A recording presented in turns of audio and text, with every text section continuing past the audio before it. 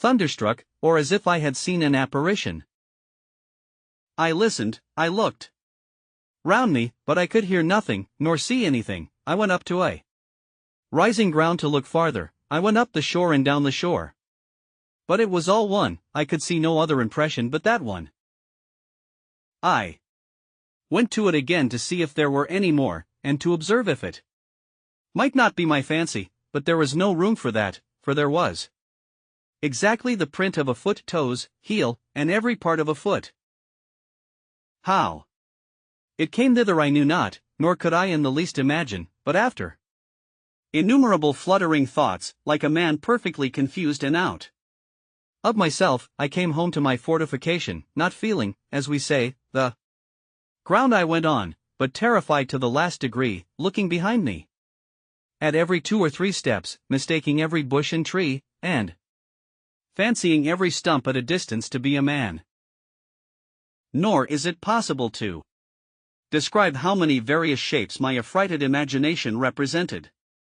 things to me in, how many wild ideas were found every moment in my fancy, and what strange, unaccountable whimsies came into my thoughts. By the way,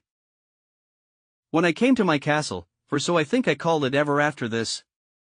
I fled into it like one pursued. Whether I went over by the ladder, as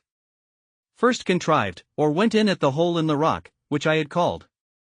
a door, I cannot remember, no, nor could I remember the next morning. For never frightened hare fled to cover, or fox to earth, with more terror of mind than I to this retreat. I slept none that night. The farther I was from the occasion of my fright, the greater my apprehensions were, which is something contrary to the nature of such things, and especially to the usual practice of all creatures in fear. But I was so embarrassed with my own frightful ideas of the thing, that I formed nothing but dismal imaginations to myself, even though I was now a great way off. Sometimes I fancied it must be the devil, and reason joined in with me in this supposition. For how should any other thing in human shape come into the place? Where was the vessel that brought them? What marks were there of any other footstep? And how was it possible a man should come there? But then, to think that Satan should take human shape upon him in such a place, where there could be no manner of occasion for it, but to leave the print of his foot behind him, and that even for no purpose too, for he could not be sure I should see it. This was an amusement the other way. I considered that the devil might have found out abundance of other ways to have terrified me than this of the single print of a foot, that as I lived quite on the other side of the island, he would never have been so simple as to leave a mark in a place where it was 10,000 to 1 whether I should ever see it or not, and in the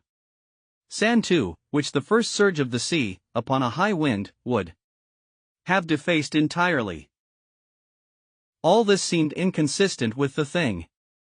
itself and with all the notions we usually entertain of the subtlety of the devil. Abundance of such things as these assisted to argue me out of all apprehensions of its being the devil, and I presently concluded then that it must be some more dangerous creature, viz. that it must be some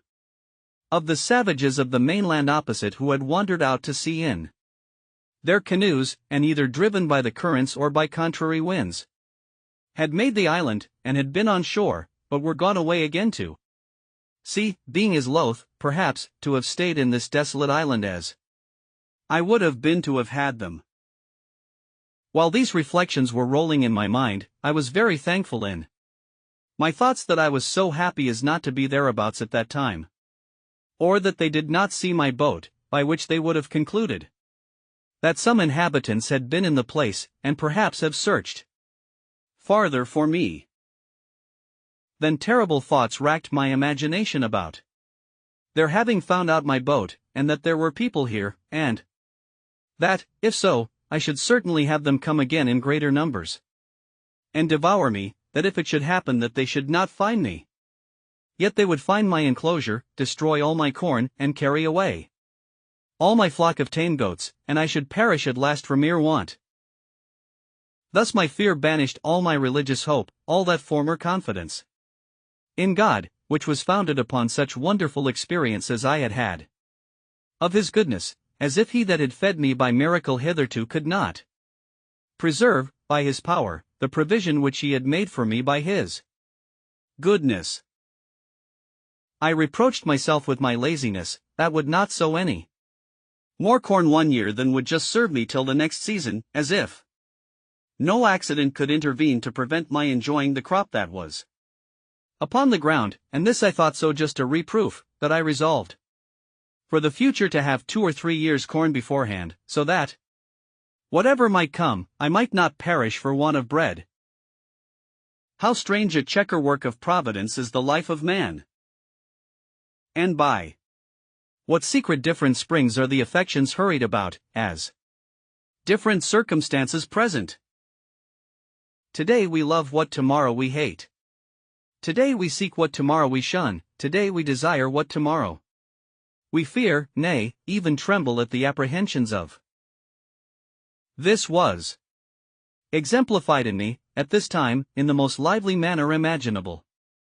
For I, whose only affliction was that I seemed banished from human society, that I was alone, circumscribed by the boundless ocean, cut off from mankind, and condemned to what I call silent life, that I was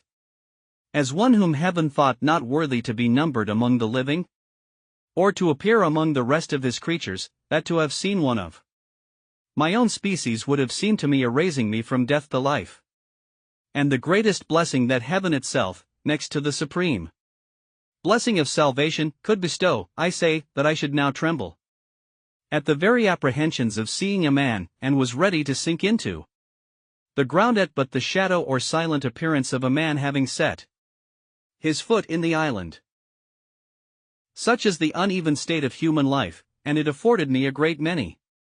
curious speculations afterwards, when I had a little recovered my first surprise. I considered that this was the station of life the infinitely wise and good providence of God had determined for me, that as I could not foresee what the ends of divine wisdom might be in all this, so I was not to dispute His sovereignty, who, as I was His creature, had an undoubted right, by creation, to govern and dispose of me absolutely as He thought fit, and who, as I was a creature that had offended Him, had likewise a judicial right to condemn me to what punishment He thought fit, and that it was my part to submit to bear His indignation, because I had sinned against Him. I then reflected, that as God, who was not only righteous but omnipotent, had thought fit thus to punish and afflict me, so He was able to deliver me, that if He did not think fit to do so, it was my unquestioned duty to resign myself absolutely and entirely to His will, and, on the other hand, it was my duty also to hope in Him, pray to Him, and quietly to attend to the dictates and directions of His daily providence. These thoughts took me up many hours, days, nay, I may say weeks and months, and one particular effect of my cogitations on this occasion I cannot omit.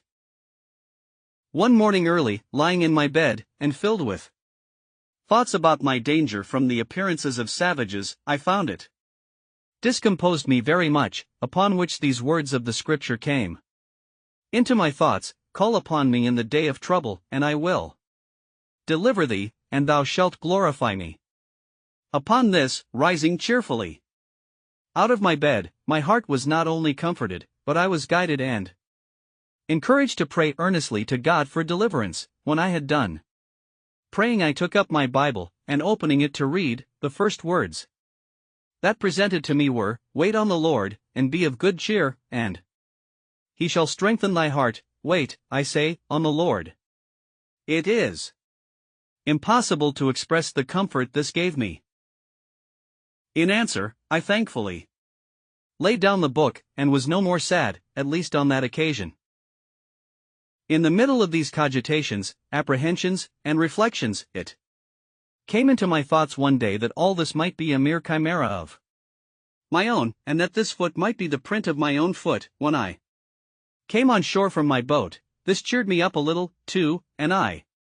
began to persuade myself it was all a delusion, that it was nothing else but my own foot, and why might I not come that way from the boat? As well as I was going that way to the boat? Again, I considered also that I could by no means tell for certain where I had trod, and where I had not, and that if, at last, this was only the print of my own foot, I had played the part of those fools who try to make stories of specters and apparitions, and then are frightened at them more than anybody. Now I began to take courage, and to peep abroad again, for I had not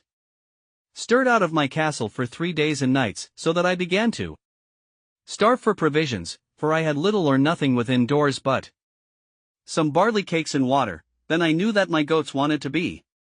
milked too, which usually was my evening diversion, and the poor creatures were in great pain and inconvenience for want of it, and indeed, it almost spoiled some of them, and almost dried up their milk.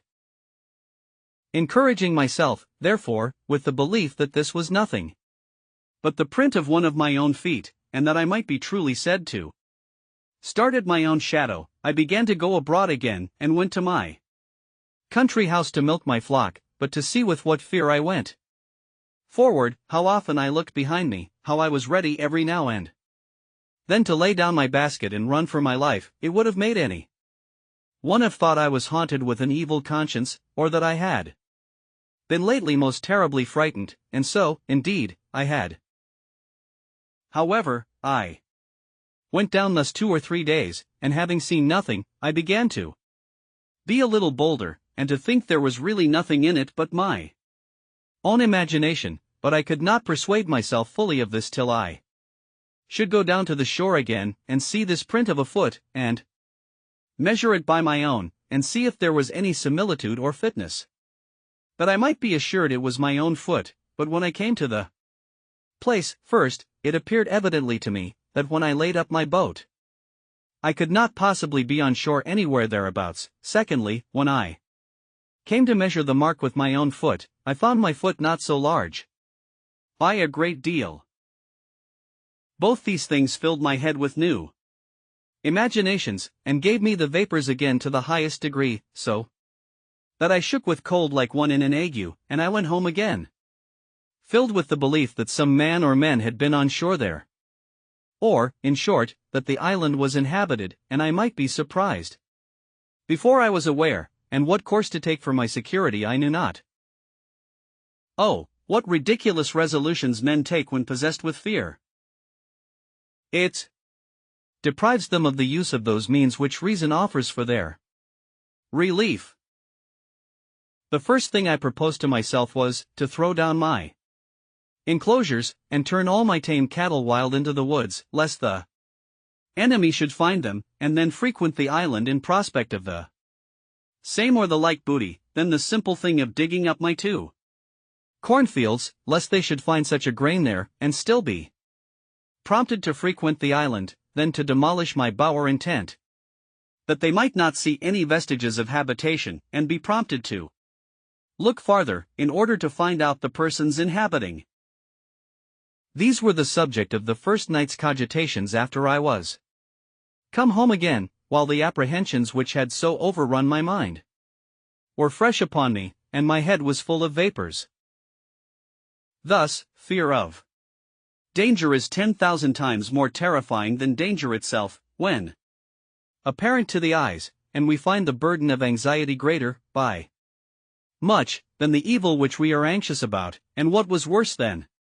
all this, I had not that relief in this trouble that from the resignation I used to practice I hoped to have. I looked, I thought, like Saul, who complained not only that the Philistines were upon him, but that God had forsaken him, for I did not now take due ways to compose my mind, by crying to God in my distress, and resting upon his providence, as I had done before, for my defense and deliverance, which, if I had done, I had at least been more cheerfully supported under this new surprise, and perhaps carried through it with more resolution. This confusion of my thoughts kept me awake all night, but in the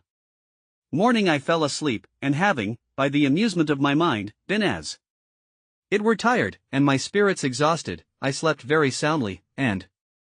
waked much better composed than I had ever been before. And now I began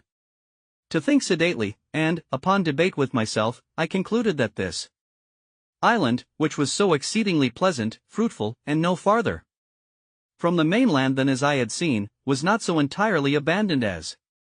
I might imagine, that although there were no stated inhabitants who lived on the spot, yet that there might sometimes come boats off from the shore, who, either with design, or perhaps never but when they were driven by cross winds, might come to this place, that I had lived there 15 years now and had not met with the least shadow or figure of any people yet, and that, if at any time they should be driven here, it was probable they went away again as soon as ever they could, seeing they had never thought fit to fix here upon any occasion, that the most I could suggest any danger from was from any casual accidental landing of straggling people from the main, who, as it was likely, if they were driven hither, were here against their wills, so they made no stay here, but went off again with all possible speed, seldom staying one night on shore, lest they should not have the help of the tides and daylight back again, and that, therefore, I had nothing to do but to consider of some safe retreat, in case I should see any savages land upon the spot. Now, I began sorely to repent that I had dug my cave so large as to bring a door through again, which door, as I said, came out beyond where my fortification joined to the rock. Upon maturely considering this, therefore, I resolved to draw me a second fortification, in the manner of a semicircle, at a distance from my wall, just where I had planted a double row of trees about 12 years before, of which I made mention, these trees having been planted so thick before, they wanted but few piles to be driven between them, that they might be thicker and stronger, and my wall would be soon finished. So that I had now a double wall, and my outer wall was thickened with pieces of timber, old cables, and everything I could think of, to make it strong, having in it 7 little holes, about as big as I might put my arm out at. In the inside of this I thickened my wall to about 10 feet thick, with continually bringing earth out of my cave, and laying it at the foot of the wall, and walking upon it, and through the 7 holes I contrived to plant the muskets, of which I took notice that I had got 7 on shore out of the ship. These I planted like my cannon, and fitted them into frames, that held them like a carriage, so that I could fire all the 7 guns in 2 minutes' time. This wall I was many a weary month in finishing, and yet never thought myself safe till it was done. When this was done I stuck all the ground without my wall, for a great length every way, as full with stakes or sticks of the osier-like wood, which I found so apt to grow, as they could well stand, insomuch that I believe I might set in near 20,000 of them, leaving a pretty large space between them and my wall, that I might have room to see an enemy, and they might have no shelter from the young trees, if they attempted to approach my outer wall. Thus in 2 years' time I had a thick grove, and in 5 or 6 years' time I had a wood before my dwelling, growing so monstrously thick and strong that it was indeed perfectly impassable, and no men, of what kind soever, could ever imagine that there was anything beyond it, much less a habitation. As for the way which I proposed to myself to go in and out, for I left no avenue, it was by setting 2 ladders, one to a part of the rock which was low, and then broke in, and left room to place another ladder upon that, so when the 2 ladders were taken down, no man living could come down to me without doing himself mischief, and if they had come down, they were still on the outside of my outer wall. Thus I took all the measures human prudence could suggest for my own preservation, and it will be seen at length that they were not altogether without just reason, though I foresaw nothing at that time more than my mere fear suggested to me. Chapter 12. A Cave Retreat. While this was doing, I was not altogether careless of my other affairs, for I had a great concern upon me for my little herd of goats, They were not only a ready supply to me on every occasion, and began to be sufficient for me, without the expense of powder and shot, but also without the fatigue of hunting after the wild ones, and I was loath to lose the advantage of them, and to have them all to nurse up over again. For this purpose, after long consideration, I could think of but two ways to preserve them. One was, to find another convenient place to dig a cave underground, and to drive them into it every night, and the other was to enclose 2 or 3 little bits of land, remote from one another, and as much concealed as I could, where I might keep about half a dozen young goats in each place, so that if any disaster happened to the flock in general, I might be able to raise them again with little trouble and time, and this, though it would require a good deal of time and labor, I thought was the most rational design. Accordingly, I spent some time to find out the most retired parts of the island, and I pitched upon one, which was as private, indeed, as my heart could wish. It was a little damp piece of ground in the middle of the hollow and thick woods, where, as is observed, I almost lost myself once before, endeavoring to come back that way from the eastern part of the island. Here I found a clear piece of land, near 3 acres, so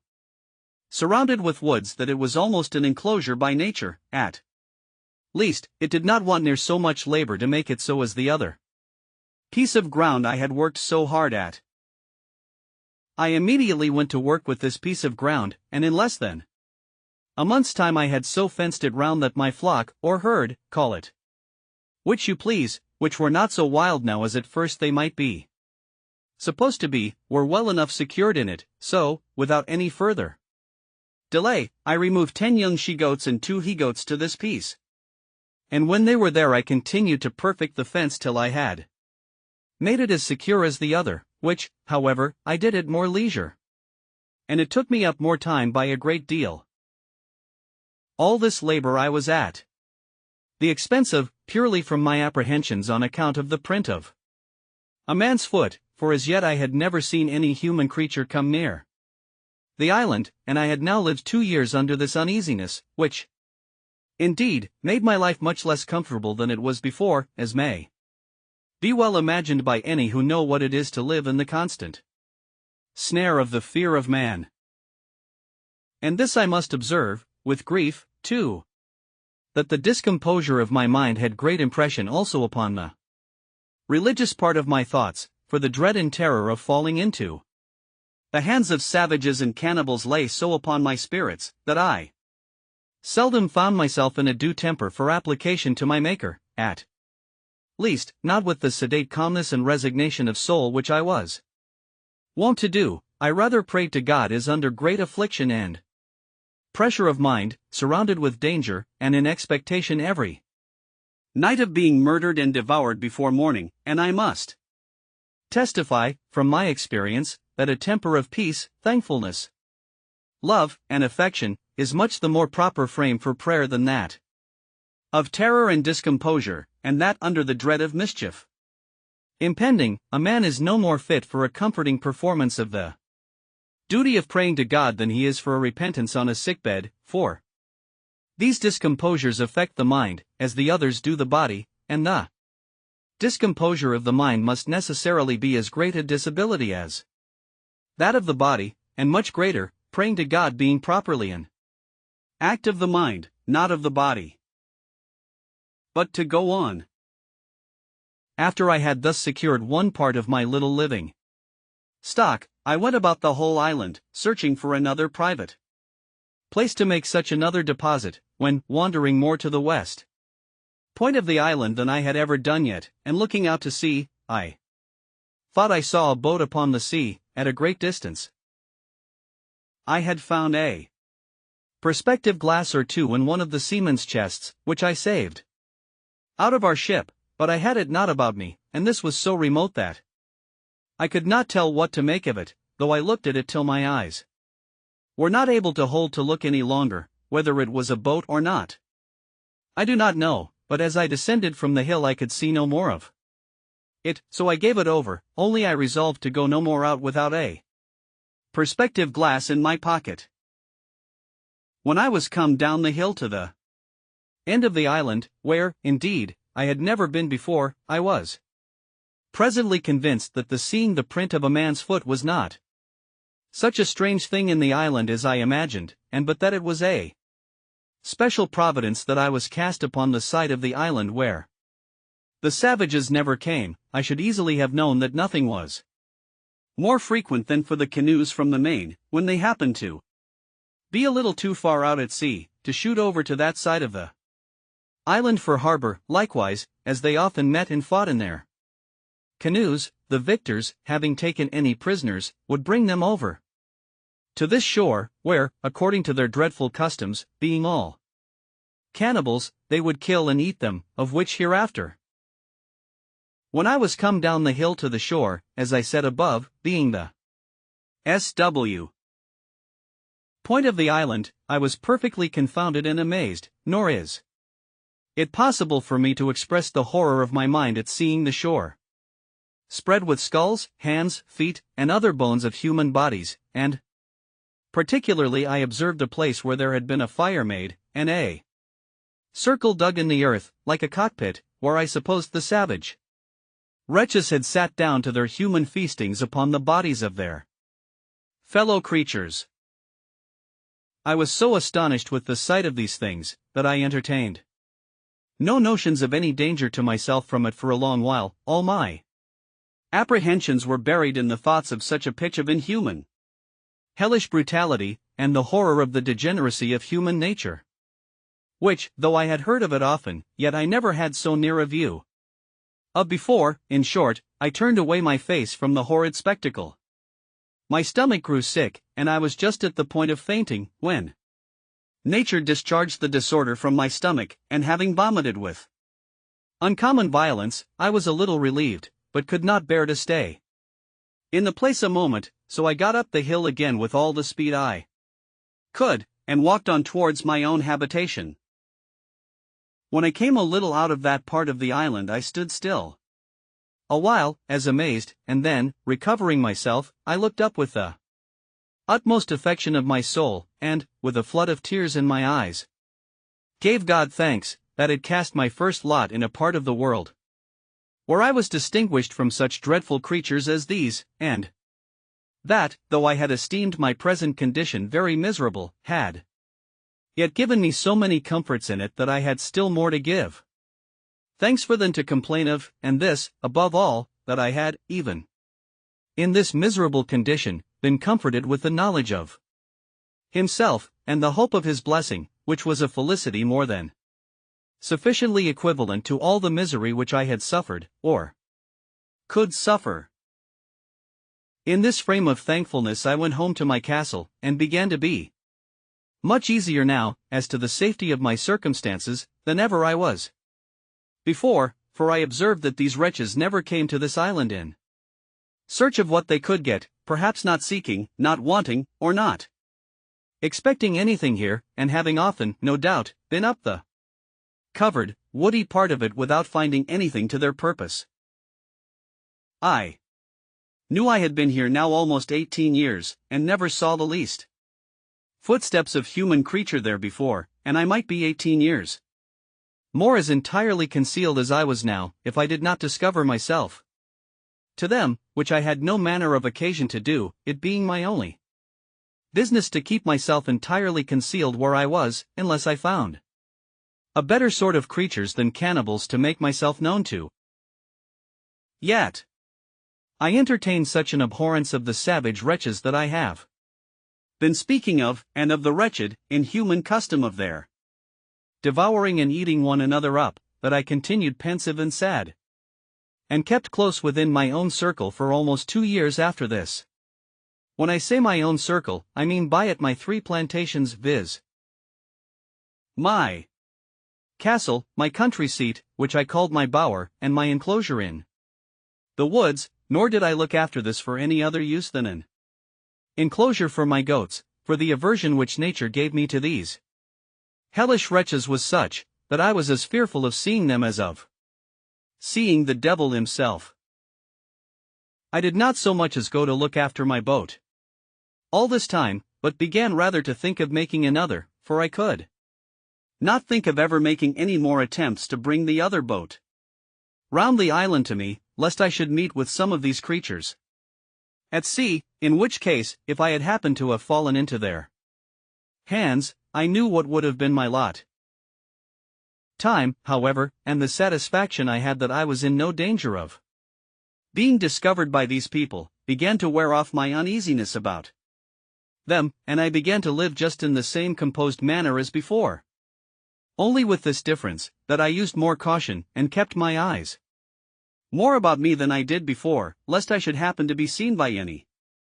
of them, and particularly, I was more cautious of firing my gun, lest any of them, being on the island, should happen to hear it. It was, therefore, a very good providence to me that I had furnished myself with a tame breed of goats, and that I had no need to hunt any more about the woods, or shoot at them, and if I did catch any of them after this, it was by traps and snares, as I had done before, so that for 2 years after this I believe I never fired my gun once off, though I never went out without it, and what was more, as I had saved 3 pistols out of the ship, I always carried them out with me, or at least 2 of them, sticking them in my goatskin belt. I also furbished up one of the great cutlasses that I had out of the ship, and made me a belt to hang it on also, so that I was now a most formidable fellow to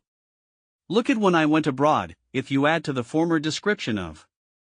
myself the particular of 2 pistols, and a broadsword hanging at my side in a belt, but without a scabbard. Things going on thus, as I have said, for some time, I seemed, accepting these cautions, to be reduced to my former calm, sedate way of living.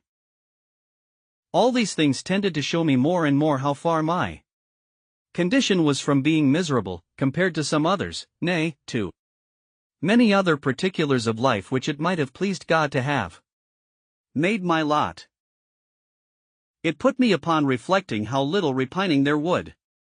be among mankind at any condition of life if people would rather compare their condition with those that were worse, in order to be thankful, than be always comparing them with those which are better, to assist their murmurings and complainings. As in my present condition there were not really many things which I wanted, so indeed I thought that the frights I had been in about these savage wretches, and the concern I had been in for my own preservation, had taken off the edge of my invention, for my own conveniences, and I had dropped a good design, which I had once bent my thoughts upon, and that was to try if I could not make some of my barley into malt, and then try to brew myself some beer. This was really a whimsical thought, and I reproved myself often for the simplicity of it, for I presently saw there would be the want of several things necessary to the making my beer, that it would be impossible for me to supply, as, first, casks to preserve it in, which was a thing that, as I have observed already, I could never compass, no, though I spent not only many days, but weeks, nay months, in attempting it, but to no purpose. In the next place, I had no hops to make it keep, no yeast to make it work, no copper or kettle to make it boil, and yet with all these things wanting, I verily believe, had not the frights and terrors I was in about the savages intervened, I had undertaken it, and perhaps brought it to pass too, for I seldom gave anything over without accomplishing it, when once I had it in my head to begin it. But my invention now ran quite another way, for night and day I could think of nothing but how I might destroy some of the monsters in their cruel, bloody entertainment, and if possible save the victim they should bring hither to destroy. It would take up a larger volume than this whole work is intended to be, to set down all the contrivances I hatched, or rather brooded upon, in my thoughts, for the destroying these creatures, or at least frightening them so as to prevent their coming hither any more. But all this was abortive, nothing could be possible to take effect unless I was to be there to do it myself, and what could one man do among them, when perhaps there might be 20 or 30 of them, together with their darts, or their bows and arrows, with which they could shoot as true to a mark as I could with my gun? Sometimes I thought of digging a hole under the place where they made their fire, and putting in 5 or 6 pounds of gunpowder, which, when they kindled their fire, would consequently take fire, and blow up all that was near it, but as, in the first place, I should be unwilling to waste so much powder upon them, my store being now within the quantity of 1 barrel, so neither could I be sure of its going off at any certain time, when it might surprise them, and, at best, that it would do little more than just blow the fire about their ears and fright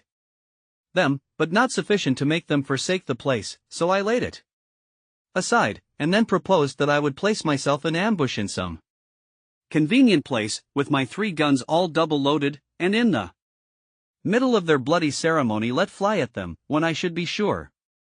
to kill or wound perhaps 2 or 3 at every shot, and then falling in upon them with my 3 pistols and my sword, I made no doubt but that, if there were 20, I should kill them all. This fancy pleased my thoughts for some weeks, and I was so full of it that I often dreamed of it, and, sometimes, that I was just going to let fly at them in my sleep. I went so far with it in my imagination that I employed myself several days to find out proper places to put myself in ambuscade, as I said, to watch for them, and I went frequently to the place itself, which was now grown more familiar to me, but while my mind was thus filled with thoughts of revenge and a bloody putting 20 or 30 of them to the sword, as I may call it, the horror I had at the place, and at the signals of the barbarous wretches devouring one another, abetted my malice. Well, at length I found a place in the side of the hill where I was satisfied I might securely wait till I saw any of their boats coming, and might then, even before they would be ready to come on shore, convey myself unseen into some thickets of trees, in one of which there was a hollow large enough to conceal me entirely, and there I might sit and observe all their bloody doings, and take my full aim at their heads, when they were so close together as that it would be next to impossible that I should miss my shot, or that I could fail wounding 3 or 4 of them at the first shot. In this place, then, I resolved to fulfill my design, and accordingly I prepared 2 muskets and my ordinary fowling piece. The 2 muskets I loaded with a brace of slugs each, and 4 or 5 smaller bullets, about the size of pistol bullets, and the fowling piece I loaded with near a handful of swan shot of the largest size. I also loaded my pistols with about 4 bullets each, and, in this posture, well provided with ammunition for a second and third charge, I prepared myself for my expedition. After I had thus laid the scheme of my design, and in my imagination put it in practice, I continually made my tour every morning to the top of the hill, which was from my castle, as I called it, about 3 miles or more, to see if I could observe any boats upon the sea, coming near the island, or standing over towards it, but I began to tire of this hard duty, after I had for 2 or 3 months constantly kept my watch, but came always back without any discovery, there having not, in all that time, been the least appearance, not only on or near the shore, but on the whole ocean, so far as my eye or glass could reach. Every way. As long as I kept my daily tour to the hill, to look out, so long also I kept up the vigor of my design, and my spirits seemed to be all the while in a suitable frame for so outrageous an execution as the killing 20 or 30 naked savages, for an offense which I had not at all entered into any discussion of in my thoughts, any farther than my passions were at first fired by the horror I conceived at the unnatural custom of the people of that country, who, it seems, had been suffered by Providence, in his wise disposition of the world, to have no other guide than that of their own abominable and vitiated passions, and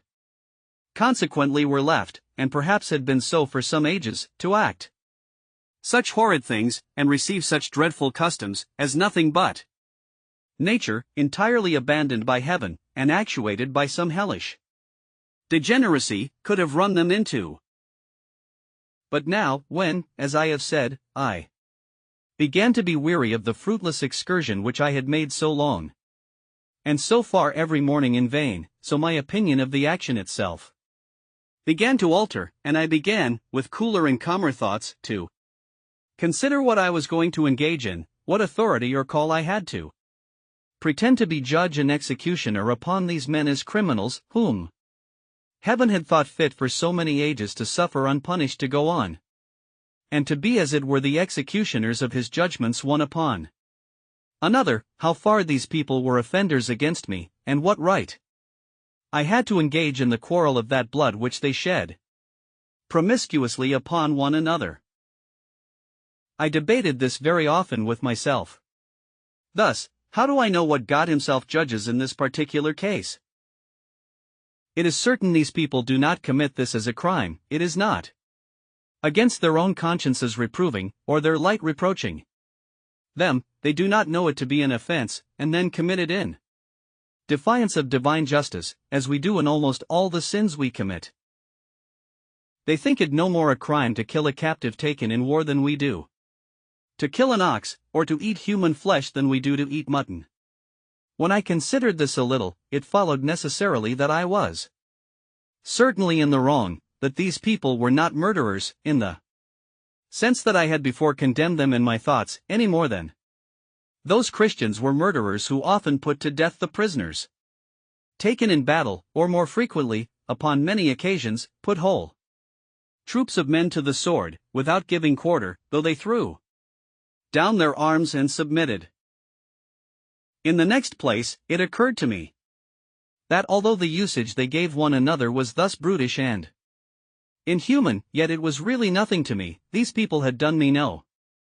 injury, that if they attempted, or I saw it necessary, for my immediate preservation, to fall upon them, something might be said for it, but that I was yet out of their power, and they really had no knowledge of me, and consequently no design upon me, and therefore it could not be just for me to fall upon them, that this would justify the conduct of the Spaniards in all their barbarities practiced in America, where they destroyed millions of these people, who, however, they were idolaters and barbarians, and had several bloody and barbarous rites in their customs, such as sacrificing human bodies to their idols, were yet, as to the Spaniards, very innocent people, and that the rooting them out of the country is spoken of with the utmost abhorrence and detestation by even the Spaniards themselves at this time, and by all other Christian nations of Europe, as a mere butchery, a bloody and unnatural piece of cruelty, unjustifiable either to God or man, and for which the very name of a Spaniard is reckoned to be frightful and terrible, to all people of humanity or of Christian compassion, as if the kingdom of Spain were particularly eminent for the produce of a race of men who were without principles of tenderness, or the common bowels of pity to the miserable, which is reckoned to be a mark of generous temper in the mind. These considerations really put me to a pause, and to a kind of a full stop, and I began by little and little to be off my design, and to conclude I had taken wrong measures in my resolution to attack the savages, and that it was not my business to meddle with them, unless they first attack me, and this it was my business, if possible, to prevent, but that, if I were discovered and attacked by them, I knew my duty. On the other hand, I argued with myself that this really was the way not to deliver myself, but entirely to ruin and destroy myself, for unless I was sure to kill everyone that not only should be on shore at that time, but that should ever come on shore afterwards, if but one of them escaped to tell their country people what had happened, they would come over again by thousands to revenge the death of their fellows, and I should only bring upon myself a certain destruction, which, at present, I had no manner of occasion for. Upon the whole, I concluded that I ought, neither in principle nor in policy, one way or other, to concern myself in this affair, that my business was, by all possible means to conceal myself from them, and not to leave the least sign for them to guess by that there were any living creatures upon the island I mean of human shape. Religion joined in with this prudential resolution, and I was convinced now, many ways, that I was perfectly out of my duty when I was laying all my bloody schemes for the destruction of innocent creatures, I mean innocent as to me. As to the crimes they were guilty of towards one another, I had nothing to do with them. They were national, and I ought to leave them to the justice of God, who is the governor of nations, and knows how, by national punishments, to make a just retribution for national offenses, and to bring public judgments upon those who offend in a public manner, by such ways as best please him. This appeared so clear to me now, that nothing was a greater satisfaction to me than that I had not been suffered to do a thing which I now saw so much reason to believe would have been no less a sin than that of wilful murder if I had committed it, and I gave most humble thanks on my knees to God, that he had thus delivered me from blood guiltiness, beseeching him to grant me the protection of his providence, that I might not fall into the hands of the barbarians, or that I might not lay my hands upon them, unless I had a more clear call from heaven to do it, in defense of my own life. In this disposition I continued for near a year after this, and so far was I from desiring an occasion for falling upon these wretches, that in all that time I never once went up the hill to see whether there were any of them in sight, or to know whether any of them had been on shore there or not, that I might not be tempted to renew any of my contrivances against them, or be provoked by any advantage that might present itself to fall upon them. Only this I did, I went and removed my boat, which I had on the other side of the island, and carried it down to the east end of the whole island, where I ran it into a little cove, which I found under some high rocks, and where I knew, by reason of the currents, the savages durst not, at least would not, come with their boats upon any account whatever. With my boat I carried away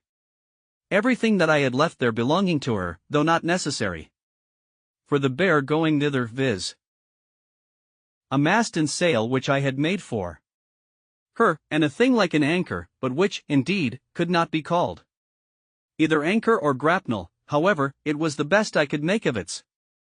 kind. All these I removed, that there might not be the least shadow for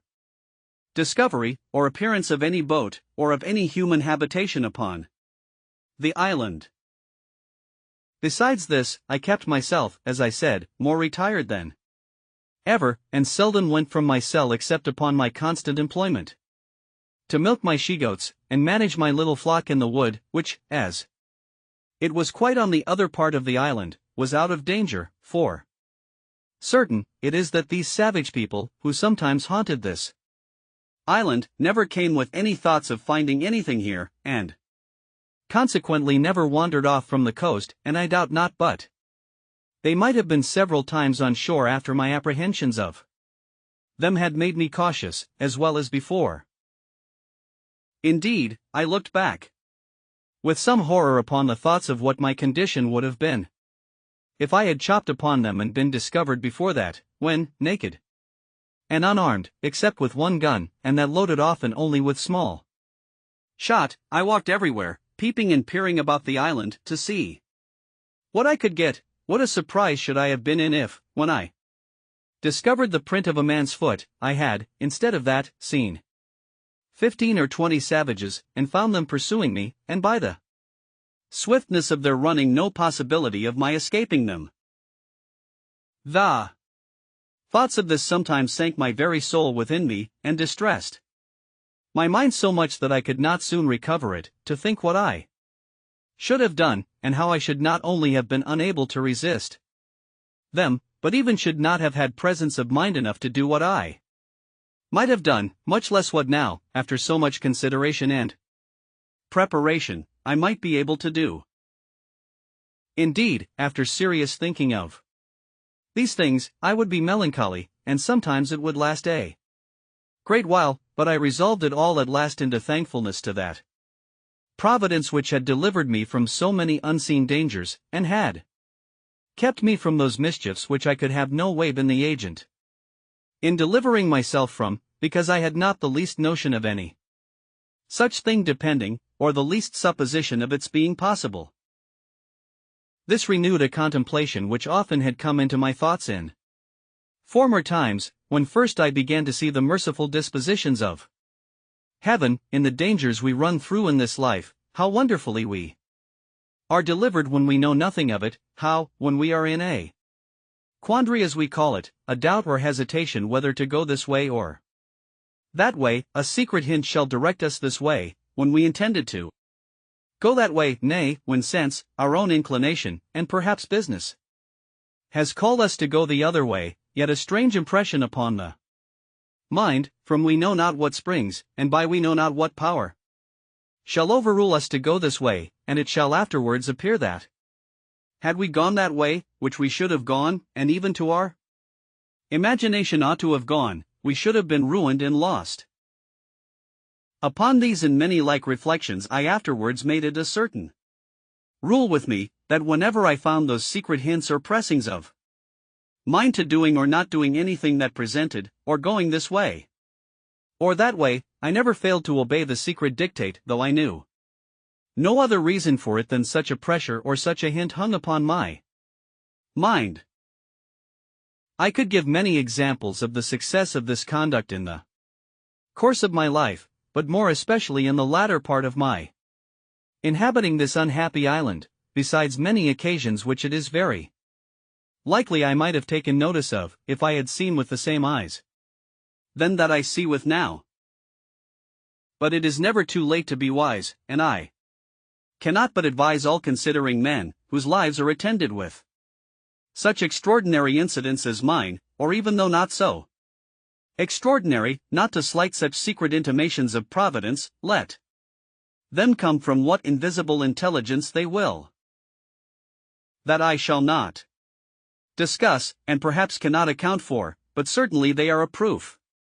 of the converse of spirits, and a secret communication between those embodied and those unembodied, and such a proof as can never be withstood, of which I shall have occasion to give some remarkable instances in the remainder of my solitary residence in this dismal place. I believe the reader of this will not think it strange if I confess that these anxieties, these constant dangers I lived in, and the concern that was now upon me, put an end to all invention, and to all the contrivances that I had laid for my future accommodations and conveniences. I had the care of my safety more now upon my hands than that of my food. I cared not to drive a nail, or chop a stick of wood now, for fear the noise I might make should be heard, much less would I fire a gun for the same reason, and above all I was intolerably uneasy at making any fire, lest the smoke, which is visible at a great distance in the day, should betray me. For this reason, I removed that part of my business which required fire, such as burning of pots and pipes, and into my new apartment in the woods, where, after I had been some time, I found, to my unspeakable consolation, a mere natural cave in the earth, which went in a vast way, and where, I dare say, no savage, had he been at the mouth of it, would be so hardy as to venture in, nor, indeed, would any man else, but one who, like me, wanted nothing so much as a safe retreat. The mouth of this hollow was at the bottom of a great rock, where, by mere accident, I would say, if I did not see abundant reason to ascribe all such things now to Providence, I was cutting down some thick branches of trees to make charcoal, and before I go on I must observe the reason of my making this charcoal, which was this: I was afraid of making a smoke about my habitation, as I said before, and yet I could not live there without baking my bread, cooking my meat, and so I contrived to burn some wood here, as I had seen done in England, under turf, till it became chark or dry coal, and then putting the fire out, I preserved the coal to carry home, and perform the other services for which fire was wanting, without danger of smoke. But this is by the by. While I was cutting down some wood here, I perceived that behind a very thick branch of low brushwood or underwood, there was a kind of hollow place. I was curious to look in it, and getting with difficulty into the mouth of it, I found it was pretty large, that is to say, sufficient for me to stand upright in it, and perhaps another with me, but I must confess to you that I made more haste out than I did in, when looking farther into the place, and which was perfectly dark, I saw two broad shining eyes of some creature, whether devil or man I knew not, which twinkled like two stars, the dim light from the cave's mouth shining directly in, and making the reflection. However, after some pause I recovered myself, and began to call myself a thousand fools, and to think that he that was afraid to see the devil was not fit to live 20 years in an island all alone, and that I might well think there was nothing in this cave that was more frightful than myself. Upon this, plucking up my courage, I took up a firebrand, and in I rushed again, with the stick flaming in my hand. I had not gone 3 steps in before I was almost as frightened as before, for I heard a very loud sigh, like that of a man in some pain, and it was followed by a broken noise, as of words half expressed, and then a deep sigh again. I stepped back, and was indeed struck with such a surprise that it put me into a cold sweat, and if I had had a hat on my head, I will not answer for it that my hair might not have lifted it off. But, still plucking up my spirits as well as I could, and encouraging myself a little with considering that the power and presence of God was everywhere, and was able to protect me, I stepped forward again, and by the light of the firebrand, holding it up a little over my head, I saw lying on the ground a monstrous, frightful old he-goat, just making his will, as we say, and gasping for life, and dying, indeed, of mere old age. I stirred him a little to see if I could get him out, and he essayed to get up, but was not able to raise himself, and I thought with myself he might even lie there, for if he had frightened me, so he would certainly fright any of the savages, if any of them should be so hardy as to come in there while he had any life in him. I was now recovered from my surprise, and began to look round me, when I found the cave was but very small, that is to say, it might be about 12 feet over, but in no manner of shape, neither round nor square. No hands having ever been employed in making it but those of mere nature. I observed also that there was a place at the farther side of it that went in further, but was so low that it required me to creep upon my hands and knees to go into it, and whither it went I knew not. So, having no candle, I gave it over for that time, but resolved to go again the next day provided with candles and a tinderbox, which I had made of the lock of one of the muskets, with some wildfire in the pan. Accordingly, the next day I came provided with 6 large candles of my own making, for I made very good candles now of goat's tallow, but was hard set for candlewick, using sometimes rags or rope yarn, and sometimes the dried rind of a weed like nettles, and going into this low place I was obliged to creep upon all fours, as I have said, almost 10 yards, which, by the way, I thought was a venture bold enough, considering that I knew not how far it might go, nor what was beyond it. When I had got through the strait, I found the roof rose higher up, I believe near 20 feet, but never was such a glorious sight seen in the island, I dare say, as it was to look round the sides and roof of this vault or cave. The wall reflected 100,000 lights to me from my 2 candles. What it was in the rock, whether diamonds or any other precious stones, or gold, which I rather supposed it to be, I knew not. The place I was in was a most delightful cavity, or grotto, though perfectly dark. The floor was dry and level, and had a sort of a small loose gravel upon it, so that there was no nauseous or venomous creature to be seen, neither was there any damp or wet on the sides or roof. The only difficulty in it was the entrance, which, however, as it was a place of security, and such a retreat as I wanted, I thought was a convenience, so that I was really rejoiced at the discovery, and resolved, without any delay, to bring some of those things which I was most anxious about to this place. Particularly, I resolved to bring Hither my magazine of powder, and all my spare arms, viz. 2. Fowling pieces, for I had 3 in all, and 3 muskets, for of them I had 8 in all, so I kept in my castle only 5, which stood ready, mounted like pieces of cannon on my outmost fence, and were ready also to take out upon any expedition. Upon this occasion of removing my ammunition, I happened to open the barrel of powder which I took up out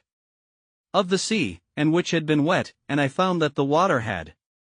penetrated about 3 or 4 inches into the powder on every side,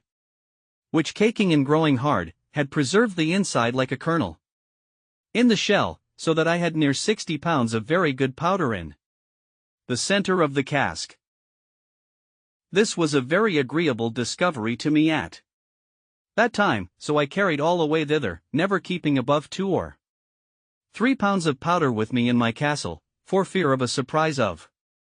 any kind. I also carried thither all the lead I had left for bullets. I fancied myself now like one of the ancient giants who were said to live in caves and holes in the rocks, where none could come at them.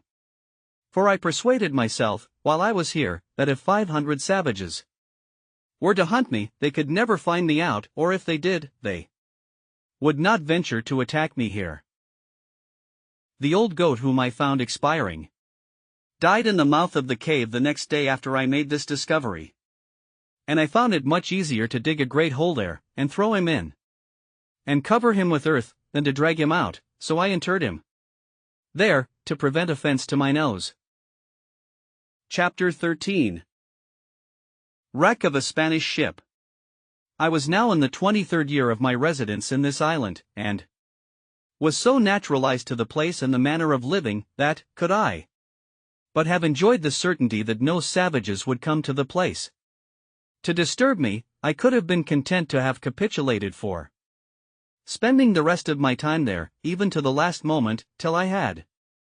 laid me down and died, like the old goat in the cave. I had also arrived to some little diversions and amusements, which made the time pass a great deal more pleasantly with me than it did before. First, I had taught my Pole, as I noted before, to speak, and he did it so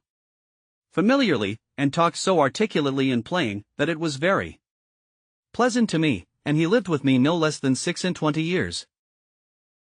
How long he might have lived afterwards I know not, though I know they have a notion in the Brazils that they live 100 years. My dog was a pleasant and loving companion to me for no less than 16 years of my time, and then died of mere old age. As for my cats, they multiplied, as I have observed, to that degree that I was obliged to shoot several of them at first, to keep them from devouring me in all I had, but at length, when the 2 old ones I brought with me were gone, and after some time continually driving them from me, and letting them have no provision with me, they all ran wild into the woods, except 2 or 3 favorites, which I kept tame, and whose young, when they had any, I always drowned, and these were part of my family. Besides these I always kept 2 or 3 household kids about me, whom I taught to feed out of my hand, and I had 2 more parrots, which talked pretty well, and would all call Robinson Crusoe, but none like my first, nor, indeed, did I take the pains with any of them that I had done with him. I had also several tame sea fowls, whose name I knew not, that I caught upon the shore, and cut their wings, and the little stakes which I had planted before my castle wall being now grown up to a good thick grove, these fowls all lived among these low trees, and bred there, which was very agreeable to me, so that, as I said above, I began to be very well contented with the life I led, if I could have been secured from the dread of the savages. But it was otherwise directed, and it may not be amiss for all people who shall meet with my story to make this just observation from it, how frequently, in the course of our lives, the evil which in itself we seek most to shun, and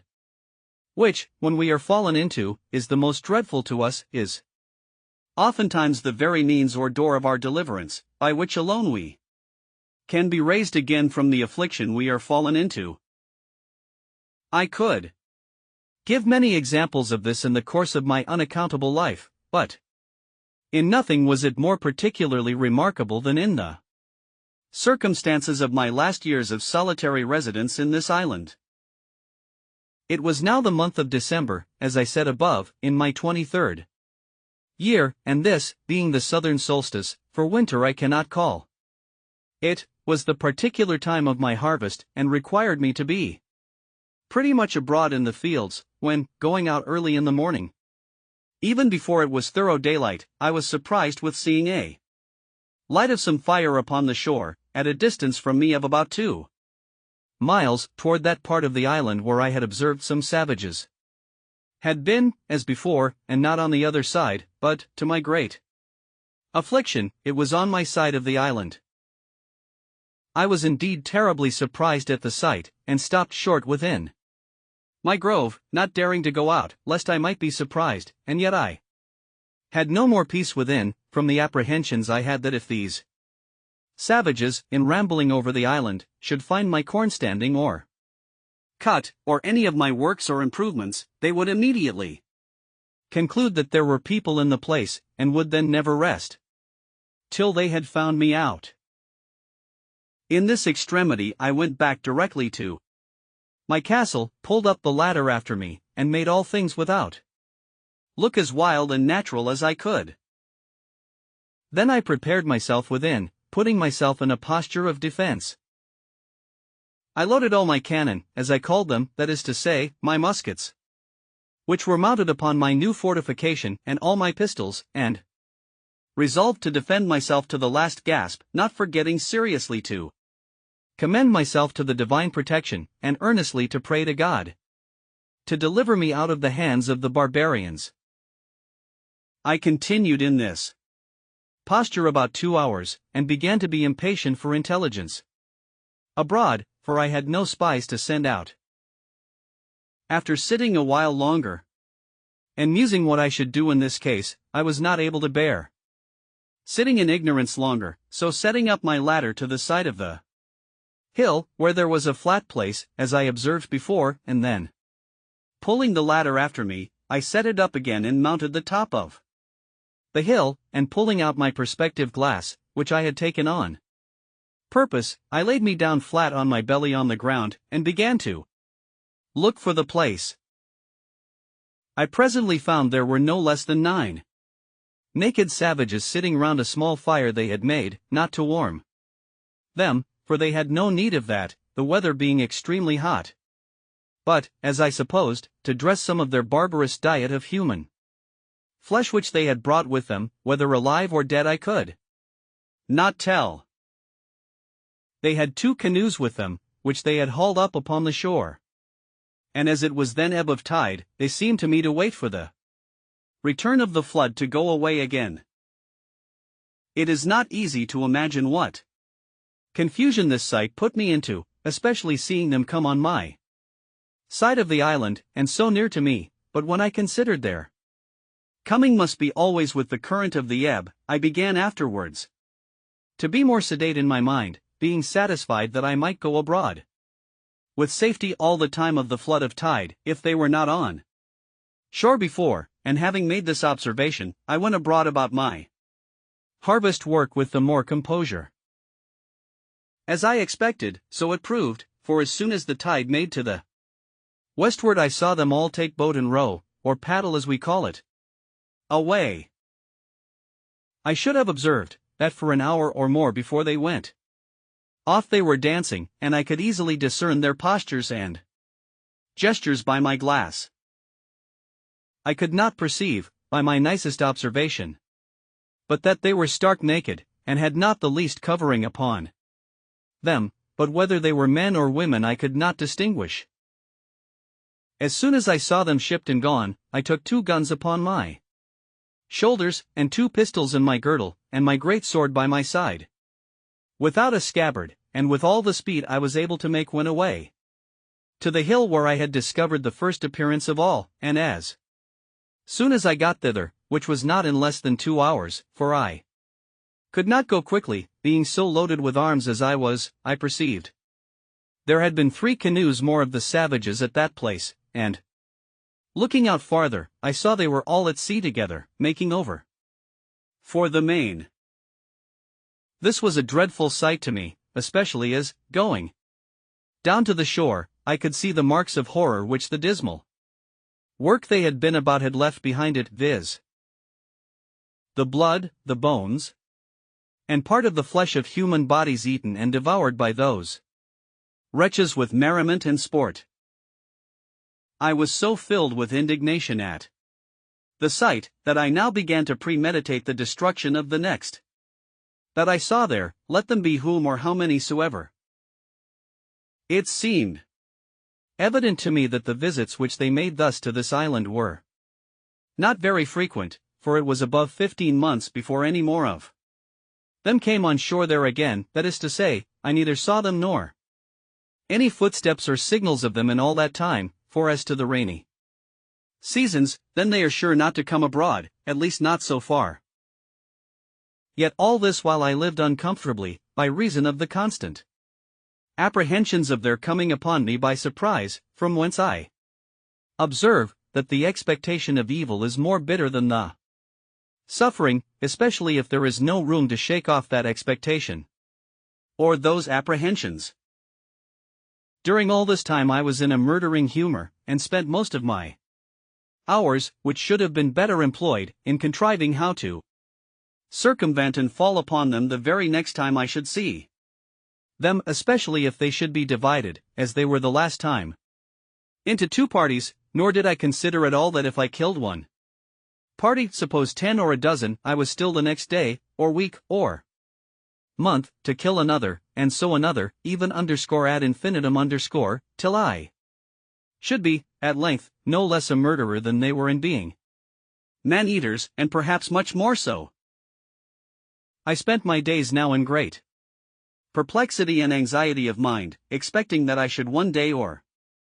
other fall into the hands of these merciless creatures, and if I did at any time venture abroad, it was not without looking around me with the greatest care and caution imaginable. And now I found, to my great comfort, how happy it was that I had provided a tame flock or herd of goats, for I durst not upon any account fire my gun, especially near that side of the island where they usually came, lest I should alarm the savages, and if they had fled from me now, I was sure to have them come again with perhaps 200 or 300 canoes with them in a few days, and then I knew what to expect. However, I wore out a year and 3 months more before I ever saw any more of the savages, and then I found them again, as I shall soon observe. It is true they might have been there once or twice, but either they made no stay, or at least I did not see them, but in the month of May, as near as I could calculate, and in my 24th year, I had a very strange encounter with them, of which in its place the perturbation of my mind during this 15 or 16 months interval was very great. I slept unquietly, dreamed always frightful dreams, and often started out of my sleep in the night. In the day, great troubles overwhelmed my mind, and in the night I dreamed often of killing the savages and of the reasons why I might justify doing it. But to waive all this for a while, it was in the middle of May, on the 16th day, I think, as well as my poor wooden calendar would reckon, for I marked all upon the post still, I say, it was on the 16th of May that it blew a very great storm of wind all day, with a great deal of lightning and thunder, and a very foul night it was. After it, I knew not what was the particular occasion of it, but as I was reading in the Bible, and taken up with very serious thoughts about my present condition, I was surprised with the noise of a gun, as I thought, fired at sea. This was, to be sure, a surprise quite of a different nature from any I had met with before, for the notions this put into my thoughts were quite of another kind. I started up in the greatest haste imaginable, and, in a trice, clapped my ladder to the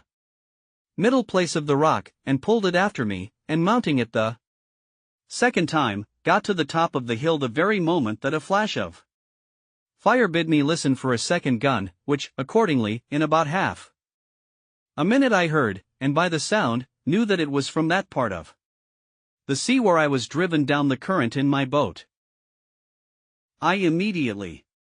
considered that this must be some ship in distress, and that they had some comrade, or some other ship in company, and fired these four signals of distress, and to obtain help. I had the presence of mind at that minute to think, that though I could not help them, it might be that they might help me, so I brought together all the dry wood I could get at hand, and making a good handsome pile, I set it on fire upon the hill. The wood was dry, and blazed freely, and, though the wind blew very hard, yet it burned fairly out, so that I was certain, if there was any such thing as a ship, they must needs see it. And no doubt they did, for as soon as ever my fire blazed up, I heard another gun, and after that several others, all from the same quarter. I plied my fire all night long, till daybreak, and when it was broad day, and the air cleared up, I saw something at a great distance at sea, full east of the island, whether a sail or a hull I could not distinguish, no, not with my glass, the distance was so great, and the weather still something hazy also, at least, it was so out at sea. I looked frequently at it all that day, and soon perceived that it did not move, so I presently concluded that it was a ship at anchor, and being eager, you may be sure, to be satisfied, I took my gun in my hand, and ran towards the south side of the island to the rocks where I had formerly been carried away by the current, and getting up there, the weather by this time being perfectly clear, I could plainly see, to my great sorrow, the wreck of a ship, cast away in the night upon those concealed rocks which I found when I was out in my boat, and which rocks, as they checked the violence of the stream, and made a kind of counter-stream, or eddy, were the occasion of my recovering from the most desperate, hopeless condition that ever I had been in all my life. Thus, what is one man's safety is another man's destruction, for it seems these men, whoever they were, being out of their knowledge, and the rocks being wholly under water, had been driven upon them in the night, the wind blowing hard at E&E. Had they seen the island, as I must necessarily suppose they did not, they must, as I thought, have endeavored to have saved themselves on shore by the help of their boat, but their firing off guns for help, especially when they saw, as I imagined, my fire, filled me with many thoughts. First, I imagined that upon seeing my light they might have put themselves into their boat, and endeavored to make the shore, but that the sea running very high, they might have been cast away. Other times I imagined that they might have lost their boat before, as might be the case many ways, particularly by the breaking of the sea upon their ship, which many times obliged men to stave, or take in pieces, their boat, and sometimes to throw it overboard with their own hands. Other times I imagined they had some other ship or ships in company, who, upon the signals of distress they made, had taken them up, and carried them off.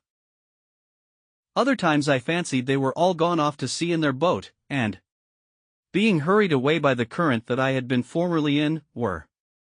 carried out into the great ocean, where there was nothing but misery and perishing, and that, perhaps, they might by this time think of starving, and of being in a condition to eat one another. As all these were but conjectures at best, so, in the condition I was in, I could do no more than look on upon the misery of the poor men, and pity them, which had still this good effect upon my side, that it gave me more and more cause to give thanks to God, who had so happily and comfortably provided for me in my desolate condition, and that of two ships' companies, who were now cast away upon this part of the world, not one life should be spared but mine. I learned here again to observe that it is very rare that the providence of God casts us into any condition so low, or any misery so great, but we may see something or other to be thankful for, and may see others in worse circumstances than our own. Such certainly was the case of these men, of whom I could not so much as see room to suppose any were saved, nothing could make it rational so much as to wish or expect that they did not all perish there, except the possibility only of their being taken up by another ship in company, and this was but mere possibility indeed, for I saw not the least sign or appearance of any such thing. I cannot explain, by any possible energy of words, what a strange longing I felt in my soul upon this sight, breaking out sometimes thus: oh, that there had been but one or two, nay, or but one soul saved out of this ship, to have escaped to me, that I might but have had one companion, one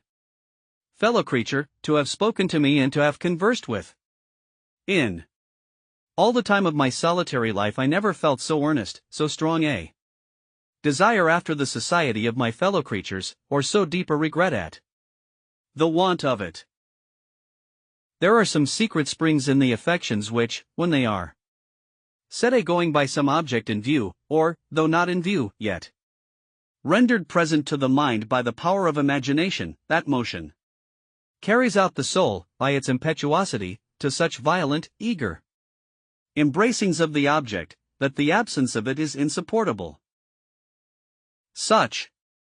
were these earnest wishings that but one man had been saved. I believe I repeated the words, oh, that it had been but one, 1,000 times. And my desires were so moved by it, that when I spoke the words my hands would clinch together, and my fingers would press the palms of my hands, so that if I had had any soft thing in my hand I should have crushed it involuntarily, and the teeth in my head would strike together, and set against one another so strong, that for some time I could not part them again. Let the naturalists explain these things, and the reason and manner of them. All I can do is to describe the fact, which was even surprising to me when I found it, though I knew not from whence it proceeded. It was doubtless the effect of ardent wishes, and of strong ideas formed in my mind, realizing the comfort which the conversation of one of my fellow Christians would have been to me. But it was not to be, either their fate or mine, or both forbade it, for, till the last year of my being on this island, I never knew whether any were saved out of that ship or no, and had only the affliction, some days after, to see the corpse of a drowned boy come on shore at the end of the island which was next the shipwreck. He had no clothes on but a seaman's waistcoat, a pair of open-kneed linen drawers, and a blue linen shirt, but nothing to direct me so much as to guess what nation he was of. He had nothing in his pockets but 2 pieces of 8 and a tobacco pipe. The last was to me of 10 times more value than the first. It was now calm, and I had a great mind to venture out in my boat to this wreck, not doubting but I might find something on board that might be useful to me. But that did not altogether press me so much as the possibility that there might be yet some living creature on board, whose life I might not only save, but might, by saving that life, comfort my own to the last degree, and this thought clung so to my heart that I could not be quiet night or day, but I must venture out in my boat on board this wreck, and committing the rest to God's providence. I thought the impression was so strong upon my mind that it could not be resisted, that it must come from some invisible direction, and that I should be wanting to myself if I did not go.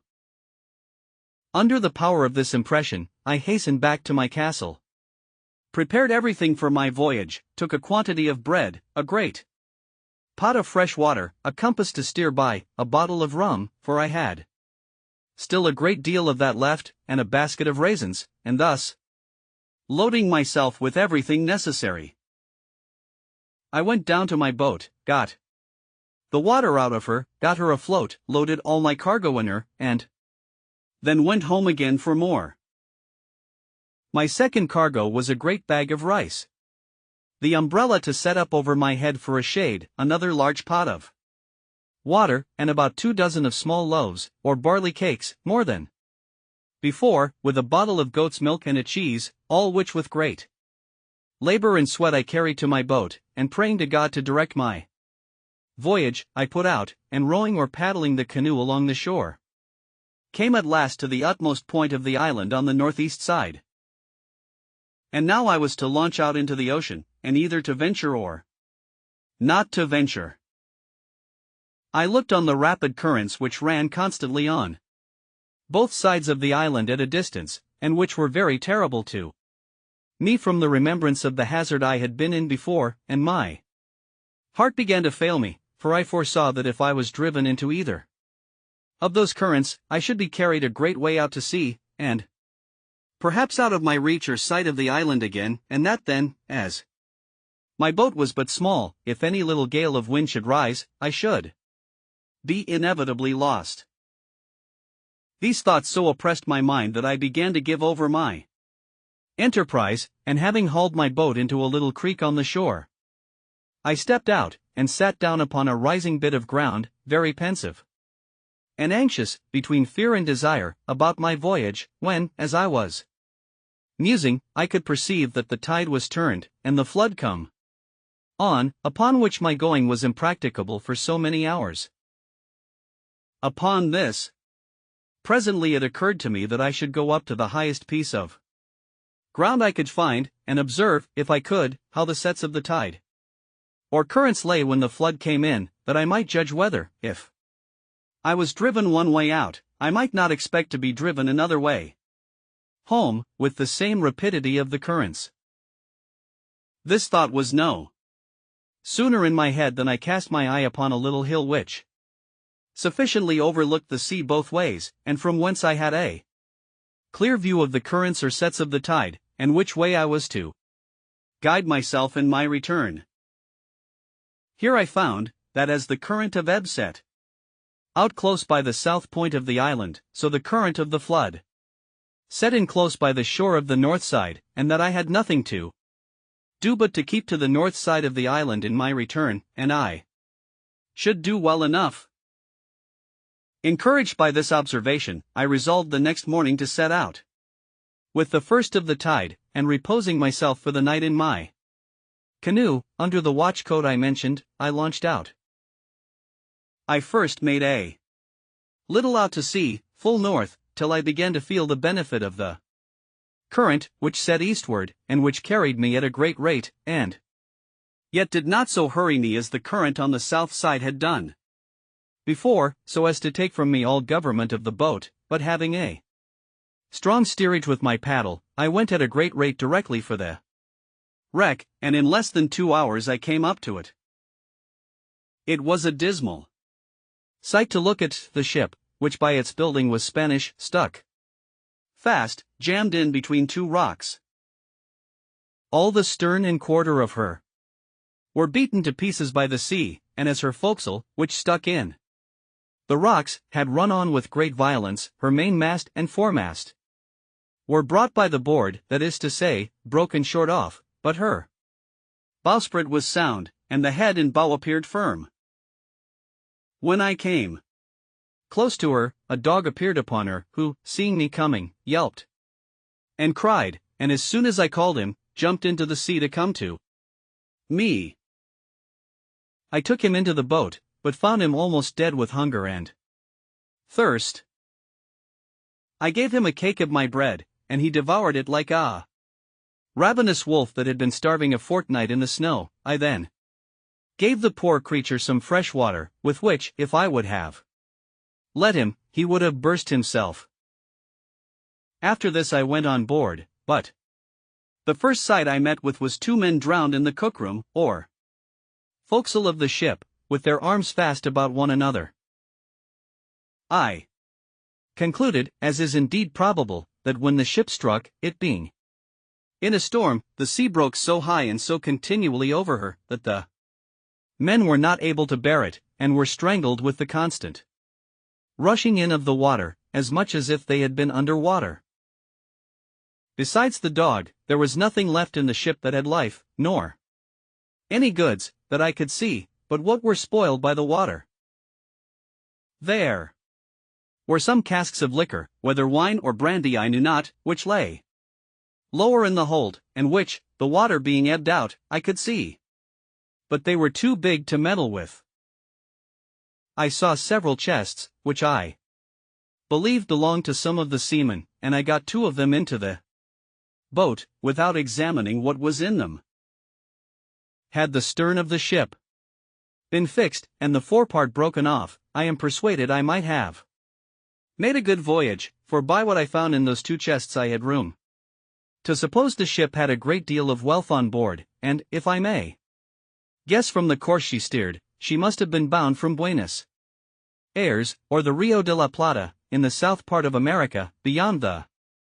Brazils to the Havana, in the Gulf of Mexico, and so perhaps to Spain. She had, no doubt, a great treasure in her, but of no use, at that time, to anybody, and what became of the crew I then knew not. I found, besides these chests, a little cask full of liquor, of about 20 gallons, which I got into my boat with much difficulty. There were several muskets in the cabin, and a great powder horn, with about 4 pounds of powder in it. As for the muskets, I had no occasion for them, so I left them, but took the powder horn. I took a fire shovel and tongs, which I wanted extremely, as also 2 little brass kettles, a copper pot to make chocolate, and a gridiron, and with this cargo and the dog, I came away, the tide beginning to make home again, and the same evening, about an hour within night, I reached the island again, weary and fatigued to the last degree. I reposed that night in the boat, and in the morning I resolved to harbor what I had got in my new cave, and not carry it home to my castle. After refreshing myself, I got all my cargo on shore, and began to examine the particulars. The cask of liquor I found to be a kind of rum, but not such as we had at the Brazils, and, in a word, not at all good. But when I came to open the chests, I found several things of great use to me. For example, I found in one a fine case of bottles, of an extraordinary kind, and filled with cordial waters, fine and very good. The bottles held about 3 pints each, and were tipped with silver. I found 2 pots of very good saccades, or sweetmeats, so fastened also on the top that the salt water had not hurt them, and 2 more of the same, which the water had spoiled. I found some very good shirts, which were very welcome to me, and about 12 and a half of white linen handkerchiefs and colored neckcloths. The former were also very welcome, being exceedingly refreshing to wipe my face in a hot day. Besides this, when I came to the till in the chest, I found there 3 great bags of pieces of 8, which held about 1100 pieces in all, and in one of them, wrapped up in a paper, 6 doubloons of gold, and some small bars or wedges of gold. I suppose they might all weigh near a pound. In the other chest were some clothes, but of little value, but by the circumstances, it must have belonged to the gunner's mate, though there was no powder in it, except 2 pounds of fine glazed powder, in 3 flasks, kept, I suppose, for charging their fowling pieces on occasion. Upon the whole, I got very little by this voyage that was of any use to me, for, as to the money, I had no manner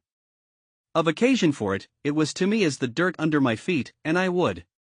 have given it all for 3 or 4 pair of English shoes and stockings, which were things I greatly wanted, but had had none on my feet for many years. I had, indeed, got 2 pair of shoes now, which I took off the feet of 2 drowned men whom I saw in the wreck, and I found 2 pair more in one of the chests, which were very welcome to me, but they were not like our English shoes, either for ease or service, being rather what we call pumps than shoes. I found in this seaman's chest about 50 pieces of 8, in reals, but no gold. I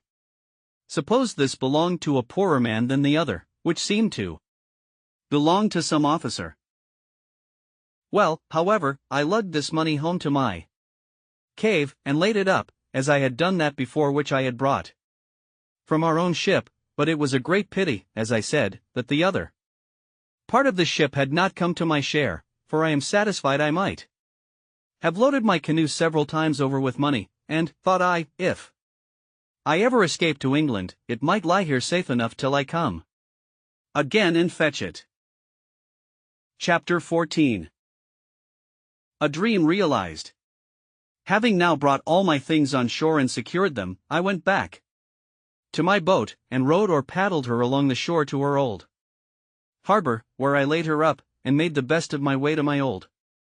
habitation, where I found everything safe and quiet. I began now to repose myself, live after my old fashion, and take care of my family affairs, and for a while I lived easy enough, only that I was more vigilant than I used to be, looked out oftener, and did not go abroad so much, and if at any time I did stir with any freedom, it was always to the east part of the island, where I was pretty well satisfied the savages never came, and where I could go without so many precautions and such a load of arms and ammunition as I always carried with me if I went the other way. I lived in this condition near 2 years more, but my unlucky head, that was always to let me know it was born to make my body miserable, was all these 2 years filled with projects and designs how, if it were possible, I might get away from this island, for sometimes I was for making another voyage to the wreck, though my reason told me that there was nothing left there worth the hazard of my voyage, sometimes for a ramble one way, sometimes another, and I believe verily, if I had the boat that I went from Selly in, I should have ventured to sea, bound anywhere, I knew not whither. I have been, in all my circumstances, a memento to those who are touched with the general plague of mankind, whence, for aught I know, one half of their miseries flow, I mean that of not being satisfied with the station wherein God and nature hath placed them, for, not to look back upon my primitive condition, and the excellent advice of my father, the opposition to which was, as I may call it, my original sin. My subsequent mistakes of the same kind had been the means of my coming into this miserable condition, for had that providence which so happily seated me at the Brazils as a planter blessed me with confined desires, and I could have been contented to have gone on gradually, I might have been by this time, I mean in the time of my being in this island, one of the most considerable planters in the Brazils. Nay, I am persuaded that by the improvements I had made in that little time I lived there, and the increase I should probably have made if I had remained, I might have been worth 100,000 moidores, and what business had I to leave a settled fortune, a well-stocked plantation, improving and increasing, to turn supercargo to Guinea to fetch Negroes, when patience and time would have so increased our stock at home, that we could have bought them at our own door from those whose business it was to fetch them? And though it had cost us something more, yet the difference of that price was by no means worth saving at so great a hazard. But as this is usually the fate of young heads, so reflection upon the folly of it is as commonly the exercise of more years, or of the dear-bought experience of time. So it was with me now, and yet so deep had the mistake taken root in my temper, that I could not satisfy myself in my station, but was continually poring upon the means and possibility of my escape from this place, and that I may, with greater pleasure to the reader, bring on the remaining part of my story, it may not be improper to give some account of my first conceptions on the subject of this foolish scheme for my escape, and how, and upon what foundation, I acted.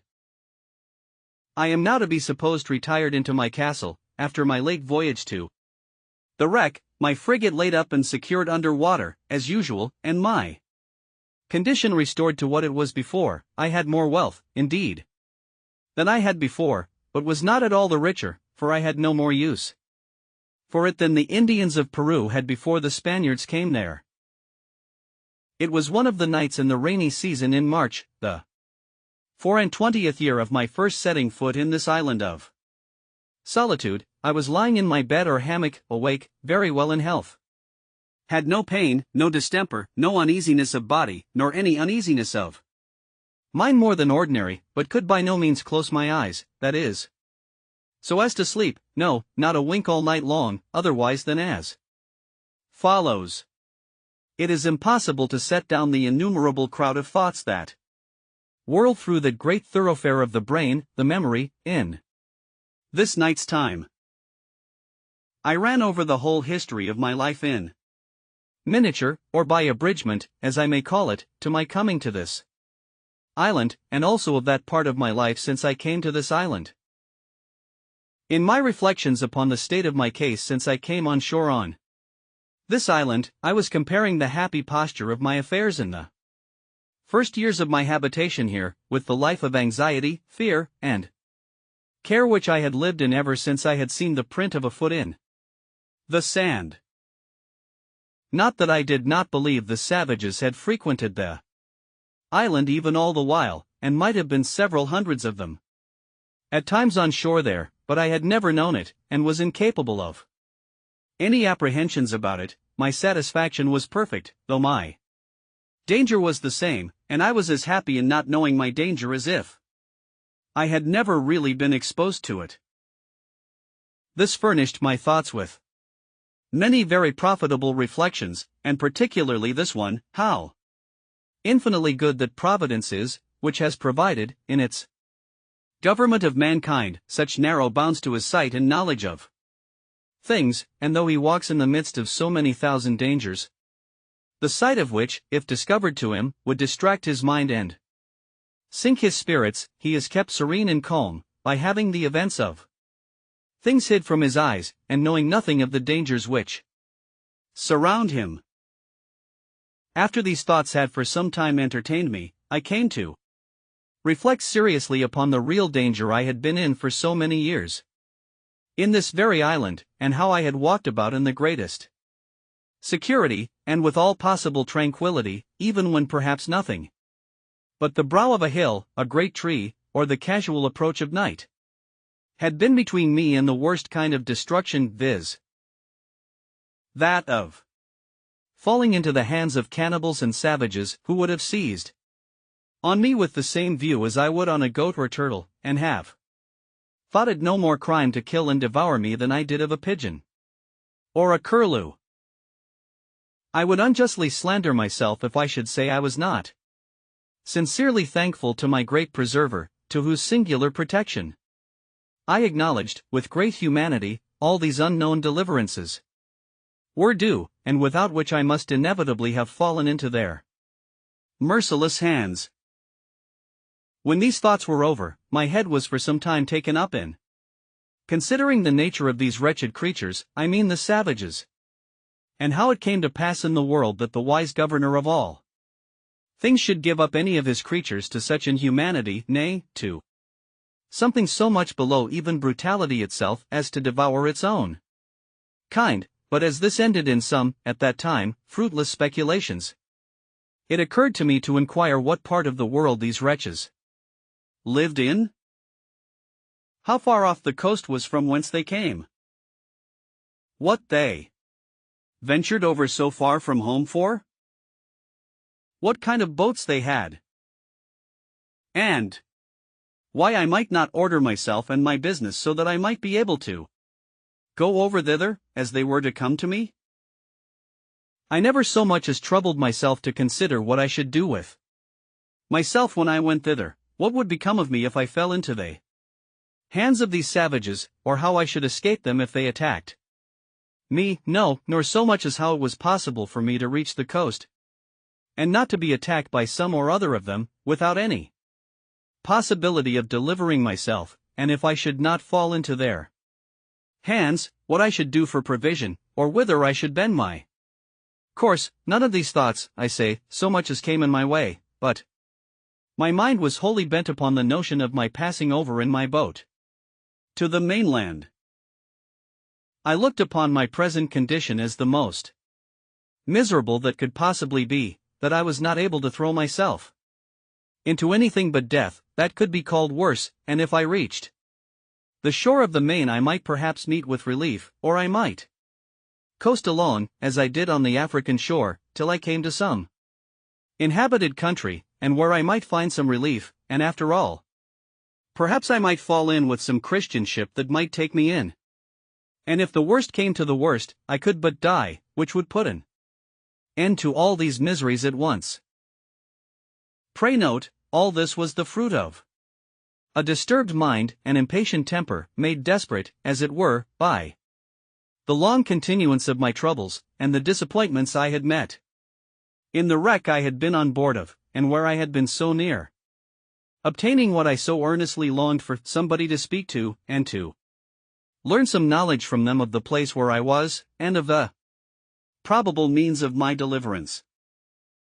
I was agitated wholly by these thoughts, all my calm of mind, in my resignation to Providence, and waiting the issue of the dispositions of heaven, seemed to be suspended, and I had as it were no power to turn my thoughts to anything but to the project of a voyage to the Main, which came upon me with such force, and such an impetuosity of desire, that it was not to be resisted. When this had agitated my thoughts for 2 hours or more, with such violence that it set my very blood into a ferment, and my pulse beat as if I had been in a fever, merely with the extraordinary fervor of my mind about it, nature, as if I had been fatigued and exhausted with the very thoughts of it, threw me into a sound sleep. One would have thought I should have dreamed of it, but I did not, nor of anything relating to it, but I dreamed that as I was going out in the morning as usual from my castle, I saw upon the shore 2 canoes and 11 savages coming to land, and that they brought with them another savage whom they were going to kill in order to eat him, when, on a sudden, the savage that they were going to kill jumped away, and ran for his life, and I thought in my sleep that he came running into my little thick grove before my fortification, to hide himself, and that I, seeing him alone, and not perceiving that the others sought him that way, showed myself to him, and smiling upon him, encouraged him, that he kneeled down to me, seeming to pray me to assist him, upon which I showed him my ladder, made him go up, and carried him into my cave, and he became my servant, and that as soon as I had got this man, I said to myself, now I may certainly venture to the mainland, for this fellow will serve me as a pilot, and will tell me what to do, and whither to go for provisions, and whither not to go for fear of being devoured, what places to venture into, and what to shun. I waked with this thought, and was under such inexpressible impressions of joy at the prospect of my escape in my dream, that the disappointments which I felt upon coming to myself, and finding that it was no more than a dream, were equally extravagant the other way, and threw me into a very great dejection of spirits. Upon this, however, I made this conclusion, that my only way to go about to attempt an escape was, to endeavor to get a savage into my possession, and, if possible, it should be one of their prisoners, whom they had condemned to be eaten, and should bring hither to kill. But these thoughts still were attended with this difficulty, that it was impossible to effect this without attacking a whole caravan of them and killing them all, and this was not only a very desperate attempt, and might miscarry, but, on the other hand, I had greatly scrupled the lawfulness of it to myself, and my heart trembled at the thoughts of shedding so much blood, though it was for my deliverance. I need not repeat the arguments which occurred to me against this, they being the same mentioned before, but though I had other reasons to offer now, viz. that those men were enemies to my life, and would devour me if they could, that it was self-preservation, in the highest degree, to deliver myself from this death of a life, and was acting in my own defense as much as if they were actually assaulting me, and the like. I say, though these things argued for it, yet the thoughts of shedding human blood for my deliverance were very terrible to me, and such as I could by no means reconcile myself to for a great while. However, at last, after many secret disputes with myself, and after great perplexities about it, for all these arguments, one way and another, struggled in my head a long time, the eager prevailing desire of deliverance at length mastered all the rest, and I resolved, if possible, to get one of these savages into my hands, cost what it would. My next thing was to contrive how to do it, and this, indeed, was very difficult to resolve on, but as I could pitch upon no probable means for it, so I resolved to put myself upon the watch, to see them when they came on shore, and leave the rest to the event, taking such measures as the opportunity should present, let what would be. With these resolutions in my thoughts, I set myself upon the scout as often as possible, and indeed so often that I was heartily tired of it. For it was above a year and a half that I waited, and for great part of that time went out to the west end, and to the southwest corner of the island almost every day, to look for canoes, but none appeared. This was very discouraging, and began to trouble me much, though I cannot say that it did in this case, as it had done some time before, whereof the edge of my desire to the thing, but the longer it seemed to be delayed, the more eager I was for it. In a word, I was not at first so careful to shun the sight of these savages, and avoid being seen by them, as I was now eager to be upon them. Besides, I fancied myself able to manage one, nay, 2 or 3 savages, if I had them, so as to make them entirely slaves to me, to do whatever I should direct them, and to prevent their being able at any time to do me any hurt. It was a great while that I pleased myself with this affair, but nothing still presented itself. All my fancies and schemes came to nothing, for no savages came near me for a great while. About a year and a half after I entertained these notions, and by lone musing had, as it were, resolved them all into nothing, for want of an occasion to put them into execution, I was surprised one morning by seeing no less than 5 canoes all on shore together on my side the island, and the people who belonged to them all landed and out of my sight. The number of them broke all my measures, for seeing so many, and knowing that they always came 4 or 6, or sometimes more in a boat, I could not tell what to think of it, or how to take my measures. To attack 20 or 30 men single-handed, so lay still in my castle, perplexed and discomforted. However, I put myself into the same position for an attack that I had formerly provided, and was just ready for action, if anything had presented. Having waited a good while, listening to hear if they made any noise, at length, being very impatient, I set my guns at the foot of my ladder, and clambered up to the top of the hill, by my 2 stages, as usual, standing so, however, that my head did not appear above the hill, so that they could not perceive me by any means. Here I observed, by the help of my perspective glass, that they were no less than 30 in number, that they had a fire kindled, and that they had meat dressed. How they had cooked it I knew not, or what it was, but they were all dancing, in I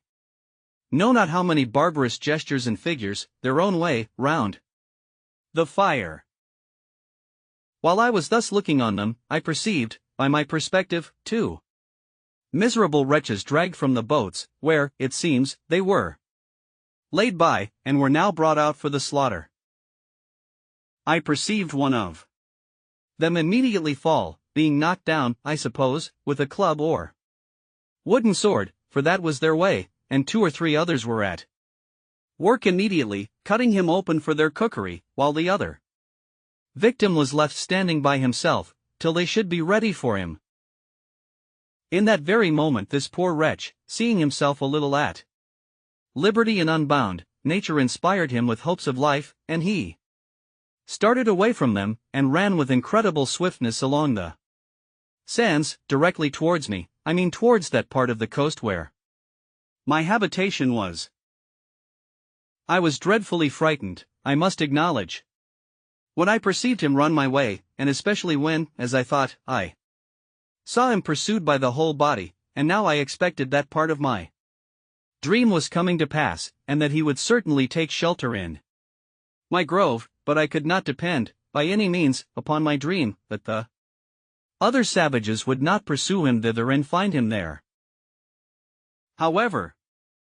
I kept my station, and my spirits began to recover when I found that there was not above 3 men that followed him, and still more was I encouraged when I found that he outstripped them exceedingly in running, and gained ground on them, so that, if he could but hold out for half an hour, I saw easily he would fairly get away from them all. There was between them and my castle the creek, which I mentioned often in the first part of my story, where I landed my cargoes out of the ship, and this I saw plainly he must necessarily swim over, or the poor wretch would be taken there. But when the savage escaping came thither, he made nothing of it, though the tide was then up, but plunging in, swam through in about 30 strokes, or thereabouts, landed, and ran with exceeding strength and swiftness. When the 3 persons came to the creek, I found that 2 of them could swim, but the third could not, and that, standing on the other side, he looked at the others, but went no farther, and soon after went softly back again, which, as it happened, was very well for him in the end. I observed that the 2 who swam were yet more than twice as strong swimming over the creek as the fellow was that fled from them. It came very warmly upon my thoughts, and indeed irresistibly, that now was the time to get me a servant, and, perhaps, a companion or assistant, and that I was plainly called by Providence to save this poor creature's life. I immediately ran down the ladders with all possible expedition, fetched my 2 guns, for they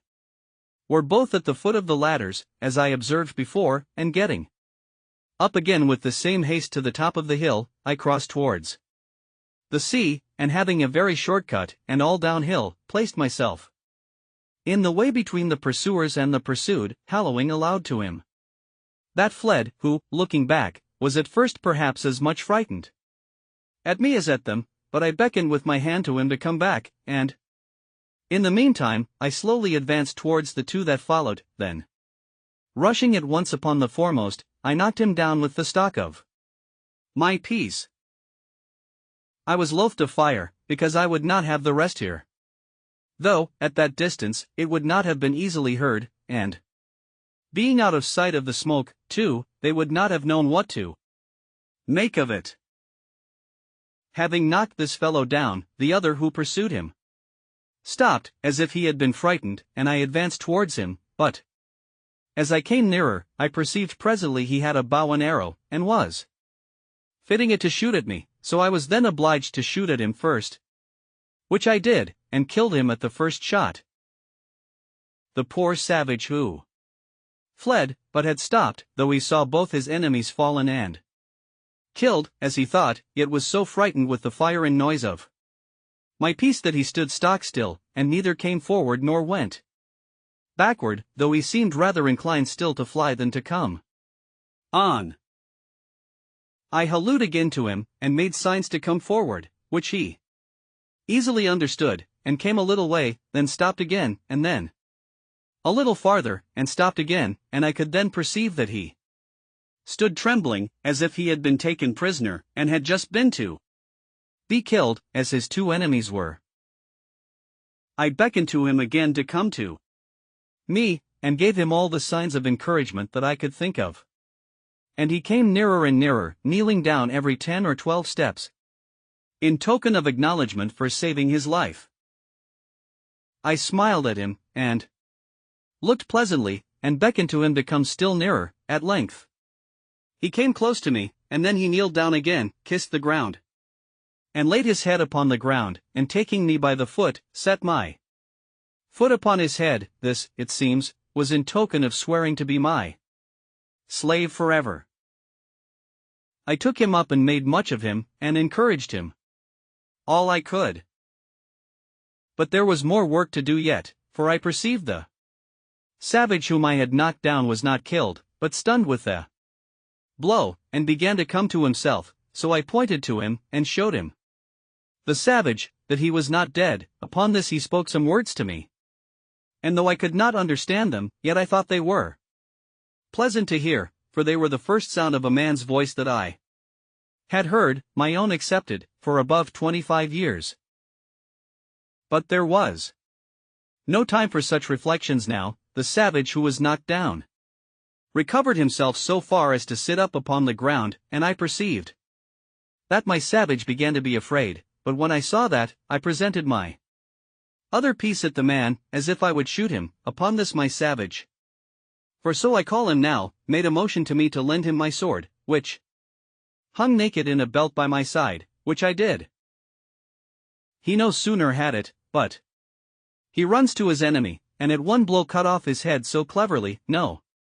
executioner in Germany could have done it sooner or better, which I thought very strange for one who, I had reason to believe, never saw a sword in his life before, except their own wooden swords. However, it seems, as I learned afterwards, they make their wooden swords so sharp, so heavy, and the wood is so hard, that they will even cut off heads with them, aye, and arms, and that at one blow, too. When he had done this, he comes laughing to me in sign of triumph, and brought me the sword again, and with abundance of gestures which I did not understand, laid it down, with the head of the savage that he had killed, just before me. But that which astonished him most was to know how I killed the other Indian so far off, so, pointing to him, he made signs to me to let him go to him, and I bade him go, as well as I could. When he came to him, he stood like one amazed, looking at him, turning him first on one side, then on the other, looked at the wound the bullet had made, which it seems was just in his breast, where it had made a hole, and no great quantity of blood had followed, but he had bled inwardly, for he was quite dead. He took up his bow and arrows, and came back, so I turned to go away, and beckoned him to follow me, making signs to him that more might come after them. Upon this he made signs to me that he should bury them with sand, that they might not be seen by the rest, if they followed, and so I made signs to him again to do so. He fell to work, and in an instant he had scraped a hole in the sand with his hands big enough to bury the first in, and then dragged him into it, and covered him, and did so by the other also, I believe. He had buried them both in a quarter of an hour. Then, calling away, I carried him, not to my castle, but quite away to my cave, on the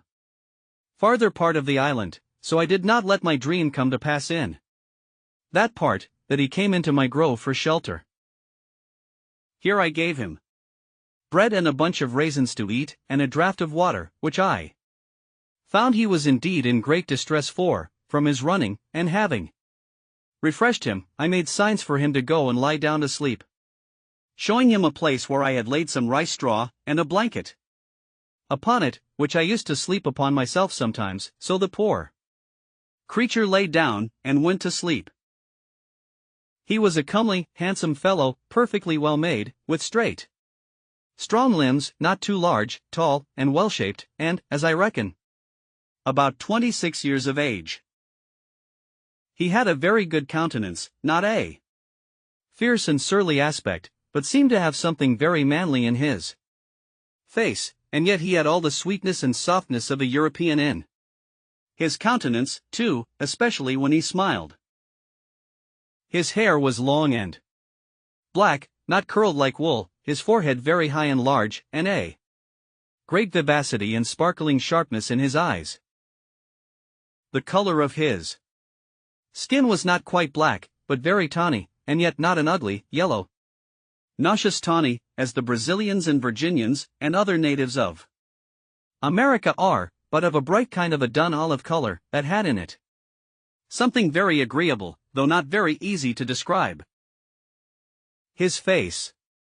was round and plump, his nose small, not flat, like the Negroes, a very good mouth, thin lips, and his fine teeth well set, and as white as ivory.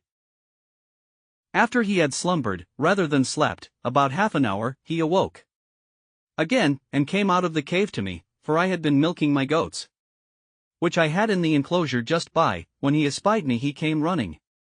to me, laying himself down again upon the ground, with all the possible Signs of an humble, thankful disposition, making a great many antic gestures to show it. At last he lays his head flat upon the ground, close to my foot, and sets my other foot upon his head, as he had done before, and after this made all the signs to me of subjection, servitude, and submission imaginable, to let me know how he would serve me so long as he lived. I understood him in many things, and let him know I was very well pleased with him. In a little time I began to speak to him, and teach him to speak to me, and first, I let him know his name should be Friday, which was the day I saved his life. I called him so for the memory of the time. I likewise taught him to say master, and then let him know that was to be my name. I likewise taught him to say yes and no, and to know the meaning of them. I gave him some milk in an earthen pot, and let him see me drink it before him, and sop my bread in it, and gave him a cake of bread to do the like, which he quickly complied with, and made signs that it was very good for him. I kept there with him all that night, but as soon as it was day I beckoned to him to come with me, and let him know I would give him some clothes, at which he seemed very glad, for he was stark naked. As we went by the place where he had buried the two men, he pointed exactly to the place, and showed me the marks that he had made to find them. Again, making signs to me that we should dig them up again and eat them. At this I appeared very angry, expressed my abhorrence of it, made as if I would vomit at the thoughts of it, and beckoned with my hand to him to come away, which he did immediately, with great submission. I then led him up to the top of the hill, to see if his enemies were gone, and pulling out my glass I looked, and saw plainly the place where they had been, but no appearance of them or their canoes, so that it was plain they were gone, and had left their two comrades behind them, without any search after them. But I was not content with this discovery, but having now more courage, and consequently more curiosity, I took my man Friday with me, giving him the sword in his hand, with the bow and arrows at his back, which I found he could use very dexterously, making him carry one gun for me, and I two for myself, and away we marched to the place where these creatures had been, for I had a mind now to get some further intelligence of them. When I came to the place my very blood ran chill in my veins, and my heart sunk within me, at the horror of the spectacle. Indeed, it was a dreadful sight, at least it was so to me, though Friday made nothing of it. The place was covered with human bones, the ground dyed with their blood, and great pieces of flesh left here and there, half-eaten, mangled, and scorched, and, in short, all the tokens of the triumphant feast they had been making there, after a victory over their enemies. I saw 3 skulls, 5 hands, and the bones of 3 or 4 legs and feet, and abundance of other parts of the bodies, and Friday, by his signs, made me understand that they brought over 4 prisoners to feast upon, that 3 of them were eaten up, and that he, pointing to himself, was the 4th, that there had been a great battle between them and their next king, of whose subjects, it seems, he had been one, and that they had taken a great number of prisoners, all which were carried to several places by those who had taken them in the fight, in order to feast upon them, as was done here by these wretches upon those they brought hither. I caused Friday to gather all the skulls, bones, flesh, and whatever remained, and lay them together in a heap, and make a great fire upon it, and burn them all to ashes. I found Friday had still a hankering stomach after some of the flesh, and was still a cannibal in his nature, but I showed so much abhorrence at the very thoughts of it, and at the least appearance of it, that he durst not discover it, for I had, by some means, let him know that I would kill him if he offered it. When he had done this, we came back to our castle, and there I fell to work for my man Friday, and first of all, I gave him a pair of linen drawers, which I had out of the poor gunner's chest I mentioned, which I found in the wreck, and which, with a little alteration, fitted him Very well, and then I made him a jerkin of goat's skin, as well as my skill would allow, for I was now grown a tolerably good tailor, and I gave him a cap which I made of hare's skin, very convenient, and fashionable enough, and thus he was clothed, for the present, tolerably well, and was mighty well pleased to see himself almost as well clothed as his master. It is true he went awkwardly in these clothes at first. Wearing the drawers was very awkward to him, and the sleeves of the waistcoat galled his shoulders and the inside of his arms, but a little easing them where he complained they hurt him, and using himself to them, he took to them at length very well. The next day, after I came home to my hutch with him, I began to consider where I should lodge him, and that I might do well for him and yet be perfectly easy myself. I made a little tent for him in the vacant place between my two fortifications, in the inside of the last, and in the outside of the first, as there was a door or entrance there into my cave. I made a formal framed doorcase, and a door to it, of boards, and set it up in the passage, a little within the entrance. And, causing the door to open in the inside, I barred it up in the night, taking in my ladders, too, so that Friday could no way come at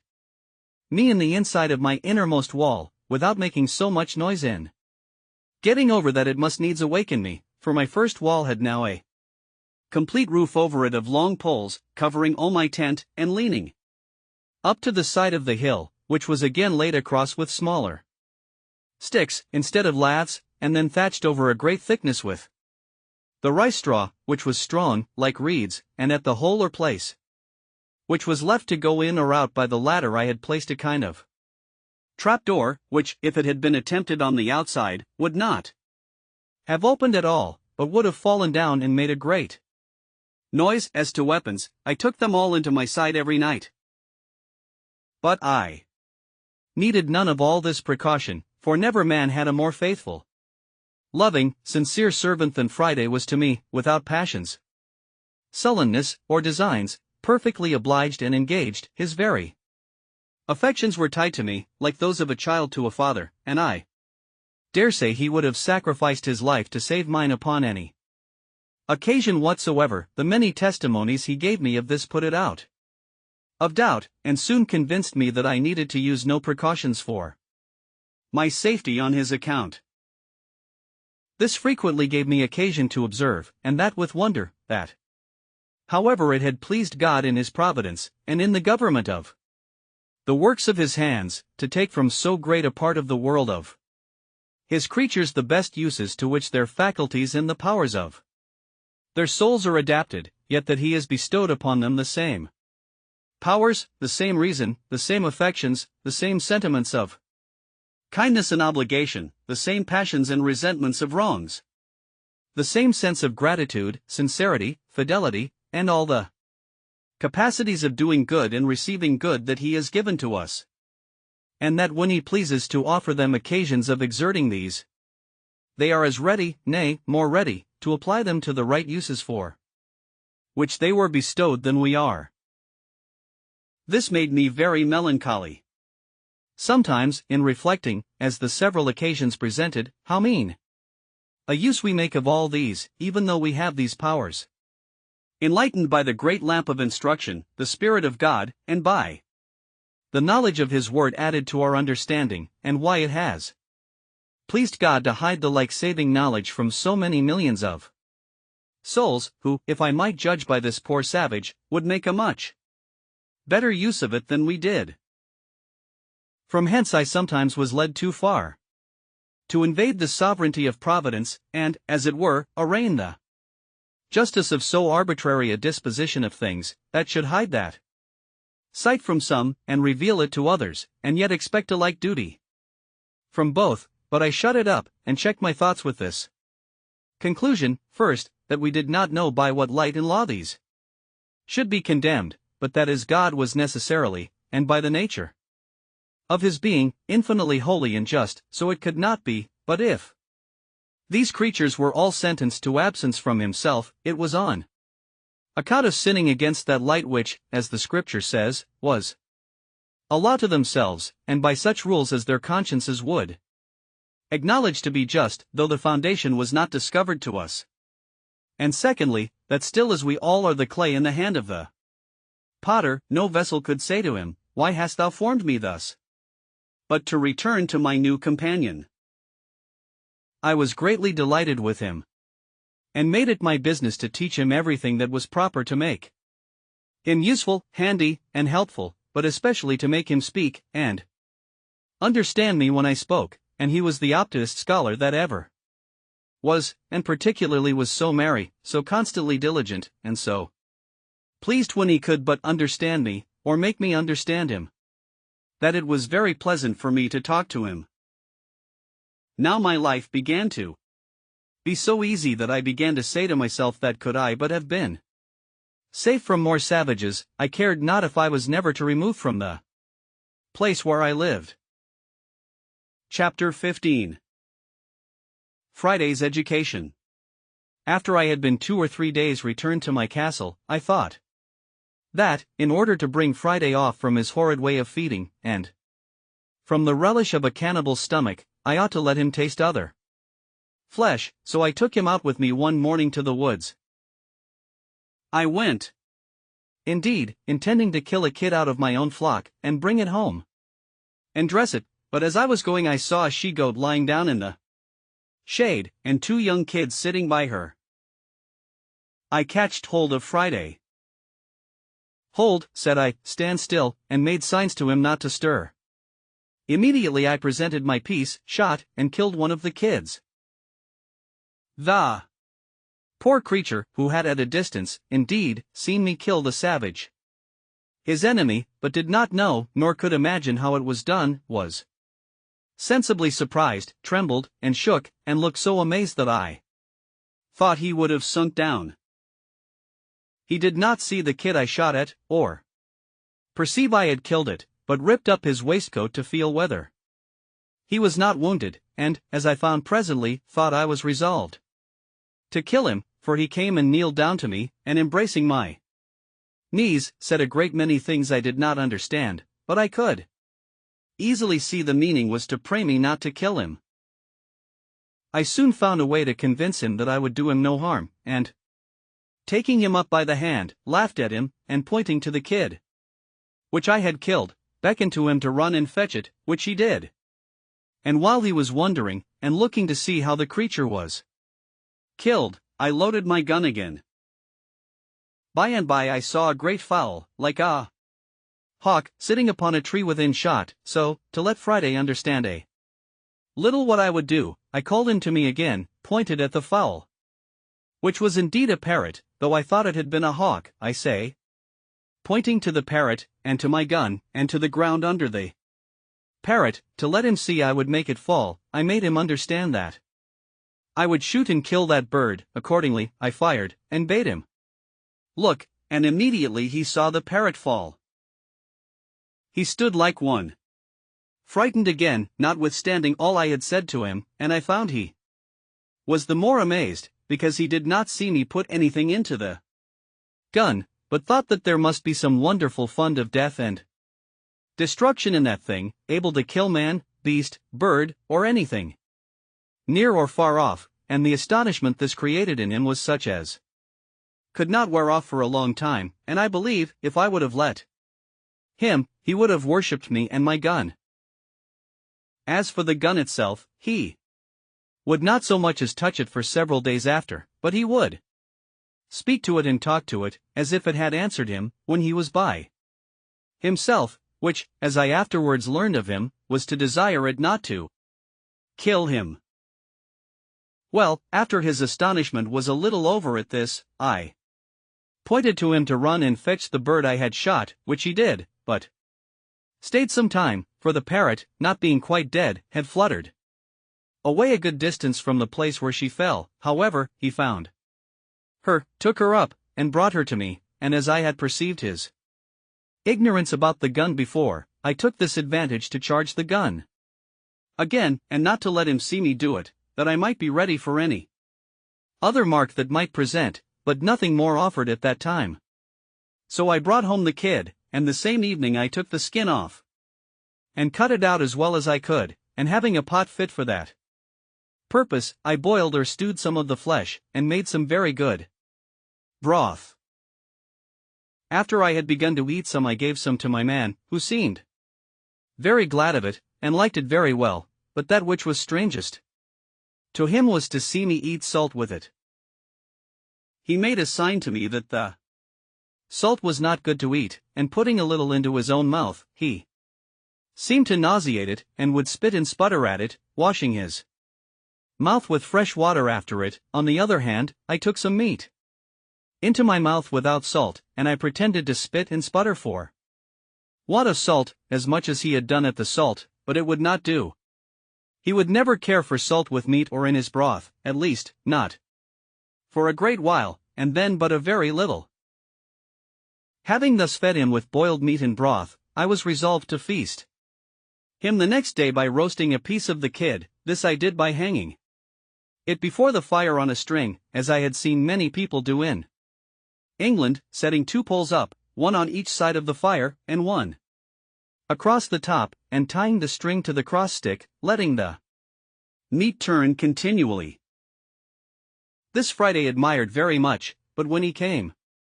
to taste the flesh, he took so many ways to tell me how well he liked it, that I could not but understand him, and at last he told me, as well as he could, he would never eat man's flesh any more, which I was very glad to hear. The next day I set him to work beating some corn out, and sifting it in the manner I used to do, as I observed before, and he soon understood how to do it as well as I, especially after he had seen what the meaning of it was, and that it was to make bread of, for after that I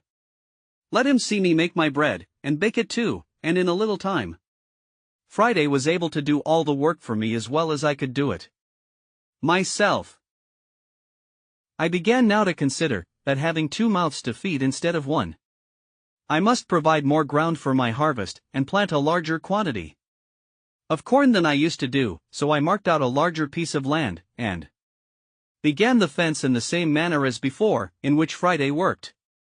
not only very willingly and very hard, but did it very cheerfully, and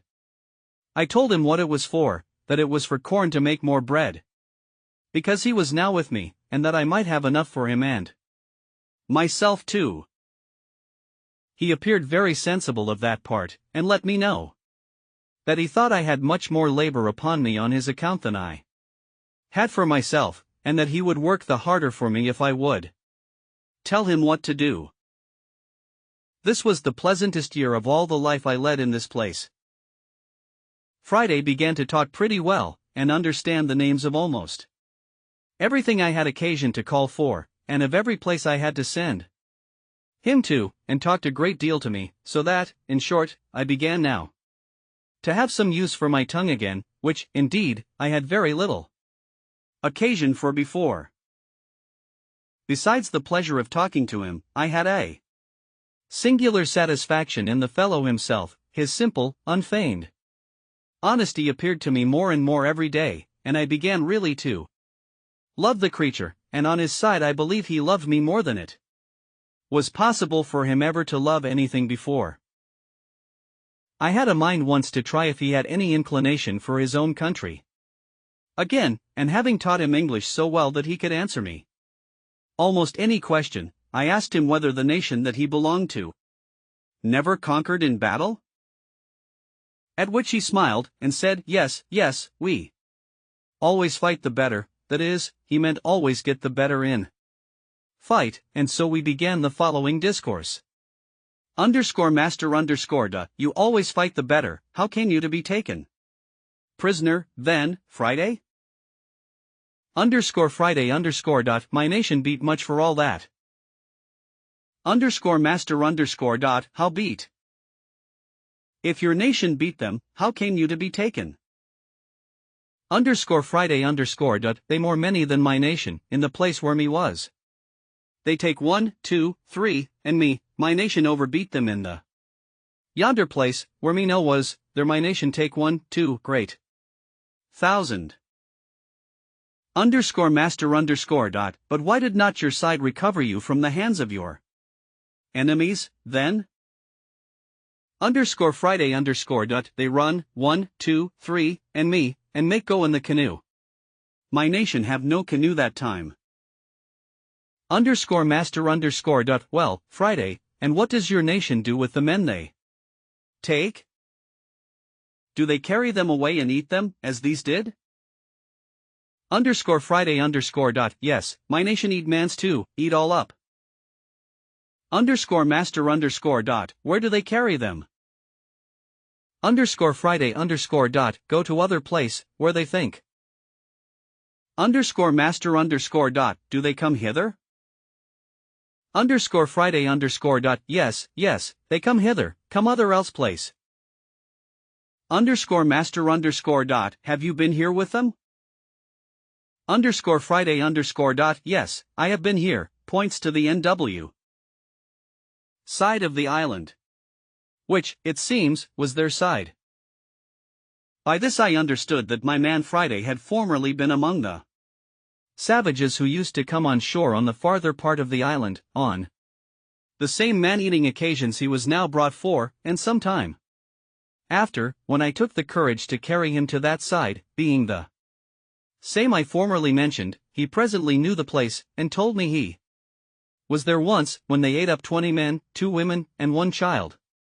He could not tell 20 in English, but he numbered them by laying so many stones in a row, and pointing to me to tell them over. I have told this passage, because it introduces what follows, that after this discourse I had with him, I asked him how far it was from our island to the shore, and whether the canoes were not often lost. He told me there was no danger, no canoes ever lost, but that after a little way out to sea, there was a current and wind, always one way in the morning, the other in the afternoon. This I understood to be no more than the sets of the tide, as going out or coming in, but I afterwards understood it was occasioned by the great draught and reflux of the mighty river Orinoco, in the mouth or gulf of which river, as I found afterwards, our island lay, and that this land, which I perceived to be W and NW, was the great island Trinidad, on the north point of the mouth of the river. I asked Friday 1,000 questions about the country, the inhabitants, the sea, the coast, and what nations were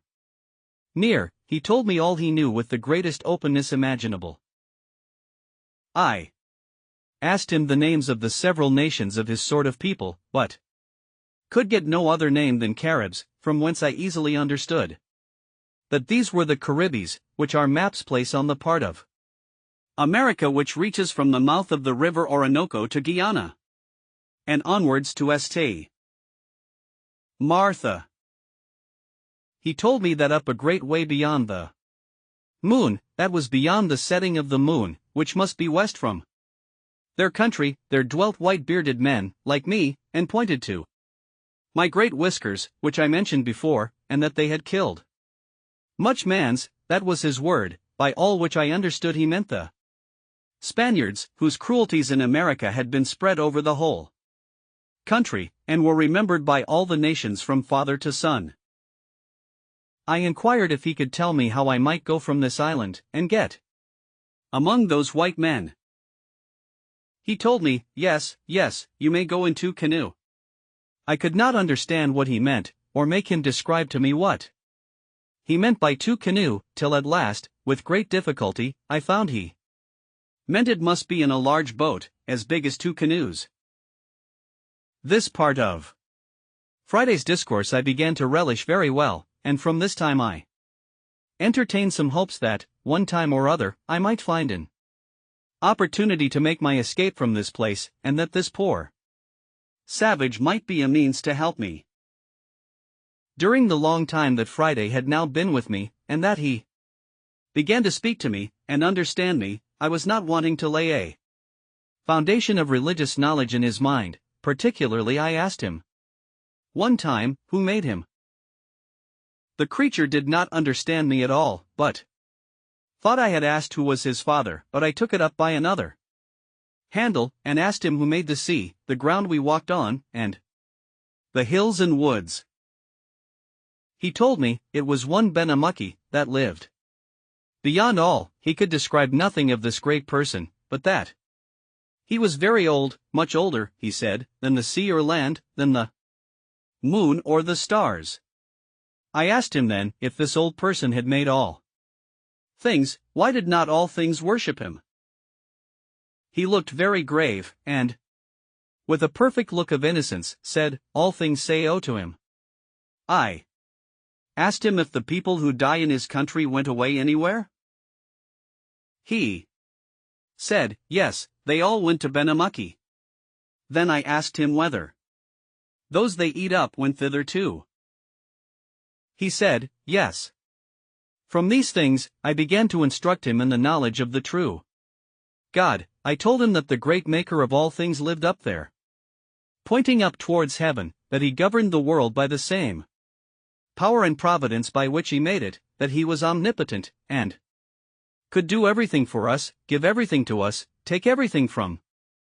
us, and thus, by degrees, I opened his eyes. He listened with great attention, and received with pleasure the notion of Jesus Christ being sent to redeem us, and of the manner of making our prayers to God, and his being able to hear us, even in heaven. He told me one day, that if our God could hear us, up beyond the sun, he must needs be a greater God than their Ben-a-mucky, who lived but a little way off, and yet could not hear till they went up to the great mountains where he dwelt, to speak to them. I asked him if ever he went thither to speak to him. He said, no, they never went that were young men, none went thither. But the old men, whom he called their owokeki, that is, as I made him explain to me, their religious, or clergy, and that they went to say "Oh," so he called saying prayers, and then came back and told them what Ben-a-mucky said. By this I observed, that there is priestcraft even among the most blinded, ignorant pagans in the world, and the policy of making a secret of religion, in order to preserve the veneration of the people to the clergy, not only to be found in the Roman, but, perhaps, among all religions in the world, even among the most brutish and barbarous savages. I endeavored to clear up this fraud to my man Friday, and told him that the pretense of their old men going up to the mountains to say "Oh" to their god Ben-a-mucky was a cheat, and their bringing word from thence what he said was much more so, but if they met with any answer, or spake with anyone there, it must be with an evil spirit, and then I entered into a long discourse with him about the devil, the origin of him, his rebellion against God, his enmity to man, the reason of it, his setting himself up in the dark parts of the world to be worshipped instead of God, and his God, and the many stratagems he made use of to delude mankind to their ruin, how he had a secret access to our passions and to our affections, and to adapt his snares to our inclinations, so as to cause us even to be our own tempters, and run upon our destruction by our own choice. I found it was not so easy to imprint right notions in his mind about the devil as it was about the being of a God. Nature assisted all my arguments to evidence to him even the necessity of a great first cause, an overruling, governing power, a secret directing providence, and of the equity and justice of paying homage to him that made us, and the like, but there appeared nothing of this kind in the notion of an evil spirit, of his origin, his being, his nature, and above all, of his inclination to do evil, and to draw us in to do so too, and the poor creature puzzled me once in such a manner, by a question merely natural and innocent, that I scarce knew what to say to him. I had been talking a great deal to him of the power of God, his omnipotence, his aversion to sin, his being a consuming fire to the workers of iniquity, how, as he had made us all, he could destroy us and all the world in a moment. And he listened with great seriousness to me all the while. After this, I had been telling him how the devil was God's enemy in the hearts of men, and used all his malice and skill to defeat the good designs of Providence, and to ruin the kingdom of Christ in the world, and the like. Well, says Friday, But you say God is so strong, so great, is he not much strong, much might as the devil? Yes, yes, says I. Friday, God is stronger than the devil, God is above the devil, and therefore we pray to God to tread him down under our feet and enable us to resist his temptations and quench his fiery darts. But, says he again, if God much stronger, much might as the wicked devil, why God no kill the devil, so make him no more do wicked? I was strangely surprised at this question, and, after all, though I was now an old man, yet I was but a young doctor, and ill-qualified for a casuist or a solver of difficulties, and at first I could not tell what to say, so I pretended not to hear him, and asked him what he said, but he was too earnest for an answer to forget his question, so that he repeated it in the very same broken words as above. By this time I had recovered myself a little, and I said, God will at last punish him severely, he is reserved for the judgment, and is to be cast into the bottomless pit, to dwell with everlasting fire. This did not satisfy Friday, but he returns upon me, repeating my words, reserve at last, me no understand, but why not kill the devil now, not kill Greatago? You may as well ask me, said I, why God does not kill you or me, when we do wicked things here that offend him, we are preserved to repent and be pardoned. He mused some time on this. Well, well, says he, mighty affectionately, that well, so you, I, devil, all wicked, all preserve. Repent, God pardon all. Here I was run down again by him to the last degree, and it was a testimony to me, how the mere notions of nature, though they will guide reasonable creatures to the knowledge of a God, and of a worship or homage due to the supreme being of God, as the consequence of our nature, yet nothing but divine revelation can form the knowledge of Jesus Christ, and of redemption purchased for us, of a mediator of the new covenant, and of an intercessor at the footstool of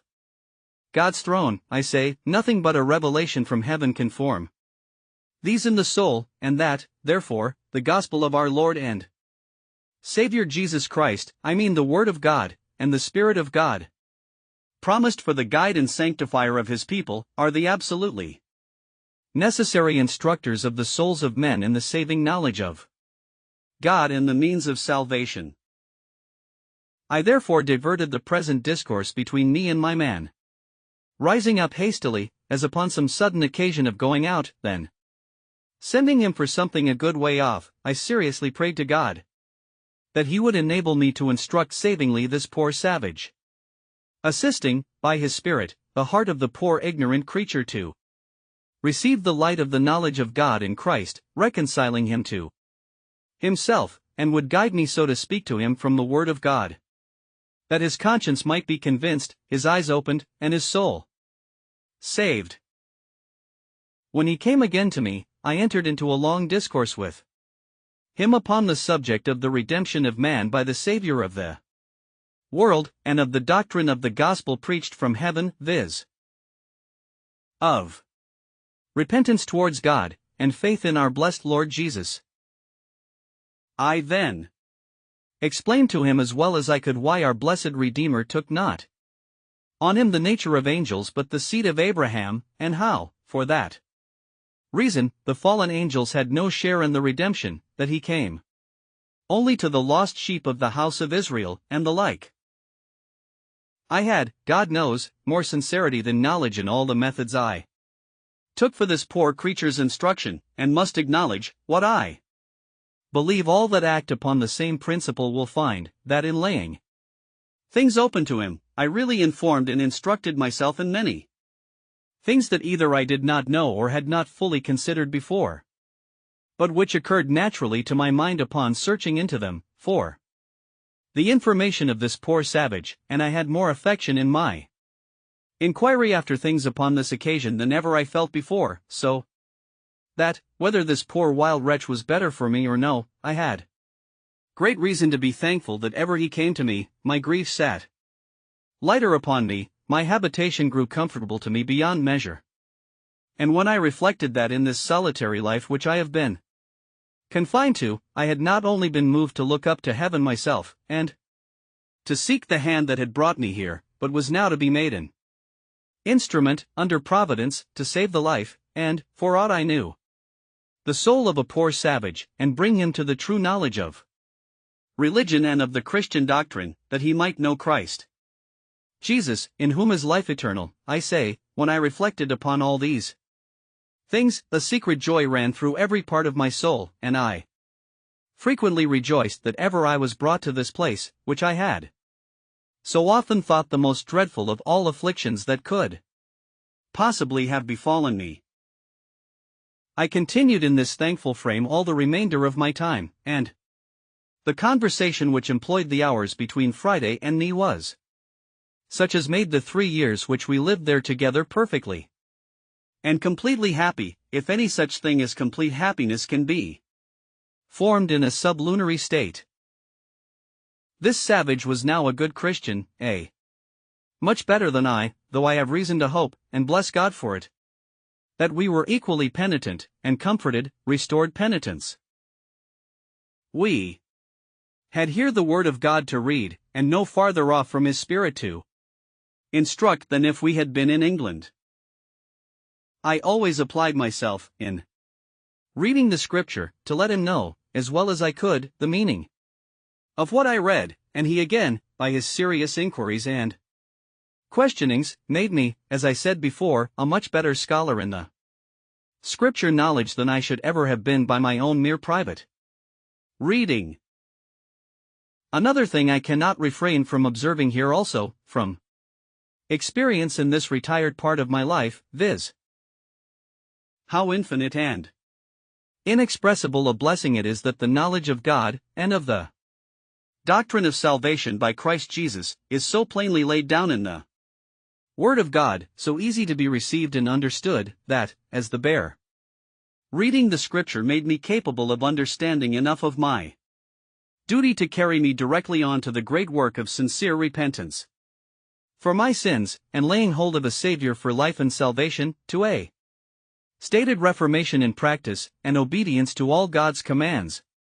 And this without any teacher or instructor, I mean human, so the same plain instruction sufficiently served to the enlightening this savage creature, and bringing him to be such a Christian as I have known few equal to him in my life. As to all the disputes, wrangling, strife, and contention which have happened in the world about religion, whether niceties in doctrines or schemes of church government, they were all perfectly useless to us. And, for aught I can yet see, they have been so to the rest of the world. We had the sure guide to heaven, viz. the Word of God, and we had, blessed be God, comfortable views of the Spirit of God teaching and instructing by His Word, leading us into all truth, and making us both willing and obedient to the instruction of His Word. And I cannot see the least use that the greatest knowledge of the disputed points of religion, which have made such confusion in the world, would have been to us, if we could have obtained it. But I must go on with the historical part of things, and take every part in its order. After Friday and I became more intimately acquainted, and that he could understand almost all I said to him, and speak pretty fluently, though in broken English, to me, I acquainted him with my own history, or at least so much of it as related to my coming to this place, how I had lived there, and how long. I let him into the mystery, for such it was to him, of gunpowder and bullet, and taught him how to shoot. I gave him a knife, which he was wonderfully delighted with, and I made him a belt, with a frog hanging to it, such as in England we wear hangers in. And in the frog, instead of a hanger, I gave him a hatchet, which was not only as good a weapon in some cases, but much more useful upon other occasions. I described to him the country of Europe, particularly England, which I came from, how we lived, how we worshipped God, how we behaved to one another, and how we traded in ships to all parts of the world. I gave him an account of the wreck which I had been on board of, and showed him, as near as I could, the place where she lay, but she was all beaten in pieces before, and gone. I showed him the ruins of our boat, which we lost when we escaped, and which I could not stir with my whole strength then, but was now fallen almost all to pieces. Upon seeing this boat, Friday stood, musing a great while, and said nothing. I asked him what it was he studied upon. At last says he, me see such boat like come to place at my nation. I did not understand him a good while, but at last, when I had examined further into it, I understood by him that a boat, such as that had been, came on shore upon the country where he lived, that is, as he explained it, was driven thither by stress of weather. I presently imagined that some European ship must have been cast away upon their coast, and the boat might get loose and drive ashore, but was so dull that I never once thought of men making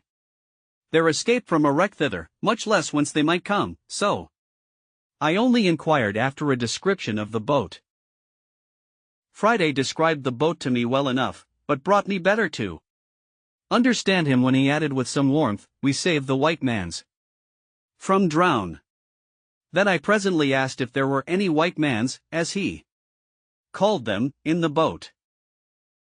Yes, he said, the boat full of white mans. I asked him how many. He told upon his fingers 17. I asked him then what became of them. He told me, they live, they dwell at my nation. This put new thoughts into my head, for I presently imagined that these might be the men belonging to the ship that was cast away in the sight of my island, as I now call it, and who, after the ship was struck on the rock, and they saw her inevitably lost, had saved themselves in their boat, and were landed upon that wild shore among the savages. Upon this I inquired of him more critically what was become of them. He assured me they lived still there, that they had been there about 4 years, that the savages left them alone, and gave them victuals to live on.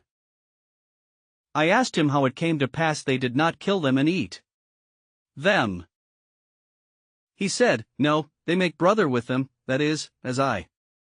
understood him, a truce, and then he added, they no eat mans but when make the war fight, that is to say, they never eat any men but such as come to fight with them and are taken in battle. It was after this some considerable time, that being upon the top of the hill at the east side of the island, from whence, as I have said, I had, in a clear day, discovered the main or continent of America. Friday, the weather being very serene, looks very earnestly towards the mainland, and, in a kind of surprise, falls a jumping and dancing, and calls out to me, for I was at some distance from him. I asked him what was the matter. Oh, joy, says he, oh, glad. There see my country. There my nation. I observed an extraordinary sense of pleasure appeared in his face, and his eyes sparkled, and his countenance discovered a strange eagerness, as if he had a mind to be in his own country again. This observation of mine put a great many thoughts into me, which made me at first not so easy about my new man Friday as I was before, and I made no doubt but that, if Friday could get back to his own nation again, he would not only forget all his religion but all his obligation to me, and would be forward enough to give his countrymen an account of me, and come back, perhaps with 100 or 2 of them, and make a feast upon me, at which he might be as merry as he used to be with those of his enemies when they were taken in war. But I wronged the poor honest creature very much, for which I was very sorry afterwards. However, as my jealousy increased, and held some weeks, I was a little more circumspect, and not so familiar in kind to him as before, in which I was certainly wrong too, the honest, grateful creature having no thought about it but what consisted with the best principles, both as a religious Christian and as a grateful friend, as appeared afterwards to my full satisfaction. While my jealousy of him lasted, you may be sure I was every day pumping him to see if he would discover any of the new thoughts which I suspected were in him, but I found everything he said was so honest and so innocent that I could find nothing to nourish my suspicion, and in spite of all my uneasiness, he made me at last entirely his own again. Nor did he in the least perceive that I was uneasy, and therefore I could not suspect him of deceit. One day, walking up the same hill, but the weather being hazy at sea, so that we could not see the continent, I called to him, and said, "Friday, do not you wish yourself in your own country, your own nation?" "Yes," he said, "I be much glad to be at my own nation." "What would you do there?" said I. "Would you turn wild again, eat men's flesh again, and be as savage as you were before?" He looked full of concern, and shaking his head, said, "No, no, Friday, tell them to live good, tell them to pray God, tell them to eat cornbread, cattle, flesh, milk, no eat man again." "Why, then," said I to him, "they will kill you." He looked grave at that, and then said, "No, no, they no kill me, they willing love learn." He meant by this, they would be willing to learn. He added, they learned much of the bearded man's that came in the boat. Then I asked him if he would go back to them. He smiled at that, and told me that he could not swim so far. I told him I would make a canoe for him. He told me he would go if I would go with him. "I go," says I, "why, they will eat me if I come there." "No, no," says he, "me make they no eat you, me make they much love you." He meant, he would tell them how I had killed his enemies, and saved his life, and so he would make them love me. Then he told me, as well as he could, how kind they were to 17 white men, or bearded men, as he called them, who came on shore there in distress. From this time, I confess, I had a mind to venture over, and see if I could possibly join with those bearded men, who I made no doubt were Spaniards and Portuguese, not doubting but, if I could, we might find some method to escape from thence, being upon the continent, and a good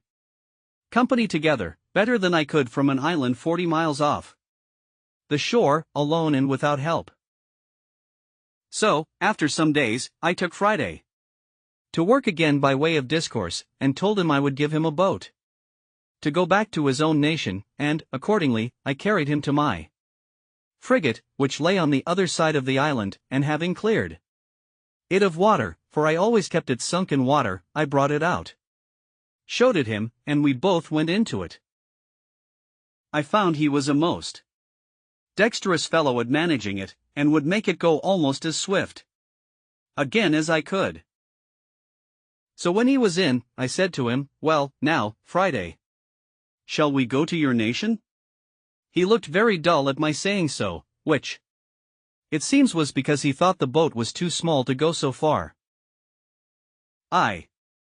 then told him I had a bigger, so the next day I went to the place where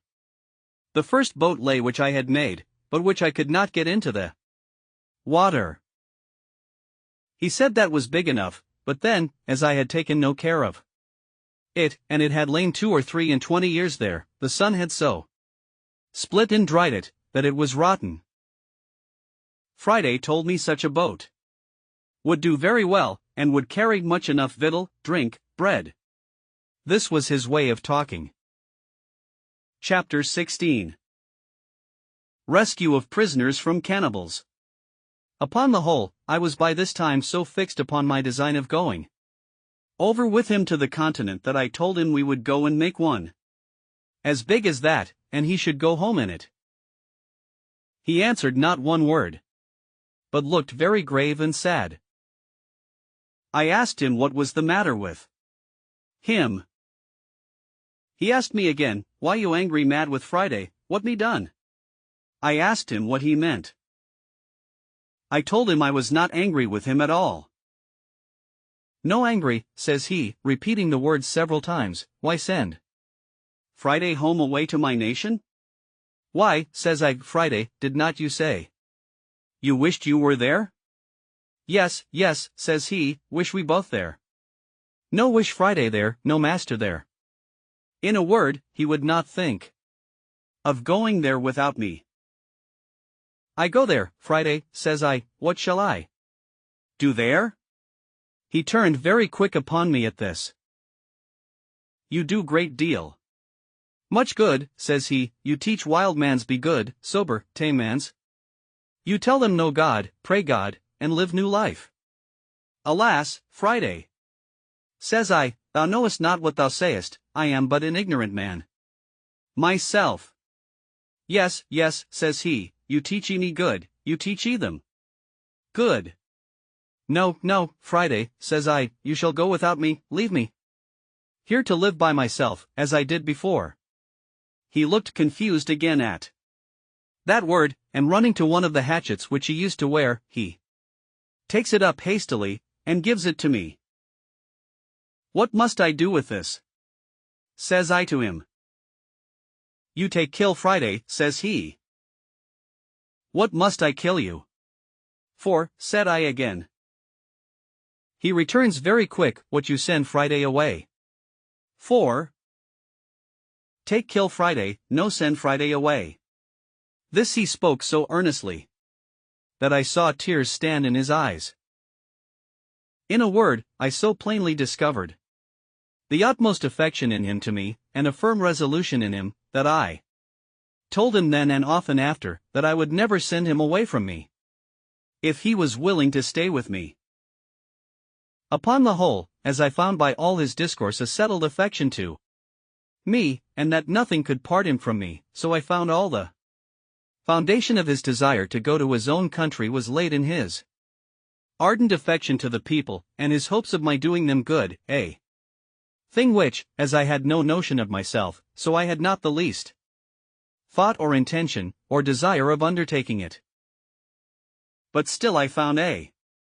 strong inclination to attempting my escape, founded on the supposition, gathered from the discourse, that there were 17 bearded men there, and therefore, without any more delay, I went to work with Friday to find out a great tree proper to fell, and make a large periagua, or canoe, to undertake the voyage. There were trees enough in the island to have built a little fleet, not of periaguas or canoes, but even of good, large vessels. But the main thing I looked at was, to get one so near the water that we might launch it when it was made, to avoid the mistake I committed at first. At last Friday pitched upon a tree, for I found he knew much better than I what kind of wood was fittest for it, nor can I tell to this day what wood to call the tree we cut down, except that it was very like the tree we call fustic, or between that and the Nicaragua wood, for it was much of the same color and smell. Friday wished to burn the hollow or cavity of this tree out to make it for a boat, but I showed him how to cut it with tools, which, after I had showed him how to use, he did very handily, and in about a month's hard labor we finished it and made it very handsome. Especially when, with our axes, which I showed him how to handle, we cut and hewed the outside into the true shape of a boat. After this, however, it cost us near a fortnight's time to get her along, as it were inch by inch, upon great rollers into the water, but when she was in, she would have carried 20 men with great ease. When she was in the water, though she was so big, it amazed me to see with what dexterity and how swift my man Friday could manage her, turn her, and paddle her along.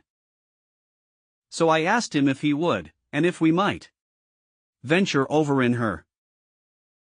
Yes, he said, we venture over in her very well, though great blow wind. However, I had a further design that he knew nothing of, and that was, to make a mast and a sail, and to fit her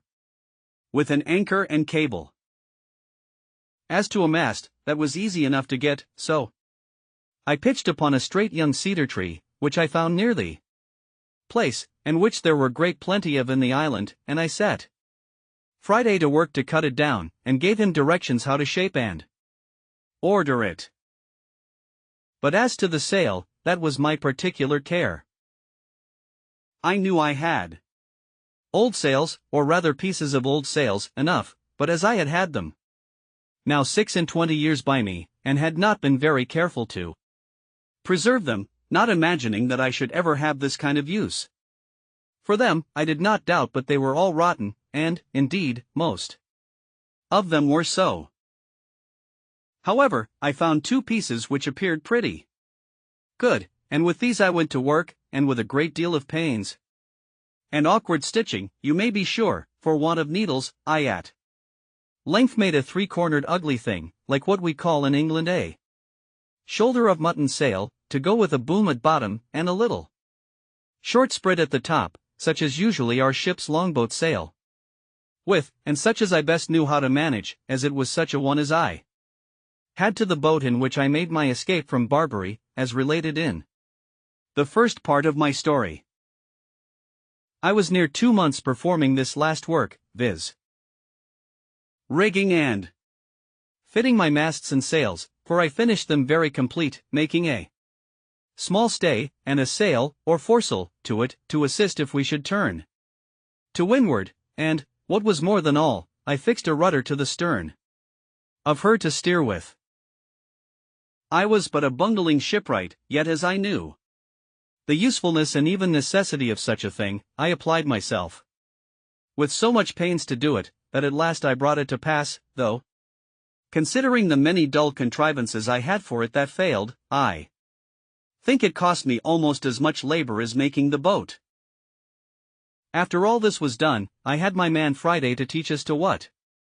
belonged to the navigation of my boat, though he knew very well how to paddle a canoe. He knew nothing of what belonged to a sail and a rudder, and was the most amazed when he saw me work the boat to and again in the sea by the rudder, and how the sail jibed, and filled this way or that way as the course we sailed changed. I say when he saw this, he stood like one astonished and amazed. However, with a little use, I made all these things familiar to him, and he became an expert sailor. Except that of the compass I could make him understand very little. On the other hand, as there was very little cloudy weather, and seldom or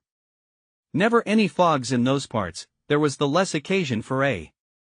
compass, seeing the stars were always to be seen by night, and the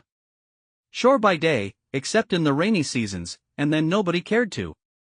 stir abroad either by land or sea. I was now entered on the 27th year of my captivity in this place, though the 3 last years that I had this creature with me ought rather to be left out of the account, my habitation being quite of another kind than in all the rest of the time. I kept the anniversary of my landing here with the same thankfulness to God for His mercies as at first, and if I had such cause of acknowledgment at first, I had much more so now, having such additional testimonies of the care of Providence over me, and the great hopes I had of being effectually and speedily delivered, for I had an invincible impression upon my thoughts that my deliverance was at hand, and that I should not be another year in this place. I went on, however, with my husbandry, digging, planting, and fencing as usual. I gathered and cured my grapes, and did every necessary thing as before. The rainy season was in the meantime upon me, when I kept more within doors than at other times. We had stowed our new vessel as secure as we could, bringing her up into the creek, where, as I said in the beginning, I landed my rafts from the ship, and hauling her up to the shore at high water mark, I made my man Friday dig a little dock, just big enough to hold her, and just deep enough to give her water enough to float in, and then, when the tide was out, we made a strong dam across the end of it, to keep the water out, and so she lay, dry as to the tide from the sea, and to keep the rain off we laid a great many boughs of trees, so thick that she was as well thatched as a house, and thus we waited for the months of November and December, in which I designed to make my adventure. When the settled season began to come in, as the thought of my design returned with the fair weather, I was preparing daily for the voyage. And the first thing I did was to lay by a certain quantity of provisions, being the stores for our voyage, and intended in a week or a fortnight's time to open the dock and launch out our boat. I was busy one morning upon something of this kind, when I called to Friday and bid him to go to the seashore and see if he could find a turtle or a tortoise, a thing which we generally got once a week, for the sake of the eggs as well as the flesh. Friday had not been long gone when he came running back, and flew over my outer wall or fence, like one that felt not the ground or the steps he set his foot on, and before I had time to speak to him he cries out to me, "O master! O master! O sorrow! O bad! What's the matter, Friday?" says I. "Oh, yonder there," says he. 1, 2, 3 canoes, 1, 2, 3. By this way of speaking I concluded there were 6, but on inquiry I found there were but 3. "Well, Friday," says I, "do not be frightened." So I heartened him up as well as I could. However, I saw the poor fellow was most terribly scared, for nothing ran in his head but that they were come to look for him, and would cut him in pieces and eat him, and the poor fellow trembled so that I scarcely knew what to do with him. I comforted him as well as I could, and told him I was in as much danger as he, and that they would eat me as well as him. "But," says I, "Friday, we must resolve to fight them." "Can you fight, Friday?" "Me shoot," says he. "But there come many great number." "No matter for that," said I again. "Our guns will fright them that we do not kill." So I asked him whether, if I resolved to defend him, he would defend me, and stand by me, and do just as I bid him. He said, "Me die when you bid die, master." So I went and fetched a good dram of rum and gave him, for I had been so good a husband of my rum that I had a great deal left. When we had drunk it, I made him take the 2 fowling pieces, which we always carried, and loaded them with large swan shot, as big as small pistol bullets. Then I took 4 muskets, and loaded them with 2 slugs and 5 small bullets each, and my 2 pistols I loaded with a brace of bullets each. I hung my great sword, as usual, naked by my side, and gave Friday his hatchet. When I had thus prepared myself, I took my perspective glass, and went up to the side of the hill, to see what I could discover, and I found quickly by my glass that there were 21 savages, 3 prisoners, and 3 canoes, and that their whole business seemed to be the triumphant banquet upon these 3 human bodies, a barbarous feast, indeed, but nothing more than, as I had observed, was usual with them. I observed also that they had landed, not where they had done when Friday made his escape, but nearer to my creek, where the shore was low, and where a thick wood came almost close down to the sea. This, with the abhorrence of the inhuman errand these wretches came about, filled me with such indignation that I came down again to Friday, and told him I was resolved to go down to them and kill them all, and asked him if he would stand by me. He had now got over his fright, and his spirits being a little raised with the dram I had given him, he was very cheerful, and told me, as before, he would die when I bid die. In this fit of fury I divided the arms which I had charged, as before. Between us, I gave Friday 1 pistol to stick in his girdle, and 3 guns upon his shoulder, and I took 1 pistol and the other 3 guns myself, and in this posture we marched out. I took a small bottle of rum in my pocket, and gave Friday a large bag with more powder and bullets, and as to orders, I charged him to keep close behind me, and not to stir, or shoot, or do anything till I bid him, and in the meantime not to speak a word. In this posture I fetched a compass to my right hand of near a mile, as well to get over the creek as to get into the wood, so that I could come within shot of them before I should be discovered, which I had seen by my glass it was easy to do. While I was making this march, my former thoughts returning, I began to abate my resolution. I do not mean that I entertained any fear of their number, for as they were naked, unarmed wretches, it is certain I was superior to them, nay, though I had been alone. But it occurred to my thoughts, what call, what occasion, much less what necessity I was in, to go and dip my hands in blood, to attack people who had neither done or intended me any wrong? Who, as to me, were innocent, and whose barbarous customs were their own disaster, being in them a token, indeed, of God's having left them, with the other nations of that part of the world, to such stupidity, and to such inhuman courses, but did not call me to take upon me to be a judge of their actions, much less an executioner of his justice, that whenever he thought fit he would take the cause into his own hands, and by national vengeance punish them as a people for national crimes, but that, in the meantime, it was none of my business. That it was true Friday might justify it, because he was a declared enemy and in a state of war with those very particular people, and it was lawful for him to attack them, but I could not say the same with regard to myself. These things were so warmly pressed upon my thoughts all the way as I went, that I resolved I would only go and place myself near them that I might observe their barbarous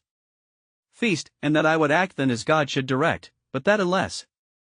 something offered that was more a call to me than yet I knew of, I would not meddle with them. With this resolution I entered the wood, and, with all possible wariness and silence, Friday following close at my heels, I marched till I came to the skirts of the wood on the side which was next to them, only that one corner of the wood lay between me and them. Here I called softly to Friday, and showing him a great tree which was just at the corner of the wood, I bade him go to the tree, and bring me word if he could see there plainly what they were doing. He did so, and came immediately back to me, and told me they might be plainly viewed there, that they were all about their fire, eating the flesh of one of their prisoners, and that another lay bound upon the sand a little from them, whom he said they would kill next, and this fired the very soul within me. He told me it was not one of their nation, but one of the bearded men he had told me of, that came to their country in the boat. I was filled with horror at the very naming of the white bearded man. And going to the tree, I saw plainly by my glass a white man, who lay upon the beach of the sea with his hands and his feet tied with flags, or things like rushes, and that he was an European, and had clothes on. There was another tree and a little thicket beyond it, about 50 yards nearer to them than the place where I was, which, by going a little way about, I saw I might come at undiscovered, and that then I should be within half a shot of them, so I withheld my passion, though I was indeed enraged to the highest degree, and going back about 20 paces, I got behind some bushes, which held all the way till I came to the other tree, and then came to a little rising ground, which gave me a full view of them at the distance of about 80 yards. I had now not a moment to lose, for 19 of the dreadful wretches sat upon the ground, all close huddled together, and had just sent the other two to butcher the poor Christian, and bring him perhaps limb by limb to their fire, and they were stooping down to untie the bands at his feet. I turned to Friday. Now, Friday, said I, do as I bid ye. Friday said he would. Then, Friday, says I, do exactly as you see me do, fail in nothing. So I set down one of the muskets and the fowling piece upon the ground, and Friday did the like by his, and with the other musket I took my aim at the savages, bidding him to do the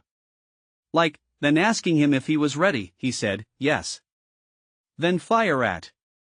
them, said I, and at the same moment I fired also. Friday took his aim so much better than I, that on the side that he shot he killed 2 of them, and wounded 3 more, and on my side I killed 1, and wounded 2. They were, you may be sure, in a dreadful consternation, and all of them that were not hurt jumped upon their feet, but did not immediately know which way to run, or which way to look, for they knew not from whence their destruction came. Friday kept his eyes close upon me, that, as I had bid him, he might observe what I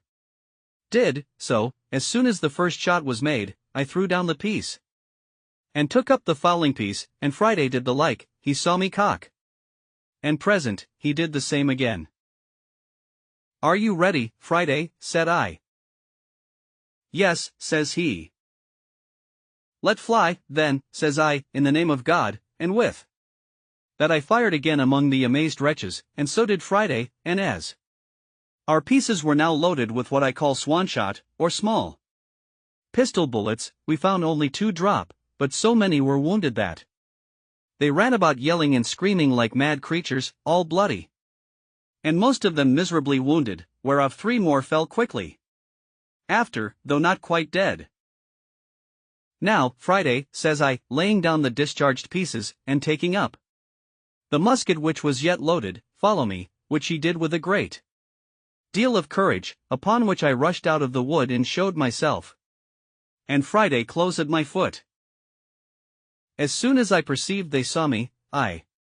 shouted as loud as I could, and bade Friday do so too, and running as fast as I could, which, by the way, was not very fast, being loaded with arms as I was, I made directly towards the poor victim, who was, as I said, lying upon the beach or shore, between the place where they sat and the sea. The 2 butchers who were just going to work with him had left him at the surprise of our first fire, and fled in a terrible fright to the seaside, and had jumped into a canoe, and 3 more of the rest made the same way. I turned to Friday, and bade him step forwards and fire at them. He understood me immediately, and running about 40 yards, to be nearer them, he shot at them, and I thought he had killed them all, for I saw them all fall of a heap into the boat. Though I saw 2 of them up again quickly, however, he killed 2 of them, and wounded the 3rd, so that he lay down in the bottom of the boat as if he had been dead. While my man Friday fired at them, I pulled out my knife and cut the flags that bound the poor victim, and loosing his hands and feet, I lifted him up, and asked him in the Portuguese tongue what he was. He answered in Latin, Christianus, but was so weak and faint that he could scarce stand or speak. I took my bottle out of my pocket and gave it him, making signs that he should drink, which he did, and I gave him a piece of bread, which he ate. Then I asked him what countryman he was. And he said, Espagnol, and being a little recovered, let me know, by all the signs he could possibly make, how much he was in my debt for his deliverance. "Señor," said I, with as much Spanish as I could make up, "we will talk afterwards, but we must fight now. If you have any strength left, take this pistol and sword, and lay about you." He took them very thankfully, and no sooner had he the arms in his hands, but, as if they had put new vigor into him, he flew upon his murderers like a fury, and had cut 2 of them in pieces in an instant, for the truth is, as the whole was a surprise to them, so the poor creatures were so much frightened with the noise of our pieces that they fell down for mere amazement and fear, and had no more power to attempt their own escape than their flesh had to resist our shot, and that was the case of those 5 that Friday shot at in the boat, for as 3 of them fell with the hurt they received, so the other 2 fell with the fright.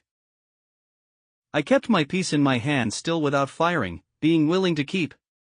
my charge ready, because I had given the Spaniard my pistol and sword. So I called to Friday, and bade him run up to the tree from whence we first fired, and fetch the arms which lay there that had been discharged, which he did with great swiftness, and then giving him my musket, I sat down myself to load all the rest again, and bade them come to me when they wanted. While I was loading these pieces, there happened a fierce engagement between the Spaniard and one of the savages, who made at him with one of their great wooden swords, the weapon that was to have killed him before, if I had not prevented it. The Spaniard, who was as bold and brave as could be imagined, though weak, had fought the Indian a good while, and had cut 2 great wounds on his head, but the savage, being a stout, lusty fellow, closing in with him, had thrown him down, being faint, and was wringing my sword out of his hand, when the Spaniard, though undermost, wisely quitting the sword, drew the pistol from his girdle, shot the savage through the body, and killed him upon the spot, before I, who was running to help him, could come near him. Friday, being now left to his liberty, pursued the flying wretches with no weapon in his hand but his hatchet, and with that he dispatched those 3 who, as I said before, were wounded at first, and fallen, and all the rest he could come up with, and the Spaniard coming to me for a gun, I gave him one of the fowling pieces, with which he pursued 2 of the savages, and wounded them both, but as he was not able to run, they both got from him into the wood, where Friday pursued them, and killed one of them, but the other was too nimble for him, and, though he was wounded, yet had plunged himself into the sea, and swam with all his might off to those 2 who were left in the canoe, which 3 in the canoe, with 1 wounded, that we knew not whether he died or no, or all that escaped our hands of 120. The account of the whole is as follows: 3 killed at our first shot from the tree, 2 killed at the next shot, 2 killed by Friday in the boat, 2 killed by Friday of those at first wounded, 1 killed by Friday in the wood, 3 killed by the Spaniard, for killed, being found dropped here and there, of the wounds, or killed by Friday in his chase of them, for escaped in the boat, whereof 1 wounded, if not dead, 21 in all. Those that were in the canoe worked hard to get out of gunshot, and though Friday made 2 or 3 shots at them, I did not find that he hit any of them. Friday would fain have had me take one of their canoes, and pursue them, and indeed I was very anxious about their escape, lest, carrying the news home to their people, they should come back perhaps with 200 or 300 of the canoes and devour us by mere multitude, so I consented to pursue them by sea, and running to one of their canoes, I jumped in and bade Friday follow me, but when I was in the canoe I was surprised to find another poor creature lie there, bound hand and foot, as the Spaniard was, for the slaughter, and almost dead with fear, not knowing what was the matter, for he had not been able to look up over the side of the boat, he was tied so hard, neck and heels, and had been tied so long that he had really but little life in him. I immediately cut the twisted flags or rushes which they had bound him with, and would have helped him up, but he could not stand or speak, but groaned most piteously, believing, it seems, still, that he was only unbound in order to be killed. When Friday came to him I bade him speak to him, and tell him of his deliverance, and pulling out my bottle, made him give the poor wretch a dram, which, with the news of his being delivered, revived him, and he sat up in the boat. But when Friday came to hear him speak, and look in his face, it would have moved anyone to tears to have seen how Friday kissed him, embraced him, hugged him, cried, laughed, hallooed, jumped about, danced, sang. Then cried again, wrung his hands, beat his own face and head, and then sang and jumped about again like a distracted creature. It was a good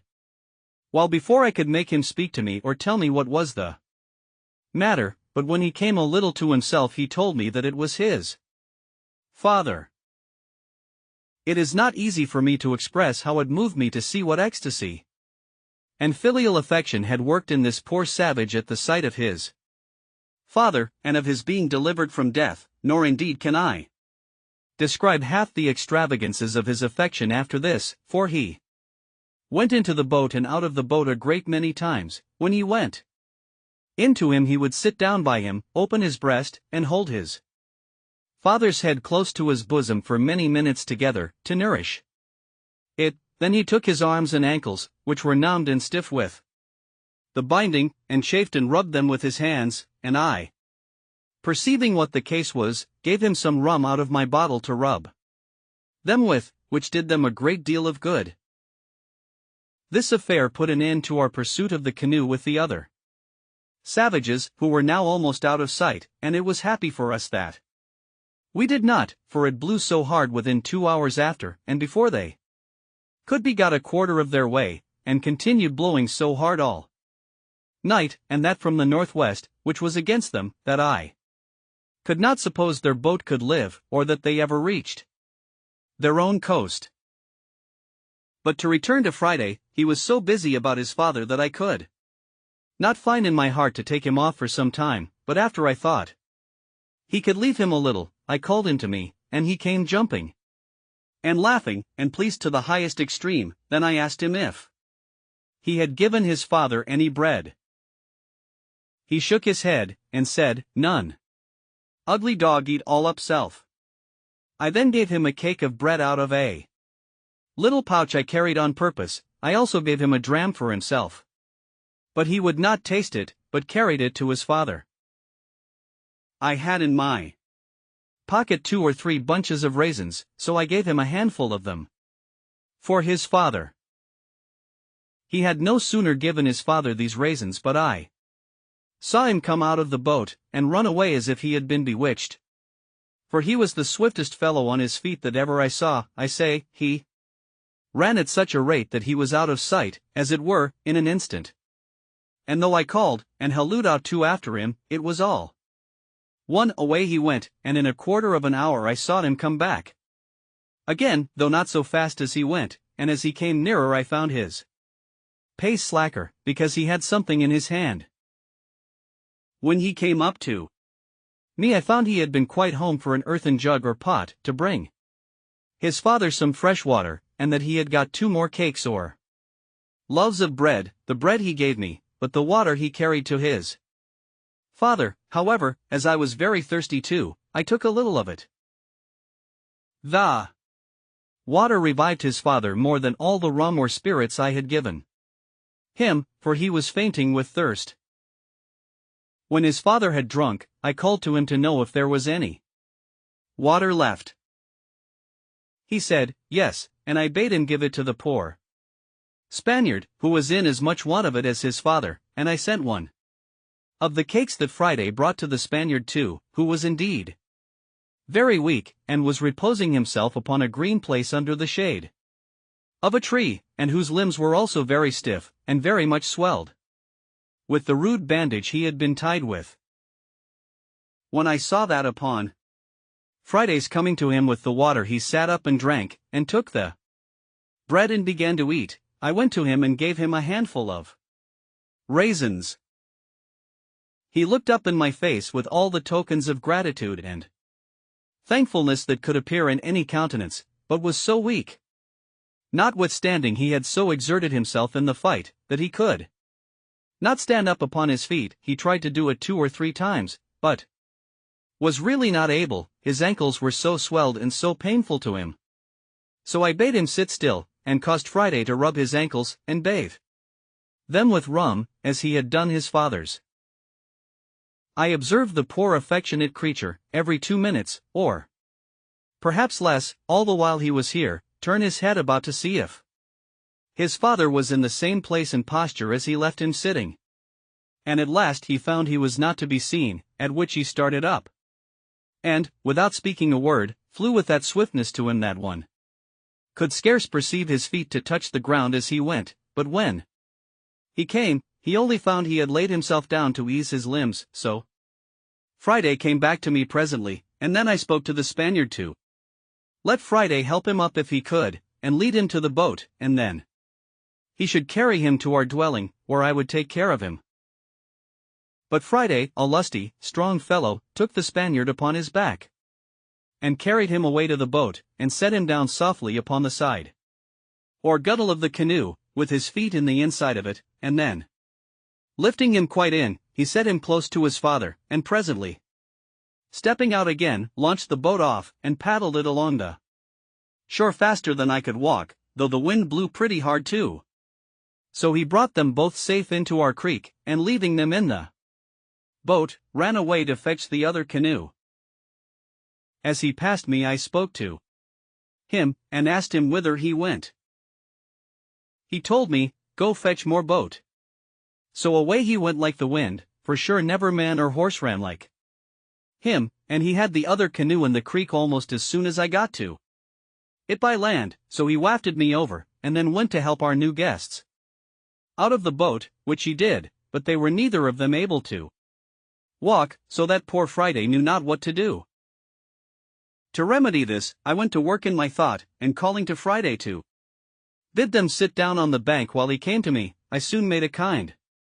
of hand barrow to lay them on, and Friday and I carried them both up together upon it between us. But when we got them to the outside of our wall, or fortification, we were at a worse loss than before, for it was impossible to get them over, and I was resolved not to break it down, so I set to work again. And Friday and I, in about 2 hours' time, made a very handsome tent, covered with old sails, and above that with boughs of trees, being in the space without our outward fence and between that and the grove of young wood which I had planted, and here we made them 2 beds of such things as I had, viz. of good rice straw, with blankets laid upon it to lie on, and another to cover them, on each bed. My island was now peopled, and I thought myself very rich in subjects. And it was a merry reflection, which I frequently made, how like a king I looked. First of all, the whole country was my own property, so that I had an undoubted right of dominion. Secondly, my people were perfectly subjected. I was absolutely lord and lawgiver. They all owed their lives to me, and were ready to lay down their lives, if there had been occasion for it, for me. It was remarkable, too, I had but 3 subjects, and they were of 3 different religions. My man Friday was a Protestant, his father was a pagan and a cannibal, and the Spaniard was a papist. However, I allowed liberty of conscience throughout my dominions. But this is by the way. As soon as I had secured my 2 weak, rescued prisoners, and given them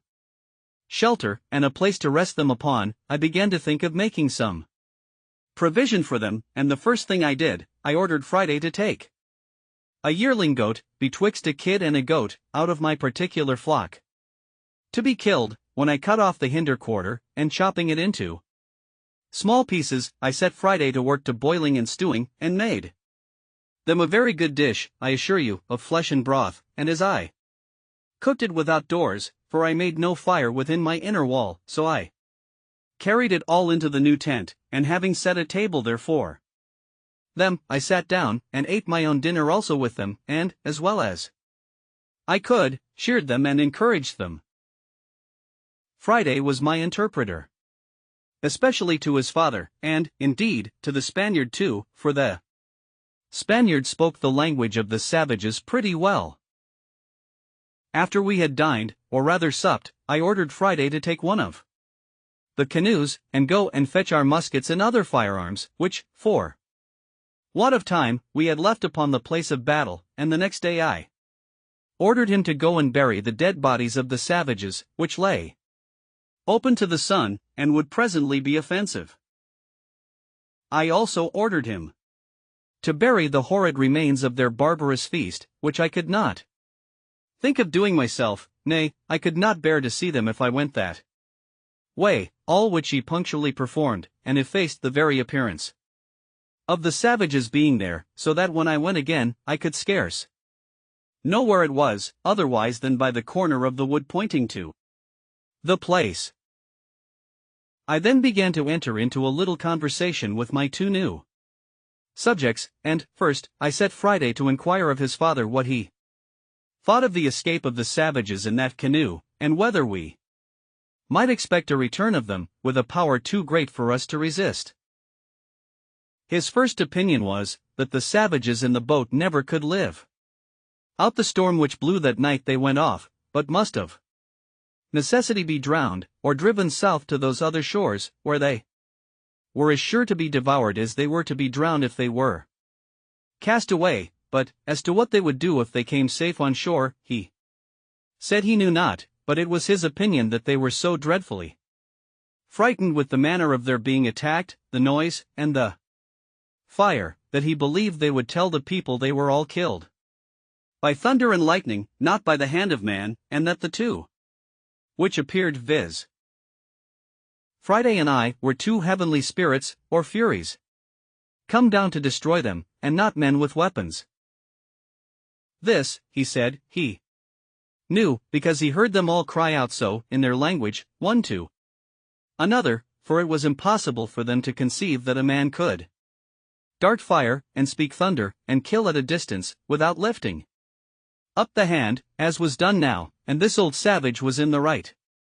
For, as I understood since, by other hands, the savages never attempted to go over to the island afterwards, they were so terrified with the accounts given by those 4 men, for it seems they did escape the sea, that they believed whoever went to that enchanted island would be destroyed with fire from the gods. This, however, I knew not, and therefore was under continual apprehensions for a good while, and kept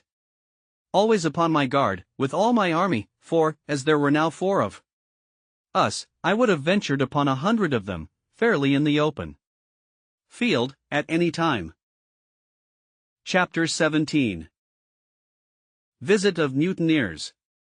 In a little time, however, no more canoes appearing, the fear of their coming wore off, and I began to take my former thoughts of a voyage to the Main into consideration, being likewise assured by Friday's father that I might depend upon good usage from their nation, on his account, if I would go. But my thoughts were a little suspended when I had a serious discourse with the Spaniard, and when I understood that there were 16 more of his countrymen and Portuguese, who having been cast away and made their escape to that side, lived there at peace, indeed, with the savages, but were very sore put to it for necessaries, and, indeed, for life. I asked him all the particulars of their voyage, and found they were a Spanish ship, bound from the Rio de la Plata to the Havana, being directed to leave their loading there, which was chiefly hides and silver, and to bring back what European goods they could meet with there, that they had 5 Portuguese seamen on board, whom they took out of another wreck, that 5 of their own men were drowned when first the ship was lost, and that these escaped through infinite dangers and hazards, and arrived, almost starved, on the cannibal coast, where they expected to have been devoured every moment. He told me they had some arms with them, but they were perfectly useless, for that they had neither powder nor ball, the washing of the sea having spoiled all their powder but a little, which they used at their first landing to provide themselves with some food. I asked him what he thought would become of them there, and if they had formed any design of making their escape. He said they had many consultations about it, but that having neither vessel nor tools to build one, nor provisions of any kind, their counsels always ended in tears and despair. I asked him how he thought they would receive a proposal from me, which might tend towards an escape, and whether, if they were all here, it might not be done. I told him with freedom, I feared mostly their treachery and ill usage of me, if I put my life in their hands, for that gratitude was no inherent virtue in the nature of man, nor did men always square their dealings by the obligations they had received so much as they did by the advantages they expected. I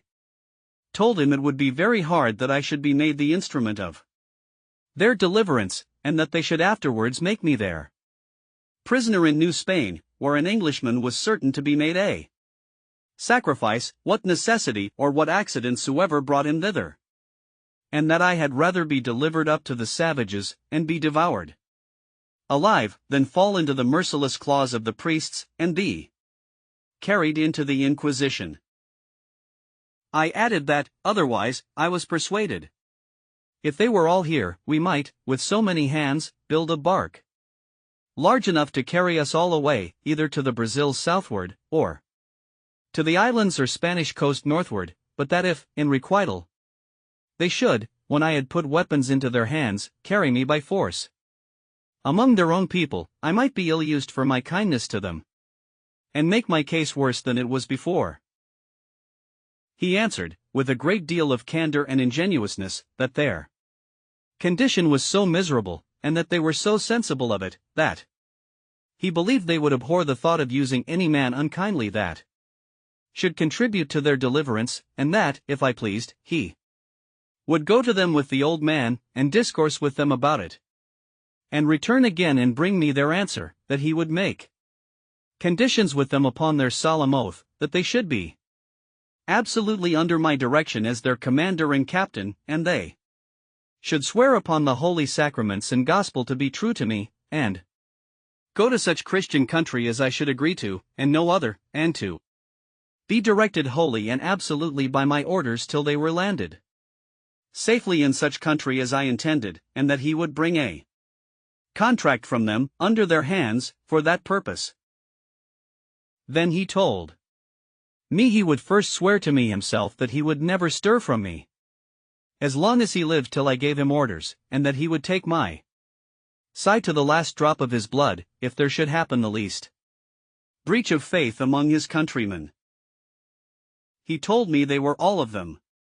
very civil, honest men, and they were under the greatest distress imaginable, having neither weapons nor clothes, nor any food, but at the mercy and discretion of the savages, out of all hopes of ever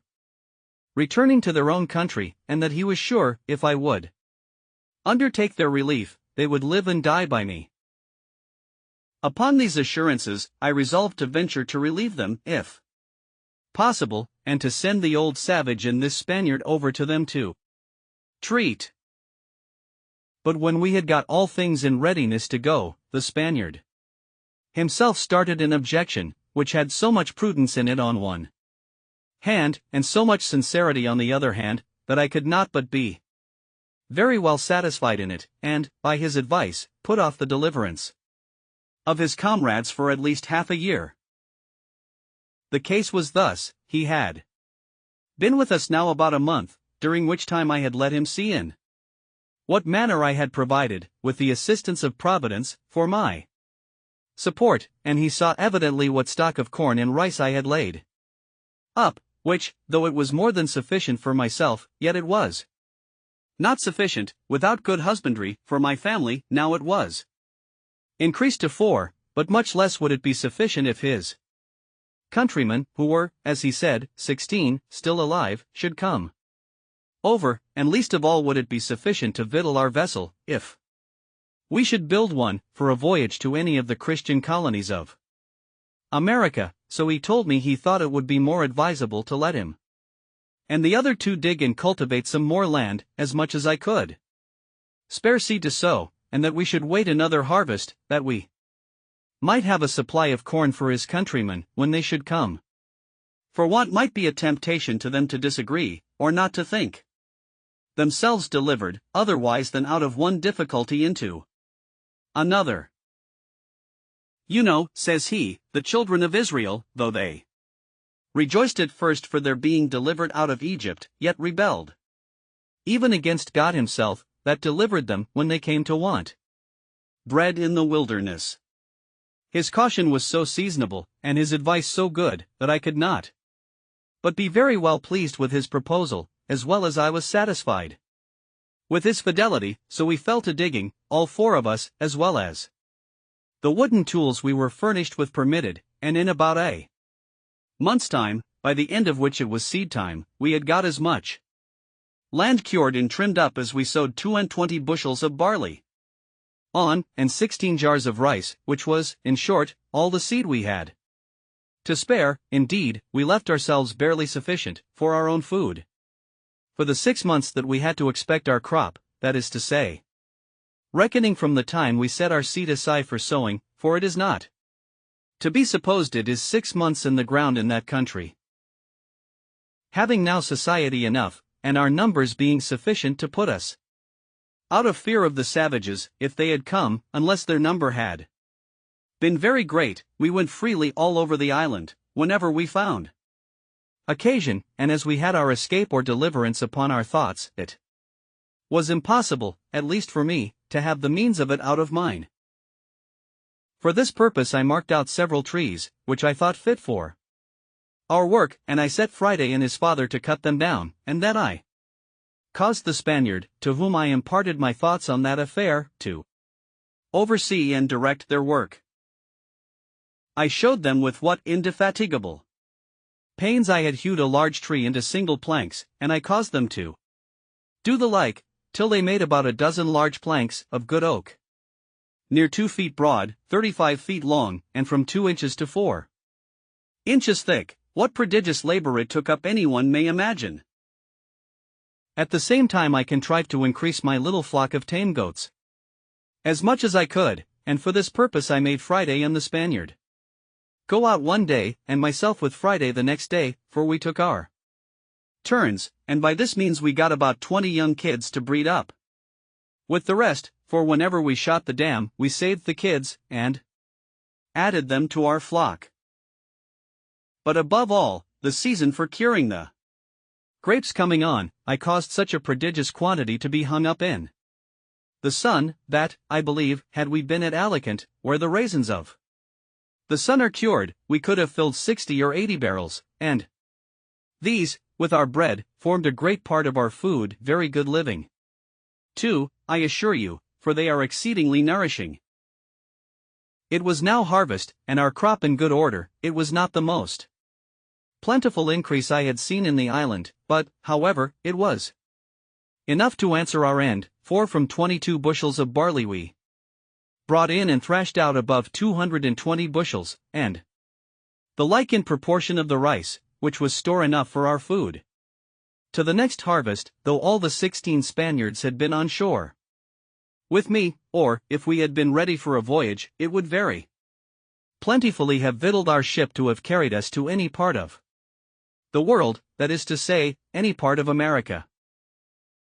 When we had thus housed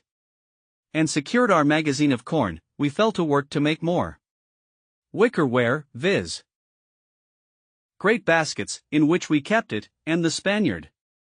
was very handy and dexterous at this part, and often blamed me that I did not make some things for defense of this kind of work, but I saw no need of it. And now, having a full supply of food for all the guests I expected, I gave the Spaniard leave to go over to the main, to see what he could do with those he had left behind him there. I gave him a strict charge not to bring any man who would not first swear in the presence of himself and the old savage that he would in no way injure, fight with, or attack the person he should find in the island, who was so kind as to send for them in order to their deliverance, but that they would stand by him and defend him against all such attempts, and wherever they went would be entirely under and subjected to his command, and that this should be put in writing and signed in their hands. How they were to have done this, when I knew they had neither pen nor ink, was a question which we never asked. Under these instructions, the Spaniard and the old savage, the father of Friday, went away in one of the canoes which they might be said to have come in, or rather were brought in, when they came as prisoners to be devoured by the savages. I gave each of them a musket, with a firelock on it, and about 8 charges of powder and ball, charging them to be very good husbands of both, and not to use either of them but upon urgent occasions. This was a cheerful work, being the first measures used by me in view of my deliverance for now 27 years and some days. I gave them provisions of bread and of dried grapes, sufficient for themselves for many days, and sufficient for all the Spaniards, for about 8 days' time, and wishing them a good voyage, I saw them go, agreeing with them about a signal they should hang out at their return, by which I should know them again when they came back, at a distance, before they came on shore. They went away with a fair gale on the day that the moon was at full, by my account in the month of October, but as for an exact reckoning of days, after I had once lost it I could never recover it again, nor had I kept even the number of years so punctually as to be sure I was right, though, as it proved when I afterwards examined my account, I found I had kept a true reckoning of years. It was no less than 8 days I had waited for them, when a strange and unforeseen accident intervened, of which the like has not, perhaps, been heard of in history. I was fast asleep in my hutch one morning, when my man Friday came running in to me, and called aloud, "Master! Master, they are come, they are come!" I jumped up, and regardless of danger I went, as soon as I could get my clothes on, through my little grove, which, by the way, was by this time grown to be a very thick wood. I say, regardless of danger I went without my arms, which was not my custom to do, but I was surprised when, turning my eyes to the sea, I presently saw a boat at about 1.5 leagues distance, standing in for the shore, with a shoulder of mutton sail, as they call it, and the wind blowing pretty fair to bring them in. Also I observed presently that they did not come from that side which the shore lay on, but from the southernmost end of the island. Upon this I called Friday in, and bade him lie close, for these were not the people we looked for, and that we might not know yet whether they were friends or enemies. In the next place I went in to fetch my perspective glass to see what I could make of them, and having taken the ladder out, I climbed up to the top of the hill, as I used to do when I was apprehensive of anything, and to take my view the plainer without being discovered.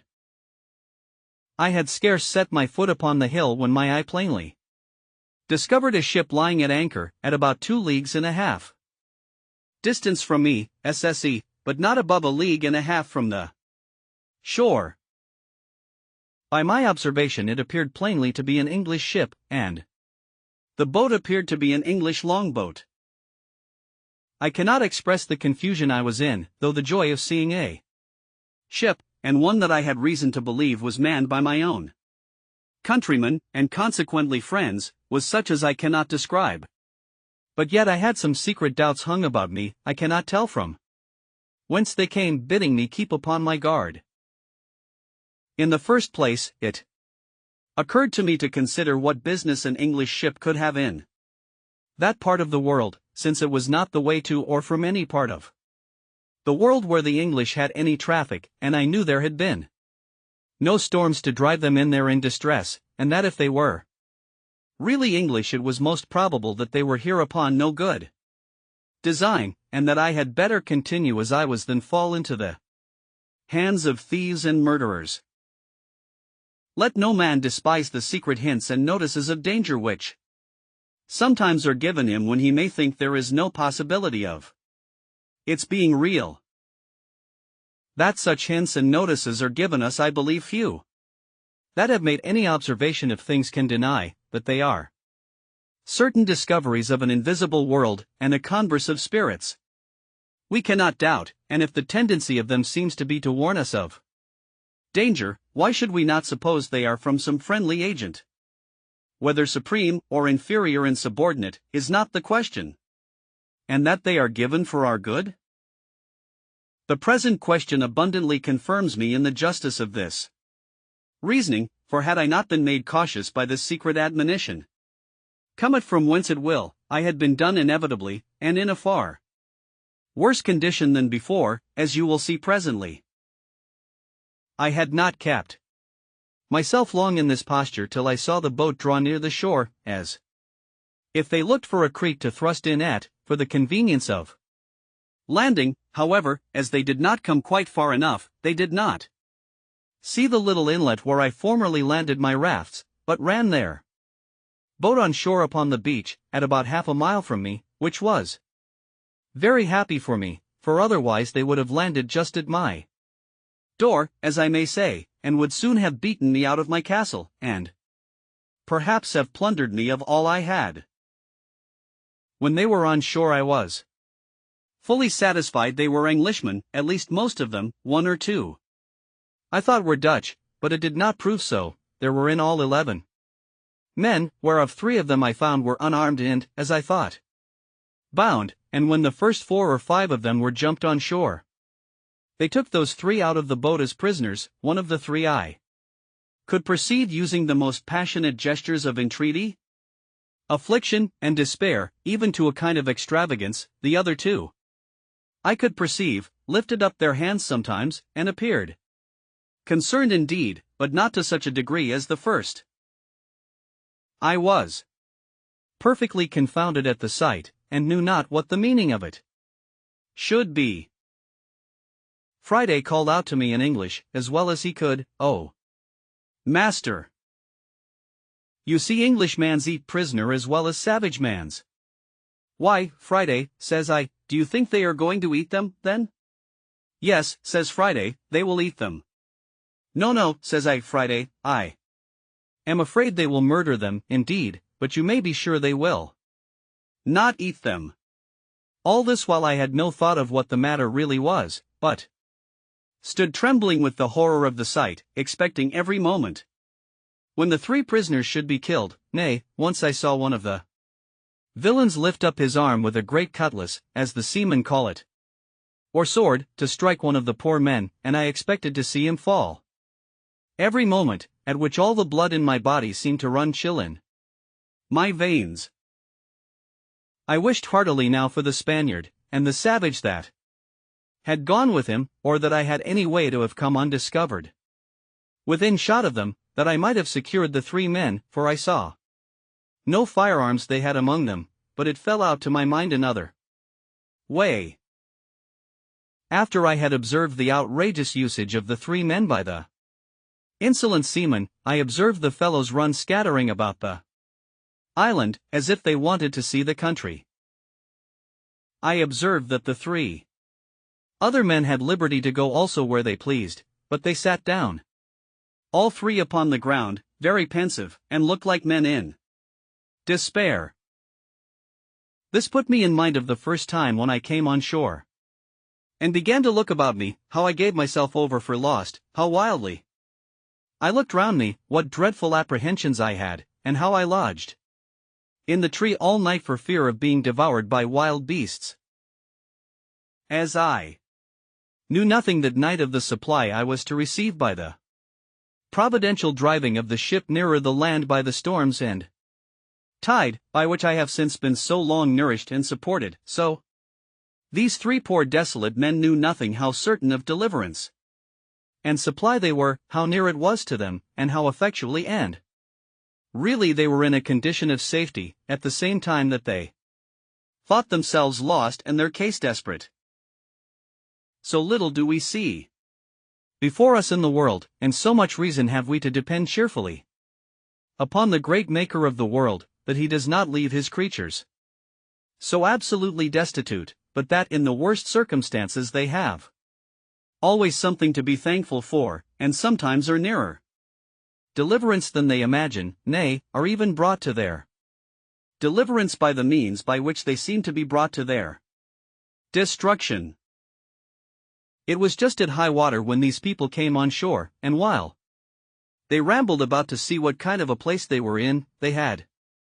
carelessly stayed till the tide was spent, and the water was ebbed considerably away, leaving their boat aground. They had left 2 men in the boat, who, as I found afterwards, having drunk a little too much brandy, fell asleep. However, one of them waking a little sooner than the other, in finding the boat too fast aground for him to stir it, hallooed out for the rest, who were straggling about, upon which they all soon came to the boat, but it was past all their strength to launch her, the boat being very heavy, and the shore on that side being a soft, oozy sand, almost like a quicksand. In this condition, like true seamen, who are, perhaps, the least of all mankind given to forethought, they gave it over, and away they strolled about the country again, and I heard one of them say aloud to another, calling them off from the boat, "Why, let her alone, Jack, can't you? She'll float next tide, by which I was fully confirmed in the main inquiry of what countrymen they were. All this while I kept myself very close, not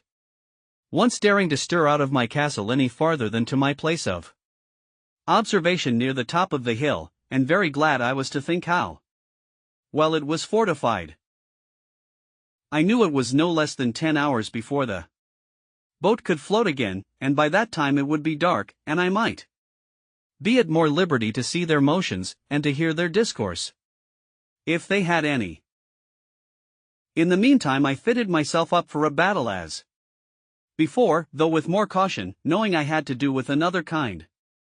of enemy than I had at first. I ordered Friday also, whom I had made an excellent marksman with his gun, to load himself with arms. I took myself 2 fowling pieces, and I gave him 3 muskets. My figure, indeed, was very fierce. I had my formidable goatskin coat on, with the great cap I have mentioned, a naked sword by my side, 2 pistols in my belt, and a gun upon each shoulder. It was my design, as I said above, not to have made any attempt till it was dark, but about 2 o'clock, being the heat of the day, I found that they were all gone straggling into the woods, and, as I thought, laid down to sleep. The 3 poor distressed men, too anxious for their condition to get any sleep, had, however, sat down under the shelter of a great tree, at about 1/4 of a mile from me, and, as I thought, out of sight of any of the rest. Upon this I resolved to discover myself to them, and learn something of their condition. Immediately I marched as above, my man Friday at a good distance behind me, as formidable for his arms as I, but not making quite so staring a spectre-like figure as I did. I came as near them undiscovered as I could, and then, before any of them saw me, I call aloud to them in Spanish, "What are ye, gentlemen?" They started up at the noise, but were 10 times more confounded when they saw me, and the uncouth figure that I made. They made no answer at all, but I thought I perceived them just going to fly from me, when I spoke to them in English. "Gentlemen," said I, "do not be surprised at me, perhaps you may have a friend near when you did not expect it. He must be sent directly from heaven then," said one of them very gravely to me, and pulling off his hat at the same time to me, "for our condition is past the help of man." "All help is from heaven, sir," said I, "but can you put a stranger in the way to help you? For you seem to be in some great distress.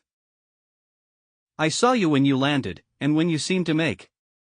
application to the brutes that came with you, I saw one of them lift up his sword to kill you. The poor man, with tears running down his face, and trembling, looking like one astonished, returned, "Am I talking to God or man? Is it a real man or an angel?" "Be in no fear about that, sir," said I. "If God had sent an angel to relieve you, he would have come better clothed and armed after another manner than you see me. Pray lay aside your fears. I am a man, an Englishman, and disposed to assist you. You see I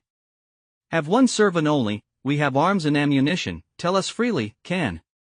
we serve you? What is your case?" "Our case, sir," said he, "is too long to tell you while our murderers are so near us, but, in short,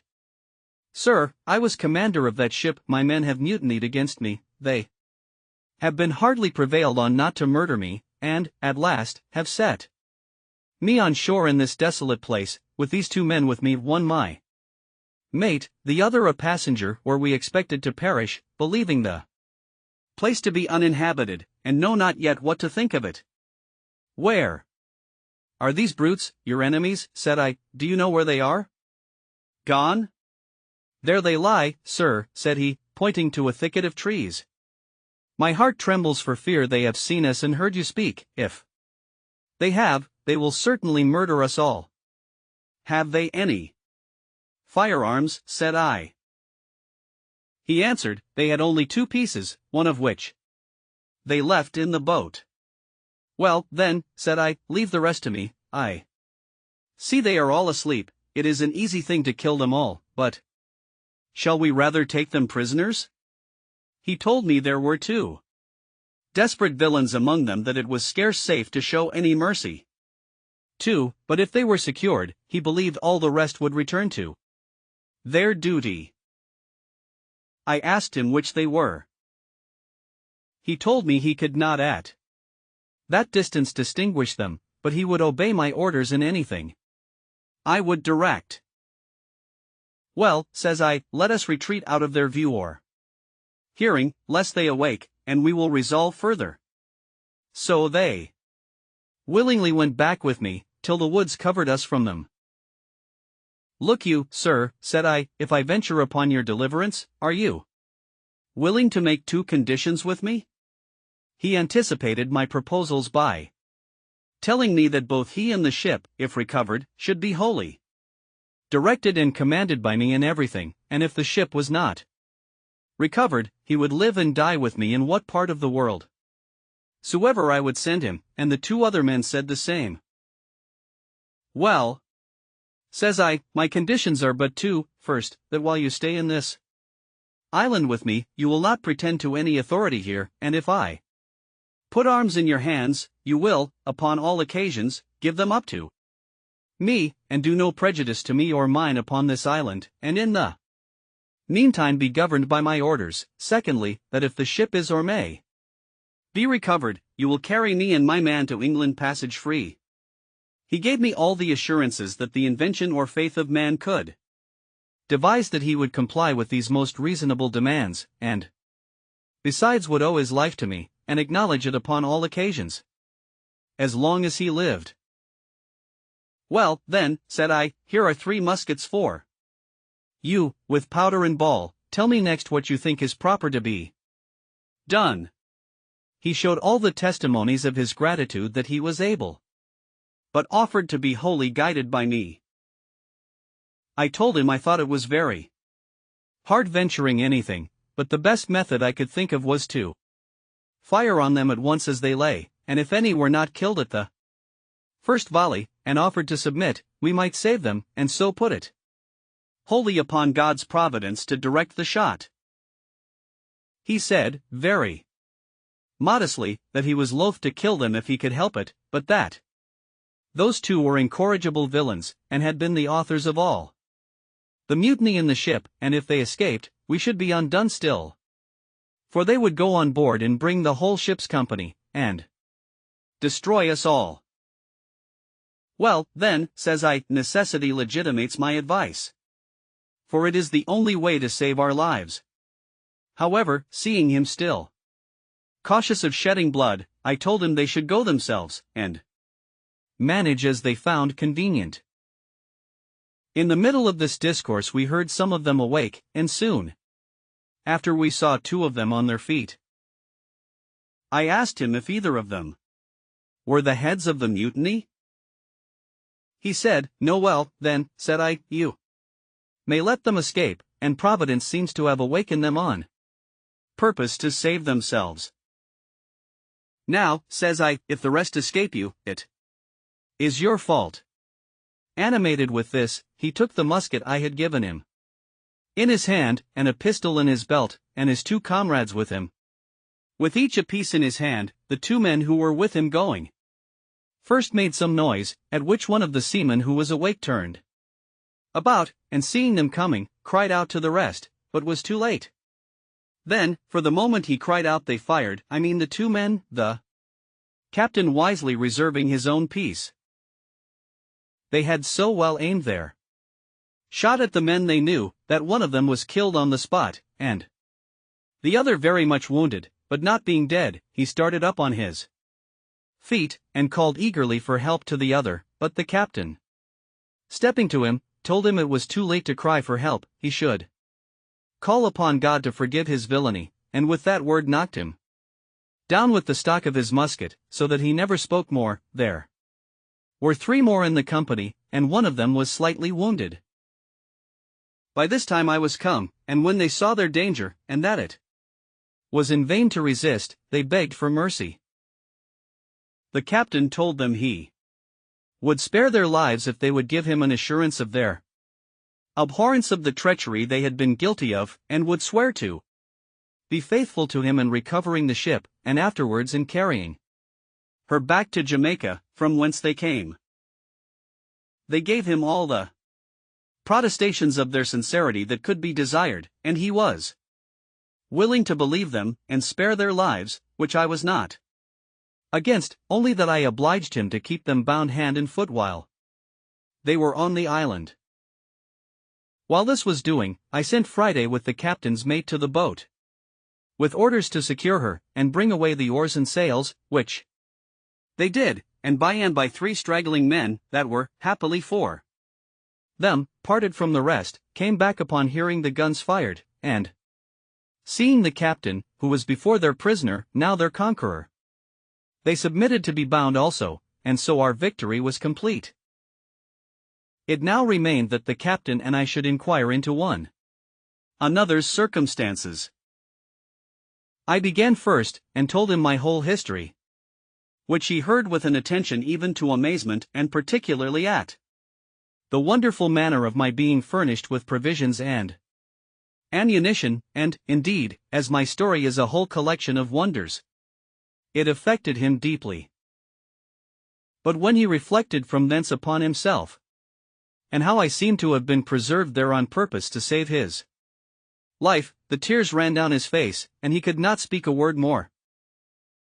After this communication was at an end, I carried him and his 2 men into my apartment, leading them in just where I came out, viz.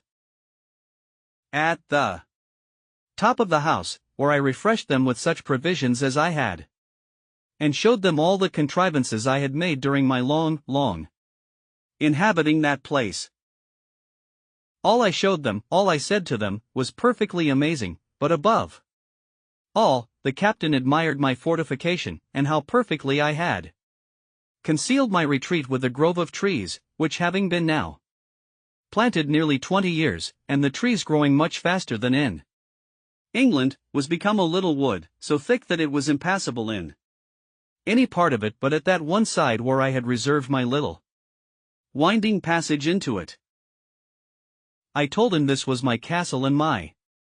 residence, but that I had a seat in the country, as most princes have, whither I could retreat upon occasion, and I would show him that too another time, but at present our business was to consider how to recover the ship. He agreed with me as to that, but told me he was perfectly at a loss what measures to take, for that there were still 26 hands on board, who, having entered into a cursed conspiracy, by which they had all forfeited their lives to the law, would be hardened in it now by desperation, and would carry it on, knowing that if they were subdued they would be brought to the gallows as soon as they came to England, or to any of the English colonies, and that, therefore, there would be no attacking them with so small a number as we were. I mused for some time on what he had said, and found it was a very rational conclusion, and that therefore something was to be resolved on speedily, as well to draw the men on board into some snare for their surprise as to prevent their landing upon us, and destroying us. Upon this, it presently occurred to me that in a little while the ship's crew, wondering what was become of their comrades and of the boat, would certainly come on shore in their other boat to look for them, and that then, perhaps, they might come armed, and be too strong for us. This he allowed to be rational. Upon this, I told him the first thing we had to do was to stave the boat which lay upon the beach, so that they might not carry her off, and taking everything out of her, leave her so far useless as not to be fit to swim. Accordingly, we went on board, took the arms which were left on board out of her, and whatever else we found there, which was a bottle of brandy, and another of rum, a few biscuit cakes, a horn of powder, and a great lump of sugar in a piece of canvas. The sugar was 5 or 6 pounds all, which was very welcome to me, especially the brandy and sugar, of which I had had none left for many years. When we had carried all these things on shore, the oars, mast, sail, and rudder of the boat were carried away before we knocked a great hole in her bottom, that if they had come strong enough to master us, yet they could not carry off the boat. Indeed, it was not much in my thoughts that we could be able to recover the ship, but my view was that if they went away without the boat, I did not much question to make her again fit to carry us to the Leeward Islands, and call upon our friends the Spaniards in my way, for I had them still in my thoughts. Chapter 18. The ship recovered. While we were thus preparing our designs, and had first, by main strength, heaved the boat upon the beach, so high that the tide would not float her off at high water mark, and besides, had broke a hole in her bottom too big to be quickly stopped, and were set down musing what we should do, we heard the ship fire a gun, and make a waft with her ensign as a signal for the boat to come on board, but no boat stirred. And they fired several times, making other signals for the boat. At last, when all their signals and firing proved fruitless, and they found the boat did not stir, we saw them, by the help of my glasses, hoist another boat out and row towards the shore, and we found, as they approached, that there were no less than 10 men in her, and that they had firearms with them. As the ship lay almost 2 leagues from the shore, we had a full view of them as they came, and a plain sight even of their faces, because the tide having set them a little to the east of the other boat, they rowed up under shore, to come to the same place where the other had landed, and where the boat lay. By this means, I say, we had a full view of them, and the captain knew the persons and characters of all the men in the boat, of whom, he said, there were 3 very honest fellows, who, he was sure, were led into this conspiracy by the rest, being overpowered and frightened, but that as for the boatswain, who, it seems, was the chief officer among them, and all the rest, they were as outrageous as any of the ship's crew, and were no doubt made desperate in their new enterprise, and terribly apprehensive he was that they would be too powerful for us. I smiled at him, and told him that men in our circumstances were past the operation of fear, that, seeing almost every condition that could be was better than that which we were supposed to be in, we ought to expect that the consequence, whether death or life, would be sure to be a deliverance. I asked him what he thought of the circumstances of my life, and whether a deliverance were not worth venturing for? And where, sir, said I, is your belief of my being preserved here on purpose to save your life, which elevated you a little while ago? For my part, said I, there seems to be but one thing amiss in all the prospect of it. What is that, say he? Why, said I, it is, that as you say there are 3 or 4 honest fellows among them which should be spared. Had they been all of the wicked part of the crew, I should have thought God's providence had singled them out to deliver them into your hands, for depend upon it, every man that comes ashore is our own, and shall die or live as they behave to us. As I spoke this with a raised voice and cheerful countenance, I found it greatly encouraged him, so we set vigorously to our business. We had, upon the first appearance of the boats coming from the ship, considered of separating our prisoners, and we had, indeed, secured them effectually. 2 of them, of whom the captain was less assured than ordinary, I sent with Friday, and one of the 3 delivered men to my cave, where they were remote enough, and out of danger of being heard or discovered, or of finding their way out of the woods if they could have delivered themselves. Here they left them bound, but gave them provisions, and promised them, if they continued there quietly, to give them their liberty in a day or 2, but that if they attempted their escape they should be put to death without mercy. They promised faithfully to bear their confinement with patience, and were very thankful that they had such good usage as to have provisions and light left them, for Friday gave them candles, such as we made ourselves, for their comfort, and they did not know but that he stood sentinel over them at the entrance. The other prisoners had better usage, 2 of them were kept pinioned. Indeed, because the captain was not able to trust them, but the other 2 were taken into my service, upon the captain's recommendation, and upon their solemnly engaging to live and die with us, so with them and the 3 honest men we were 7 men, well armed, and I made no doubt we should be able to deal well enough with the 10 that were coming. Considering that the captain had said there were 3 or 4 honest men among them also. As soon as they got to the place where their other boat lay, they ran their boat into the beach and came all on shore, hauling the boat up after them, which I was glad to see, for I was afraid they would rather have left the boat at an anchor some distance from the shore, with some hands in her to guard her, and so we should not be able to seize the boat. Being on shore, the first thing they did, they ran all to their other boat, and it was easy to see they were under a great surprise to find her stripped, as above, of all that was in her, and a great hole in her bottom. After they had mused a while upon this, they set up 2 or 3 great shouts, hallooing with all their might, to try if they could make their companions hear, but all was to no purpose. Then they came all close in a ring, and fired a volley of their small arms, which indeed we heard, and the echoes made the woods ring. But it was all one, those in the cave, we were sure,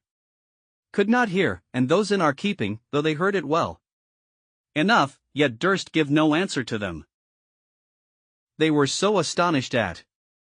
the surprise of this, that, as they told us afterwards, they resolved to go all on board again to their ship, and let them know that the men were all murdered, and the long boat staved. Accordingly, they immediately launched their boat again, and got all of them on board. The captain was terribly amazed, and even confounded, at this, believing they would go on board the ship again and set sail, giving their comrades over for lost, and so he should still lose the ship, which he was in hopes we should have recovered, but he was quickly as much frightened the other way. They had not been long put off with the boat, when we perceived them all coming on shore again, but with this new measure in their conduct, which it seems they consulted together upon, viz. to leave 3 men in the boat, and the rest to go on shore, and go up into the country to look for their fellows. This was a great disappointment to us, for now we were at a loss what to do, as our seizing those 7 men on shore would be no advantage to us if we let the boat escape, because they would row away to the ship, and then the rest of them would be sure to weigh and set sail, and so our recovering the ship would be lost. However, we had no remedy but to wait and see what the issue of things might present. The 7 men came on shore, and the 3 who remained in the boat put her off to a good distance from the shore, and came to an anchor to wait for them, so that it was impossible for us to come at them in the boat. Those that came on shore kept close together, marching towards the top of the little hill under which my habitation lay, and we could see them plainly, though they could not perceive us. We should have been very glad if they would have come nearer us, so that we might have fired at them, or that they would have gone farther off, that we might come abroad. But when they were come to the brow of the hill, where they could see a great way into the valleys and woods, which lay towards the northeast part, and where the island lay lowest, they shouted and hallooed till they were weary, and not caring, it seems, to venture far from the shore, nor far from one another, they sat down together under a tree to consider it. Had they thought fit to have gone to sleep there, as the other part of them had done, they had done the job for us, but they were too full of apprehensions of danger to venture to go to sleep, though they could not tell what the danger was they had to fear. The captain made a very just proposal to me upon this consultation of theirs, viz. that perhaps they would all fire a volley again, to endeavor to make their fellows hear, and that we should all sally upon them just at the juncture when their pieces were all discharged, and they would certainly yield, and we should have them without bloodshed. I liked this proposal, provided it was done while we were near enough to come up to them before they could load their pieces again. But this event did not happen, and we lay still a long time, very irresolute what course to take. At length I told them there would be nothing done, in my opinion, till night, and then, if they did not return to the boat, perhaps we might find a way to get between them and the shore, and so might use some stratagem with them in the boat to get them on shore. We waited a great while, though very impatient for their removing, and were very uneasy when, after long consultation, we saw them all start up and march down towards the sea. It seems they had such dreadful apprehensions of the danger of the place that they resolved to go on board the ship again, give their companions over for lost, and so go on with their intended voyage with the ship. As soon as I perceived them go towards the shore, I imagined it to be as it really was, that they had given over their search, and were going back again, and the captain, as soon as I told him my thoughts, was ready to sink at the apprehensions of it, but I presently thought of a stratagem to fetch them back again, and which answered my end to a tittle. I ordered Friday and the captain's mate to go over the little creek westward, towards the place where the savages came on shore, when Friday was rescued, and so soon as they came to a little rising ground, at about half a mile distant, I bid them halloo out, as loud as they could, and wait till they found the seamen heard them, that as soon as ever they heard the seamen answer them, they should return it again. And then, keeping out of sight, take a round, always answering when the others hallooed, to draw them as far into the island and among the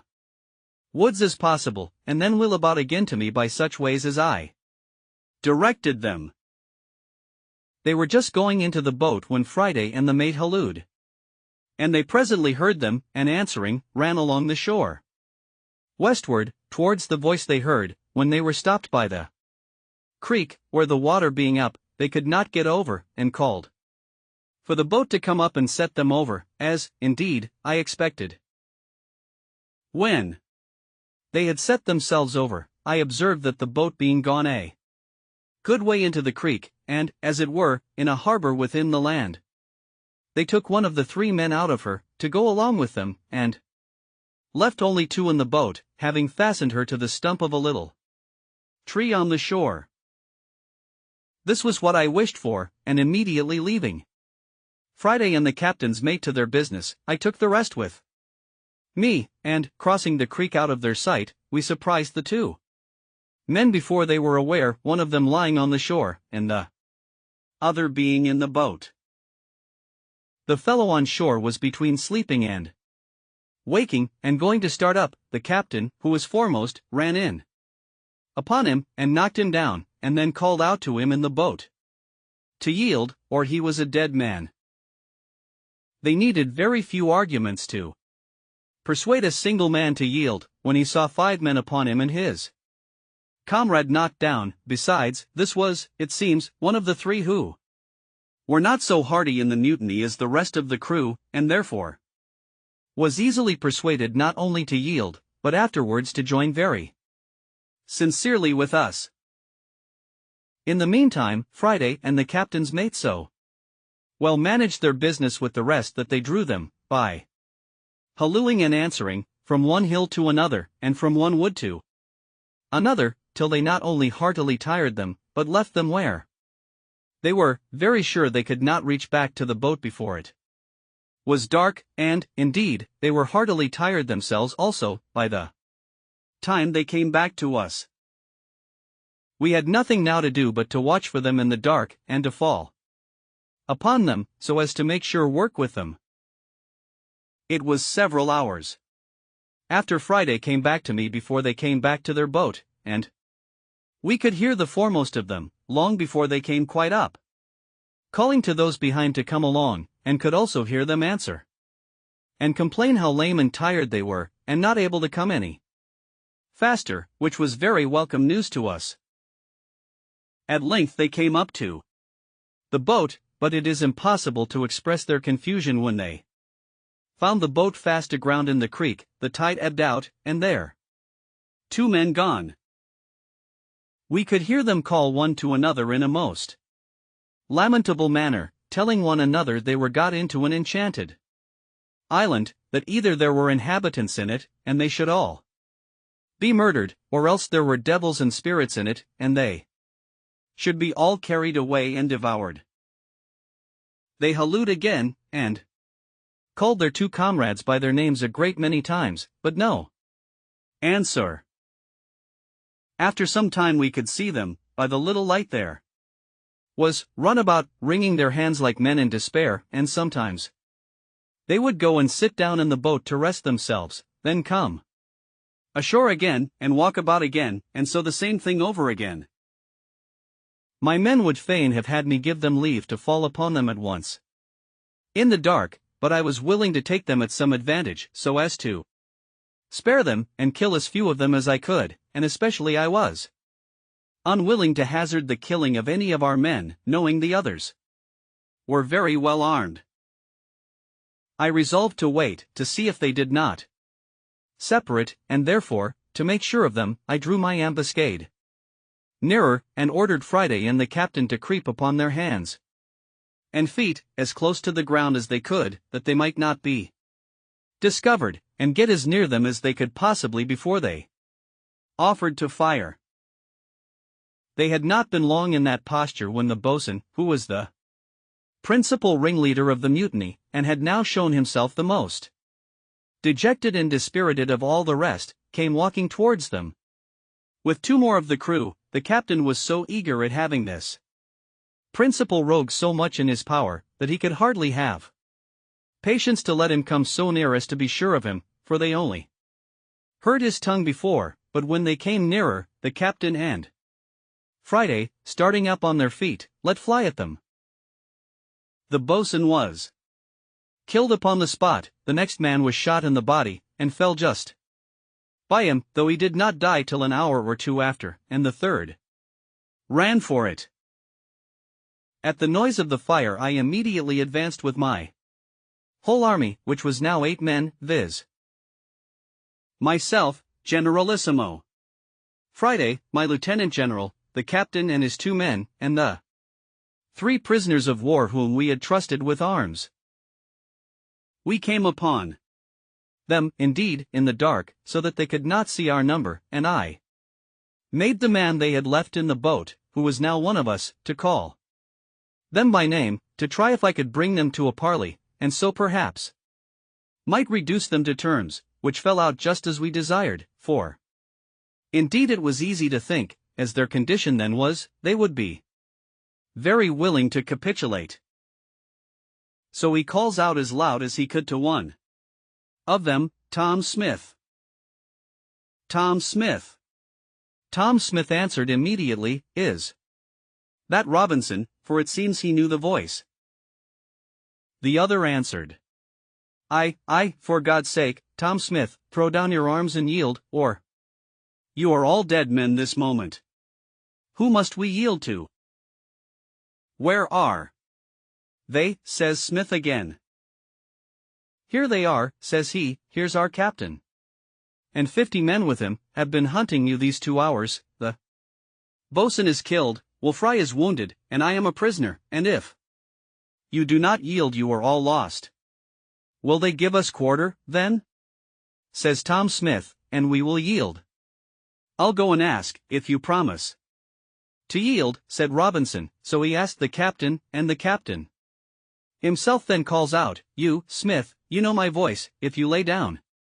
your arms immediately and submit, you shall have your lives, all but Will Atkins. Upon this Will Atkins cried out, For God's sake, Captain, give me quarter. What have I done? They have all been as bad as I, which, by the way, was not true, for it seems this Will Atkins was the first man that laid hold of the captain when they first mutinied, and used him barbarously in tying his hands and giving him injurious language. However, the captain told him he must lay down his arms at discretion. and trust to the governor's mercy, by which he meant me, for they all called me governor. In a word, they all laid down their arms and begged their lives, and I sent the man that had parleyed with them, and 2 more, who bound them all, and then my great army of 50 men, which, with those 3, were in all but 8, came up and seized upon them, and upon their boat, only that I kept myself and 1 more out of sight, for reasons of state. Our next work was to repair the boat, and think of seizing the ship. And as for the captain, now he had leisure to parley with them, he expostulated with them upon the villainy of their practices with him, and upon the further wickedness of their design, and how certainly it must bring them to misery and distress in the end, and perhaps to the gallows. They all appeared very penitent, and begged hard for their lives. As for that, he told them they were not his prisoners, but the commanders of the island, that they thought they had set him on shore in a barren, uninhabited island, but it had pleased God so to direct them that it was inhabited, and that the governor was an Englishman, that he might hang them all there, if he pleased, but as he had given them all quarter, he supposed he would send them to England, to be dealt with there as justice required, except Atkins, whom he was commanded by the governor to advise to prepare for death, for that he would be hanged in the morning. Though this was all but a fiction of his own, yet it had its desired effect. Atkins fell upon his knees to beg the captain to intercede with the governor for his life, and all the rest begged of him, for God's sake, that they might not be sent to England. It now occurred to me that the time of our deliverance was come, and that it would be a most easy thing to bring these fellows in to be hearty in getting possession of the ship, so I retired in the dark from them, that they might not see what kind of a governor they had, and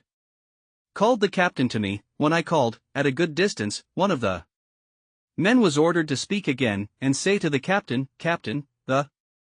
commander calls for you," and presently the captain replied, "Tell his Excellency I am just coming." This more perfectly amazed them, and they all believed that the commander was just by, with his 50 men.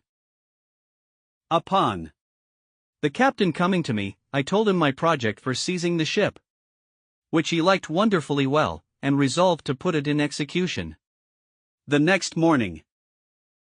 But, in order to execute it with more art, and to be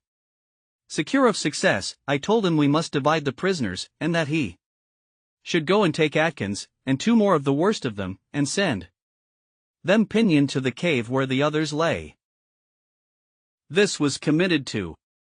Friday and the 2 men who came on shore with the captain. They conveyed them to the cave as to a prison, and it was, indeed, a dismal place, especially to men in their condition. The others I ordered to my bower, as I called it, of which I have given a full description, and as it was fenced in, and they pinioned, the place was secure enough, considering they were upon their behavior. To these in the morning I sent the captain, who was to enter into a parley with them, in a word, to try them, and tell me whether he thought they might be trusted or not to go on board and surprise the ship. He talked to them of the injury done him, of the condition they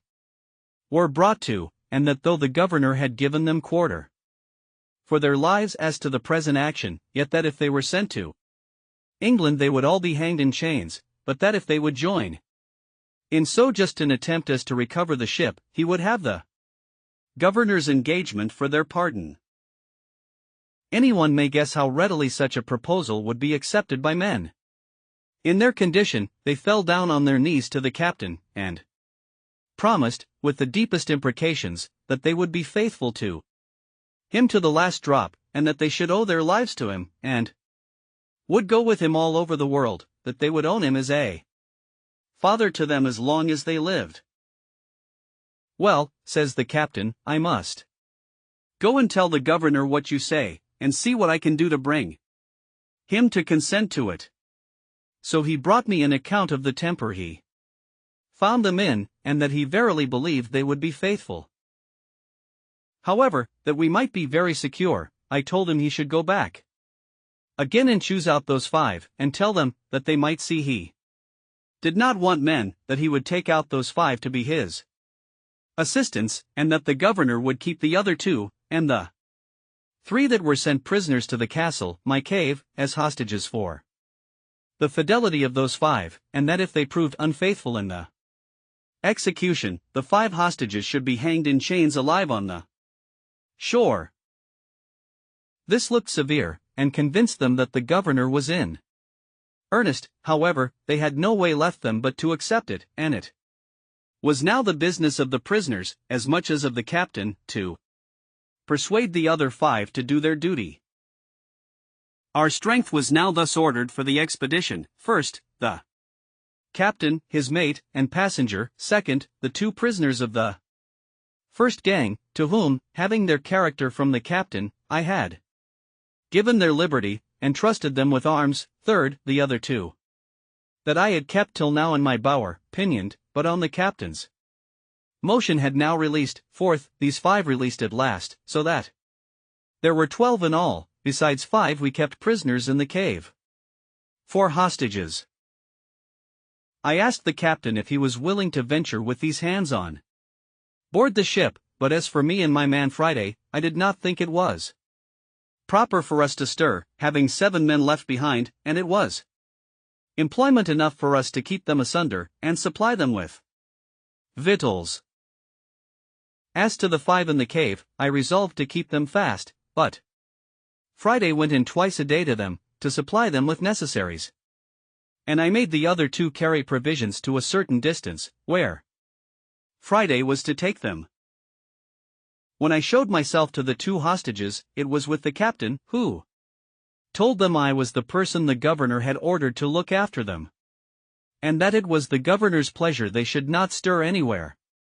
but by my direction, that if they did, they would be fetched into the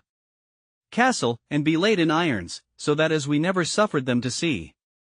me as governor, I now appeared as another person, and spoke of the governor, the garrison, the castle, and the like, upon all occasions. The captain now had no difficulty before him, but to furnish his 2 boats, stop the breach of one, and man them. He made his passenger captain of one, with 4 of the men, and himself, his mate, and 5 more, went in the other, and they contrived their business very well. For they came up to the ship about midnight. As soon as they came within call of the ship, he made Robinson hail them, and tell them they had brought off the men and the boat, but that it was a long time before they had found them, and the like, holding them in a chat till they came to the ship's side, when the captain and the mate entering, first with their arms, immediately knocked down the second mate and carpenter with the butt end of their muskets, being very faithfully seconded by their men, they secured all the rest that were upon the main and quarter decks, and began to fasten the hatches, to keep them down that were below, when the other boat and their men, entering at the forechains, secured the forecastle of the ship, and the scuttle, which went down into the cookroom, making 3 men they found there prisoners. When this was done, and all safe upon deck, the captain ordered the mate, with 3 men, to break into the roundhouse, where the new rebel captain lay, who, having taken the alarm, had got up, and with 2 men and a boy had got firearms in their hands, and when the mate, with a crow, split open the door, the new captain and his men fired boldly among them, and wounded the mate with a musket ball, which broke his arm, and wounded 2 more of the men, but killed nobody. The mate, calling for help, rushed, however, into the roundhouse, wounded as he was, and, with his pistol, shot the new captain through the head, the bullet entering at his mouth, and came out again behind one of his ears, so that he never spoke a word more, upon which the rest yielded, and the ship was taken effectually, without any more lives lost. As soon as the ship was thus secured, the captain ordered 7 guns to be fired, which was the signal agreed upon with me to give me notice of his success, which, you may be sure, I was very glad to hear, having Sat watching upon the shore for it till near 2 o'clock in the morning. Having thus heard the signal plainly, I laid me down, and it having been a day of great fatigue to me, I slept very sound, till I was surprised with the noise of a gun, and presently starting up, I heard a man call me by the name of Governor, and presently I knew the captain's voice, when, climbing up to the top of the hill, there he stood, and, pointing to the ship, he embraced me in his arms. "My dear friend and deliverer," says he, "there's your ship, for she is all yours, and so are we, and all that belong to her." I cast my eyes to the ship, and there she rode, within little more than half a mile of the shore, for they had weighed her anchor as soon as they were masters of her, and, the weather being fair, had brought her to an anchor just against the mouth of the little creek, and the tide being up, the captain had brought the pinnace in near the place where I had first landed my rafts, and so landed just at my door. I was at first ready to sink down with the surprise, for I saw my deliverance, indeed, visibly put into my hands, all things easy, and a large ship just ready to carry me away whither I pleased to go. At first, for some time, I was not able to answer him one word, but as he had taken me in his arms I held fast by him, or I should have fallen to the ground. He perceived the surprise, and immediately pulled a bottle out of his pocket and gave me a dram of cordial, which he had brought on purpose for me. After I had drunk it, I sat down upon the ground, and though it brought me to myself, yet it was a good while before I could speak a word to him. All this time the poor man was in as great an ecstasy as I, only not under any surprise as I was, and he said 1,000 kind and tender things to me, to compose and bring me to myself, but such was the flood of joy in my breast, that it put all my spirits into confusion. At last it broke out into tears, and in a little while after I recovered my speech. I then took my turn, and embraced him as my deliverer, and we rejoiced together. I told him I looked upon him as a man sent by heaven to deliver me, and that the whole transaction seemed to be a chain of wonders, that such things as these were the testimonies we had of a secret hand of Providence governing the world, and an evidence that the eye of an infinite power could search into the remotest corner of the world, and send help to the miserable whenever he pleased. I forgot not to lift up my heart in thankfulness to heaven, and what heart could forbear to bless him, who had not only in a miraculous manner provided for me in such a wilderness, and in such a desolate condition, but from whom every deliverance must always be acknowledged to proceed. When we had talked a while, the captain told me he had brought me some little refreshment, such as the ship afforded, and such as the wretches that had been so long his masters had not plundered him of. Upon this, he called aloud to the boat, and bade his men bring the things ashore that were for the governor, and, indeed, it was a present as if I had been one that was not to be carried away with them, but as if I had been to dwell upon the island still. First, he had brought me a case of bottles full of excellent cordial waters, 6 large bottles of Madeira wine. The bottles held 2 quarts each, 2 pounds of excellent good tobacco, 12 good pieces of the ship's beef, and 6 pieces of pork, with a bag of peas, and about 100 weight of biscuit. He also brought me a box of sugar, a box of flour, a bag full of lemons, and 2 bottles of lime juice, and abundance of other things. But besides these, and what was 1,000 times more useful to me, he brought me 6 new clean shirts, 6 very good neckcloths, 2 pair of gloves, 1 pair of shoes, a hat, and 1 pair of stockings, with a very good suit of clothes of his own, which had been worn but very little. In a word, he clothed me from head to foot. It was a very kind and agreeable present, as anyone may imagine, to one in my circumstances, but never was anything in the world of that kind so unpleasant, awkward, and uneasy as it was to me to wear such clothes at first. After these ceremonies were passed, and after all his good things were brought into my little apartment, we began to consult what was to be done with the prisoners we had, for it was worth considering whether we might venture to take them with us or no, especially two of them, whom he knew to be incorrigible and refractory to the last degree, and the captain said he knew they were such rogues that there was no obliging them, and if he did carry them away, it must be in irons, as malefactors, to be delivered over to justice at the first English colony he could come to, and I found that the captain himself was very anxious about it. Upon this, I told him that, if he desired it, I would undertake to bring the two men he spoke of to make it their own request that he should leave them upon the island. I should be very glad of that, says the captain, with all my heart. Well, says I will send for them up and talk with them for you. So I caused Friday and the two hostages, for they were now discharged, their comrades having performed their promise, I caused them to go to the cave, and bring up the 5 men, pinioned as they were, to the bower, and keep them there till I came. After some time, I came thither dressed in my new habit, and now I was called governor again. Being all met, and the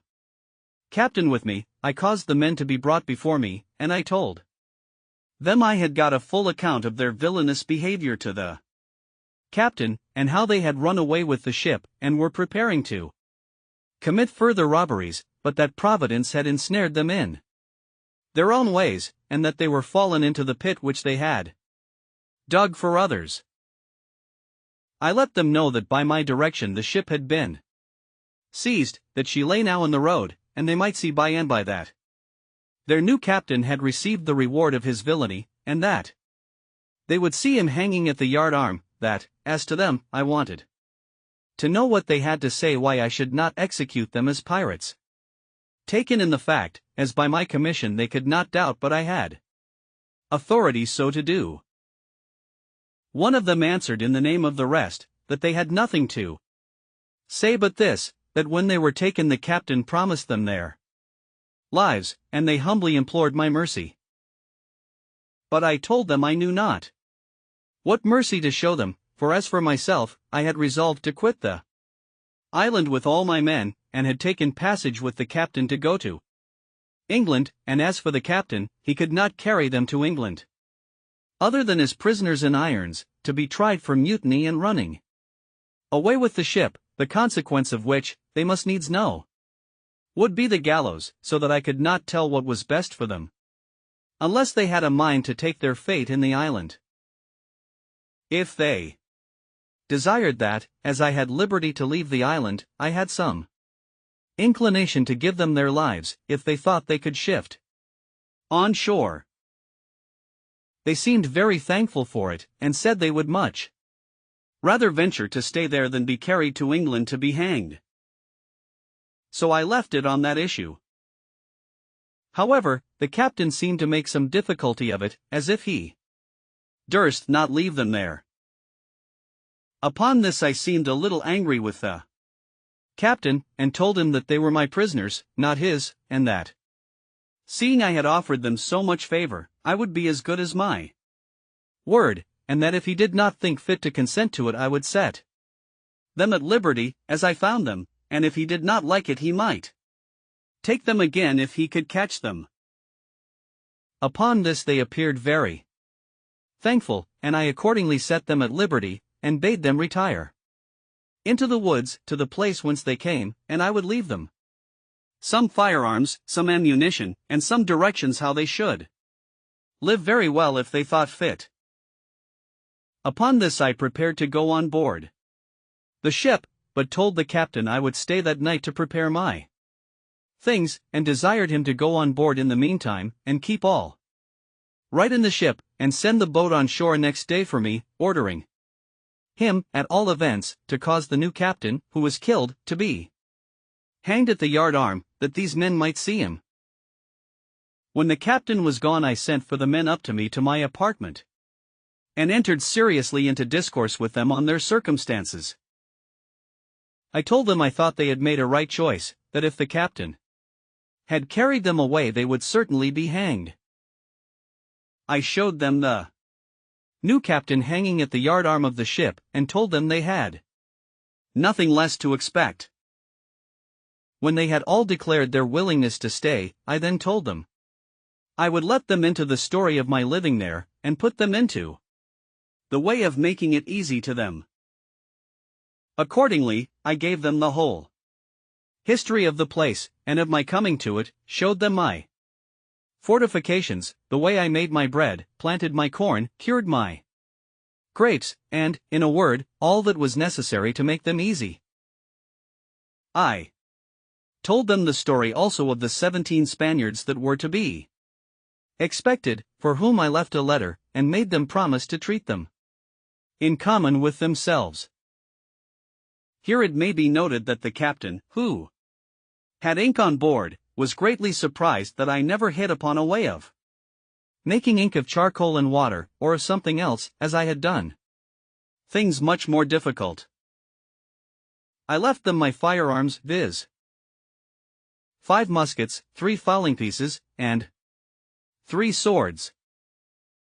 I had above a barrel and a half of powder left, for after the first year or two I used but little, and wasted none. I gave them a description of the way I managed the goats, and directions to milk and fatten them, and to make both butter and cheese. In a word, I gave them every part of my own story, and told them I should prevail with the captain to leave them 2 barrels of gunpowder more, and some garden seeds, which I told them I would have been very glad of. Also, I gave them the bag of peas which the captain had brought me to eat, and bade them be sure to sow and increase them. Chapter 19. Return to England. Having done all this, I left them the next day, and went on board the ship. We prepared immediately to sail, but did not weigh that night. The next morning early, 2 of the 5 men came swimming to the ship's side, and making the most lamentable complaint of the other 3, begged to be taken into the ship for God's sake, for they should be murdered, and begged the captain to take them on board, though he hanged them immediately. Upon this the captain pretended to have no power without me, but after some difficulty, and after their solemn promises of amendment, they were taken on board, and were, some time after, soundly whipped and pickled, after which they proved very honest and quiet fellows. Some time after this, the boat was ordered on shore, the tide being up, with the things promised to the men, to which the captain, at my intercession, caused their chests and clothes to be added, which they took, and were very thankful for. I also encouraged them, by telling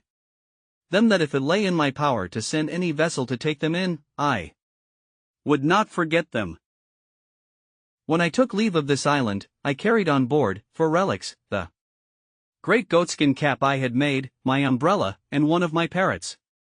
Also, I forgot not to take the money I formerly mentioned, which had lain by me so long useless that it was grown rusty or tarnished, and could hardly pass for silver till it had been a little rubbed and handled, as also the money I found in the wreck of the Spanish ship. And thus I left the island, the 19th of December, as I found by the ship's account, in the year 1686, after I had been upon it 28 years, 2 months, and 19 days, being delivered from this second captivity the same day of the month that I first made my escape in the longboat from among the Moors of Sallee. In this vessel, after a long voyage, I arrived in England the 11th of June, in the year 1687, having been 35 years absent. When I came to England I was as perfect a stranger to all the world as if I had never been known there. My benefactor and faithful steward, whom I had left my money in trust with, was alive, but had had great misfortunes in the world, was become a widow the second time, and very low in the world. I made her very easy as to what she owed me, assuring her I would give her no trouble, but, on the contrary, in gratitude for her former care and faithfulness to me, I relieved her as my little stock would afford, which at that time would, indeed, allow me to do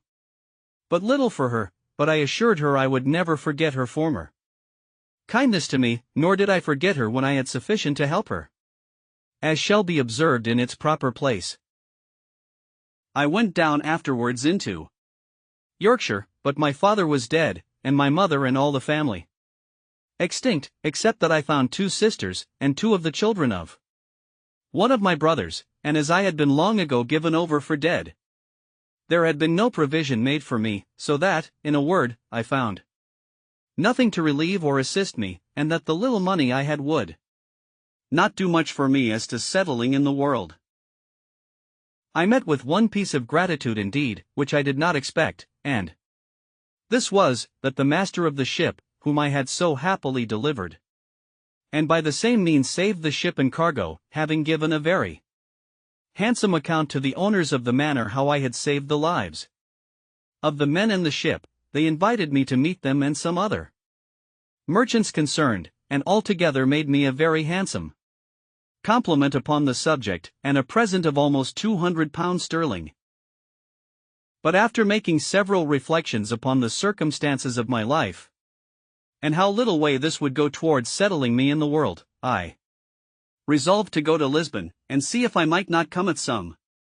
information of the state of my plantation in the Brazils, and of what was become of my partner, who, I had reason to suppose, had some years past given me over for dead. With this view I took shipping for Lisbon, where I arrived in April following, my man Friday accompanying me very honestly in all these ramblings, and proving a most faithful servant upon all occasions.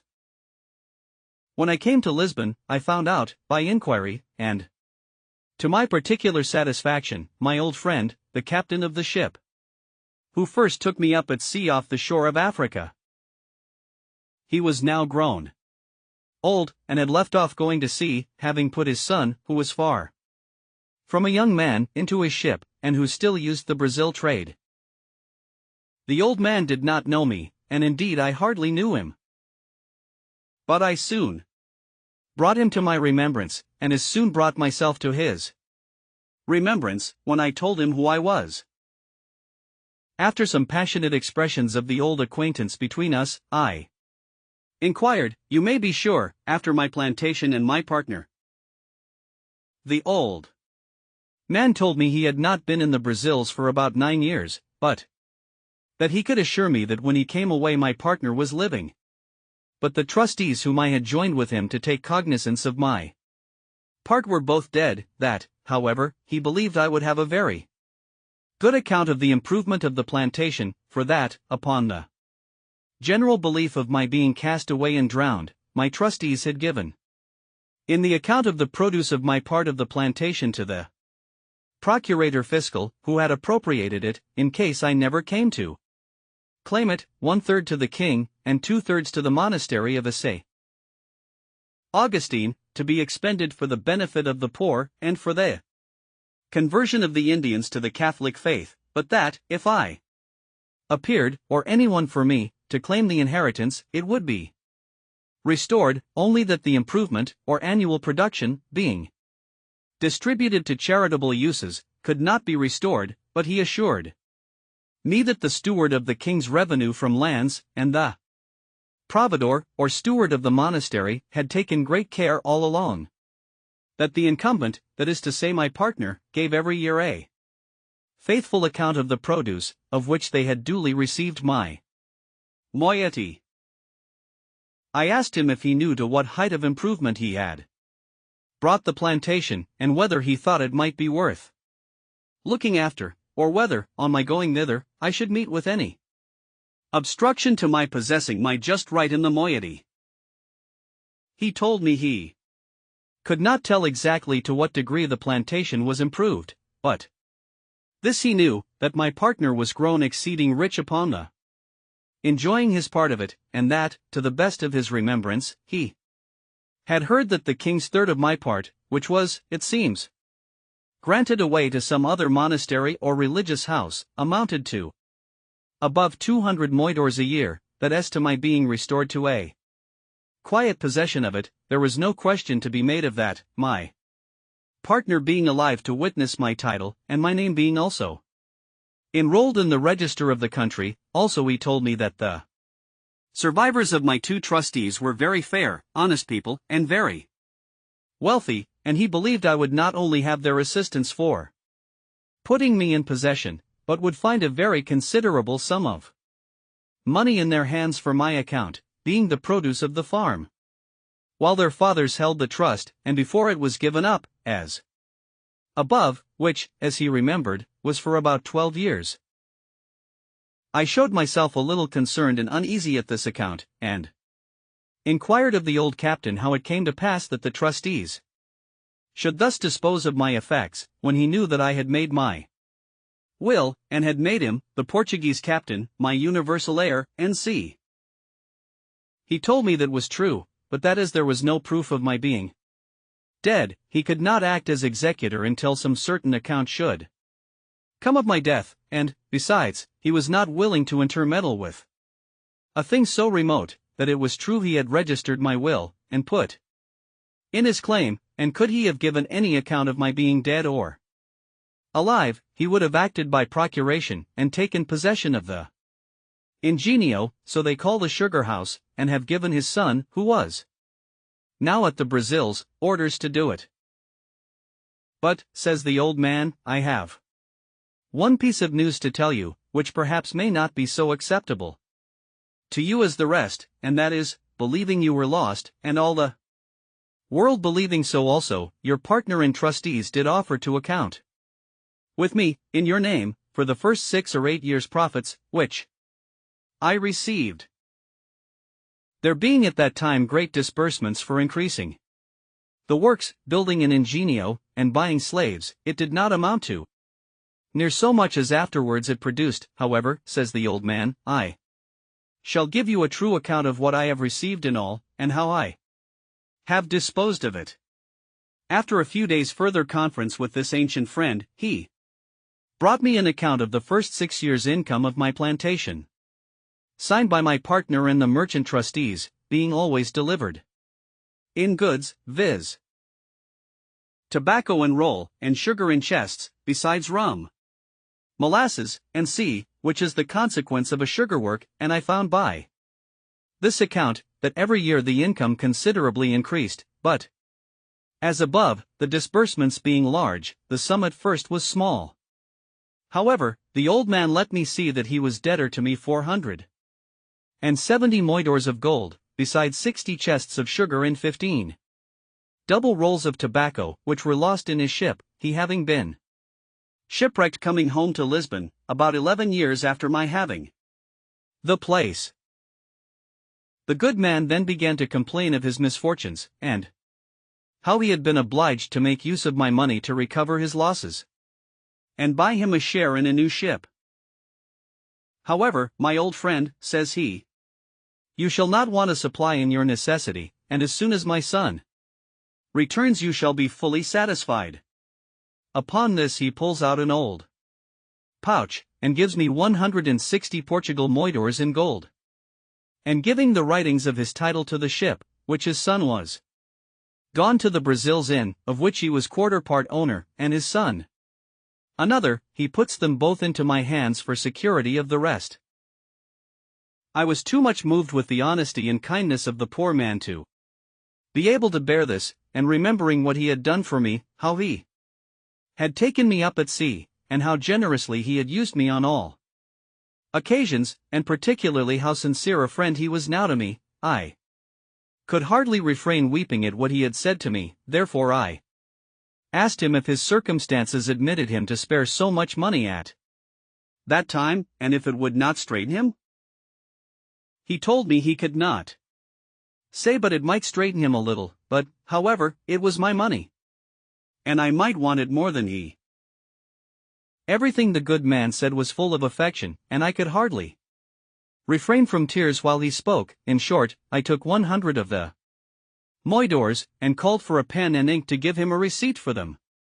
Then I returned him the rest, and told him if ever I had possession of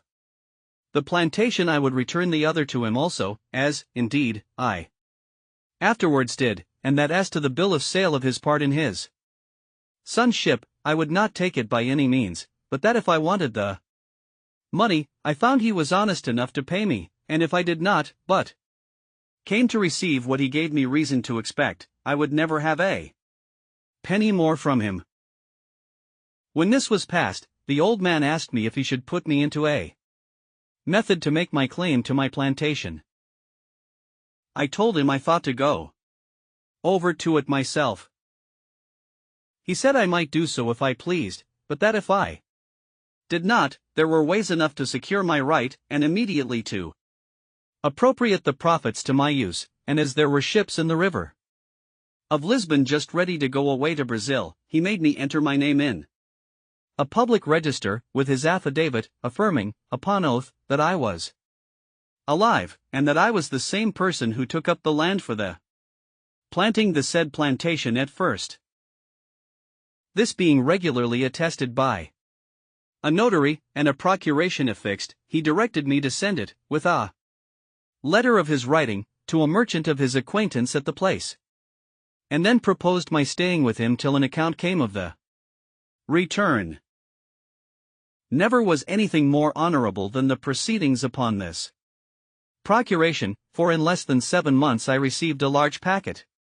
from the survivors of my trustees, the merchants, for whose account I went to sea, in which were the following particular letters and papers enclosed. First, there was the account current of the produce of my farm or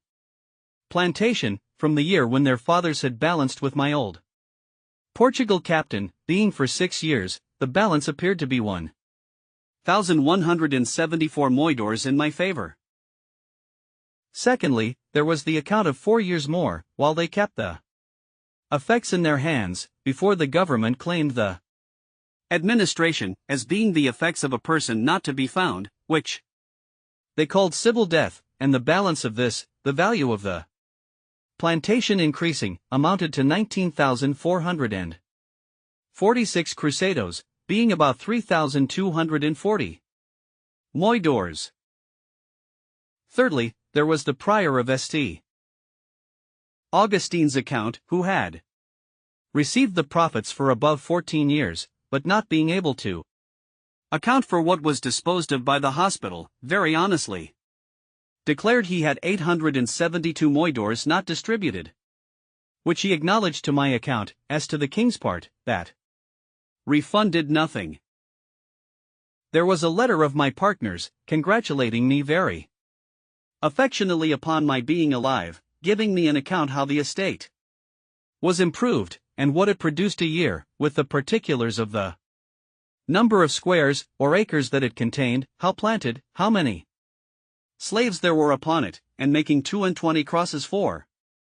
blessings, told me he had said so many _Ave Marias to thank the blessed Virgin that I was alive, inviting me very passionately to come over and take possession of my own, and in the meantime to give him orders to whom he should deliver my effects if I did not come myself, concluding with a hearty tender of his friendship, and that of his family, and sent me as a present 7 fine leopard skins, which he had, it seems, received from Africa, by some other ship that he had sent thither, and which, it seems, had made a better voyage than I. He sent me also 5 chests of excellent sweetmeats, and 100 pieces of gold uncoined, not quite so large as moidores. By the same fleet my 2 merchant trustees shipped me 1,200 chests of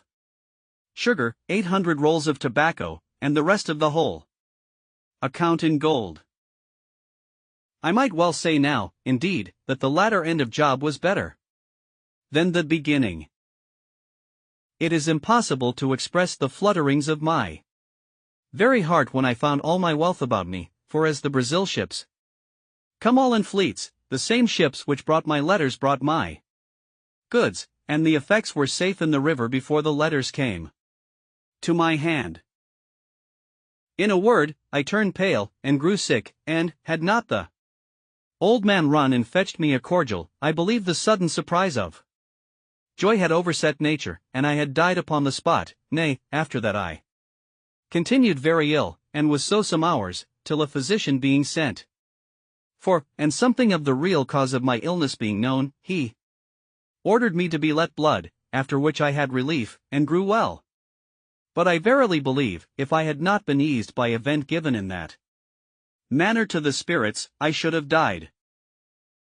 I was now master, all on a sudden, of above £5,000 sterling in money, and had an estate, as I might well call it, in the Brazils, of above £1,000 a year, as sure as an estate of lands in England, and, in a word, I was in a condition which I scarce knew how to understand, or how to compose myself for the enjoyment of it. The first thing I did was to recompense my original benefactor, my good old captain, who had been first charitable to me in my distress, kind to me in my beginning, and honest to me at the end. I showed him all that was sent to me. I told him that, next to the providence of heaven, which disposed all things, it was owing to him, and that it now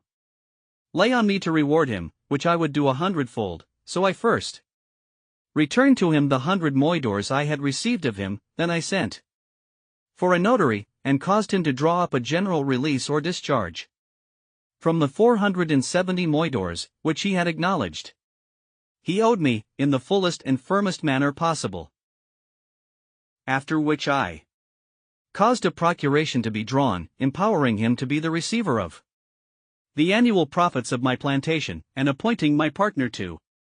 account with him, and make the returns, by the usual fleets, to him in my name, and by a clause in the end, made a grant of 100 moidores a year to him during his life, out of the effects, and 50 moidores a year to his son after him, for his life, and thus I requited my old man. I had now to consider which way to steer my course next, and what to do with the estate that Providence had thus put into my hands, and indeed, I had more care upon my head now than I had in my state of life in the island, where I wanted nothing but what I had, and had nothing but what I wanted, whereas I had now a great charge upon me, and my business was how to secure it. I had not a cave now to hide my money in, or a place where it might lie without lock or key, till it grew mouldy and tarnished before anybody would meddle with it. On the contrary, I knew not where to put it, or whom to trust with it. My old patron, the captain, indeed, was honest, and that was the only refuge I had. In the next place, my interest in the Brazils seemed to summon me thither, but now I could not tell how to think of going thither till I had settled my affairs, and left my effects in some safe hands behind me. At first I thought of my old friend the widow, who I knew was honest, and would be just to me, but then she was in years, and but poor, and, for aught I knew, might be in debt, so that, in a word, I had no way but to go back to England myself and take my effects with me. It was some months, however, before I resolved upon this, and therefore, as I had rewarded the old captain fully, and to his satisfaction, who had been my former benefactor, so I began to think of the poor widow, whose husband had been my first benefactor, and she, while it was in her power, my faithful steward and instructor. So, the first thing I did, I got a merchant in Lisbon to write to his correspondent in London, not only to pay a bill, but to go find her out, and carry her, in money, £100 from me, and to talk with her, and comfort her in her poverty, by telling her she should, if I lived, have a further supply. At the same time I sent my 2 sisters in the country £100 each, they being, though not in want, yet not in very good circumstances, one having been married and left a widow, and the other having a husband not so kind to her as he should be. But among all my relations or acquaintances I could not yet pitch upon one to whom I durst commit the gross of my stock, that I might go away to the Brazils, and leave things safe behind me, and this greatly perplexed me. I had once a mind to have gone to the Brazils and have settled myself there, for I was, as it were, naturalized to the place, but I had some little scruple in my mind about religion, which insensibly drew me back. However, it was not religion that kept me from going there for the present, and as I had made no scruple of being openly of the religion of the country all the while I was among them, so neither did I yet, only that, now and then, having of late thought more of it than formerly, when I began to think of living and dying among them, I began to regret having professed myself a papist, and thought it might not be the best religion to die with. But, as I have said, this was not the main thing that kept me from going to the Brazils, but that really I did not know with whom to leave my effects behind me, so I resolved at last to go to England, where, if I arrived, I concluded that I should make some acquaintance, or find some relations, that would be faithful to me, and, accordingly, I prepared to go to England with all my wealth. In order to prepare things for my going home, I first, the Brazil fleet being just going away, resolved to give answers suitable to the just and faithful account of things I had from thence, and, first, to the Prior of St. Augustine I wrote a letter full of thanks for his just dealings, and the offer of the 872 moidores, which were undisposed of, which I desired might be given, 500 to the monastery, and 372 to the poor, as the prior should direct, desiring the good padre's prayers for me, and the like. I wrote next a letter of thanks to my 2 trustees, with all the acknowledgment that so much justice and honesty called for, as for sending them any present, they were far above having any occasion of it. Lastly, I wrote to my partner, acknowledging his industry in the improving the plantation, and his integrity in increasing the stock of the works, giving him instructions for his future government of my part, according to the powers I had left with my old patron, to whom I desired him to send whatever became due to me, till he should hear from me more particularly, assuring him that it was my intention not only to come to him, but to settle myself there for the remainder of my life. To this I added a very handsome present of some Italian silks for his wife and 2 daughters, for such the captain's son informed me he had,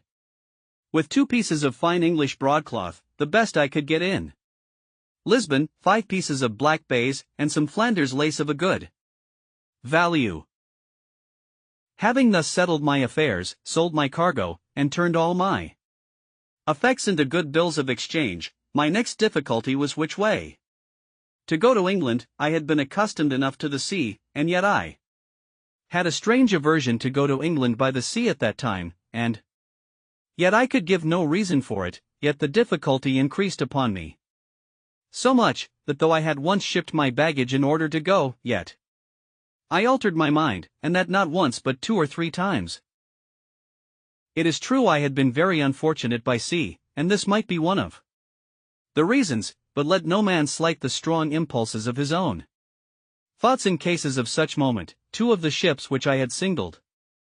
out to go in, I mean more particularly singled out than any other, having put my things on board one of them, and in the other having agreed with the captain, I say 2 of these ships miscarried. One was taken by the Algerines, and the other was lost on the start, near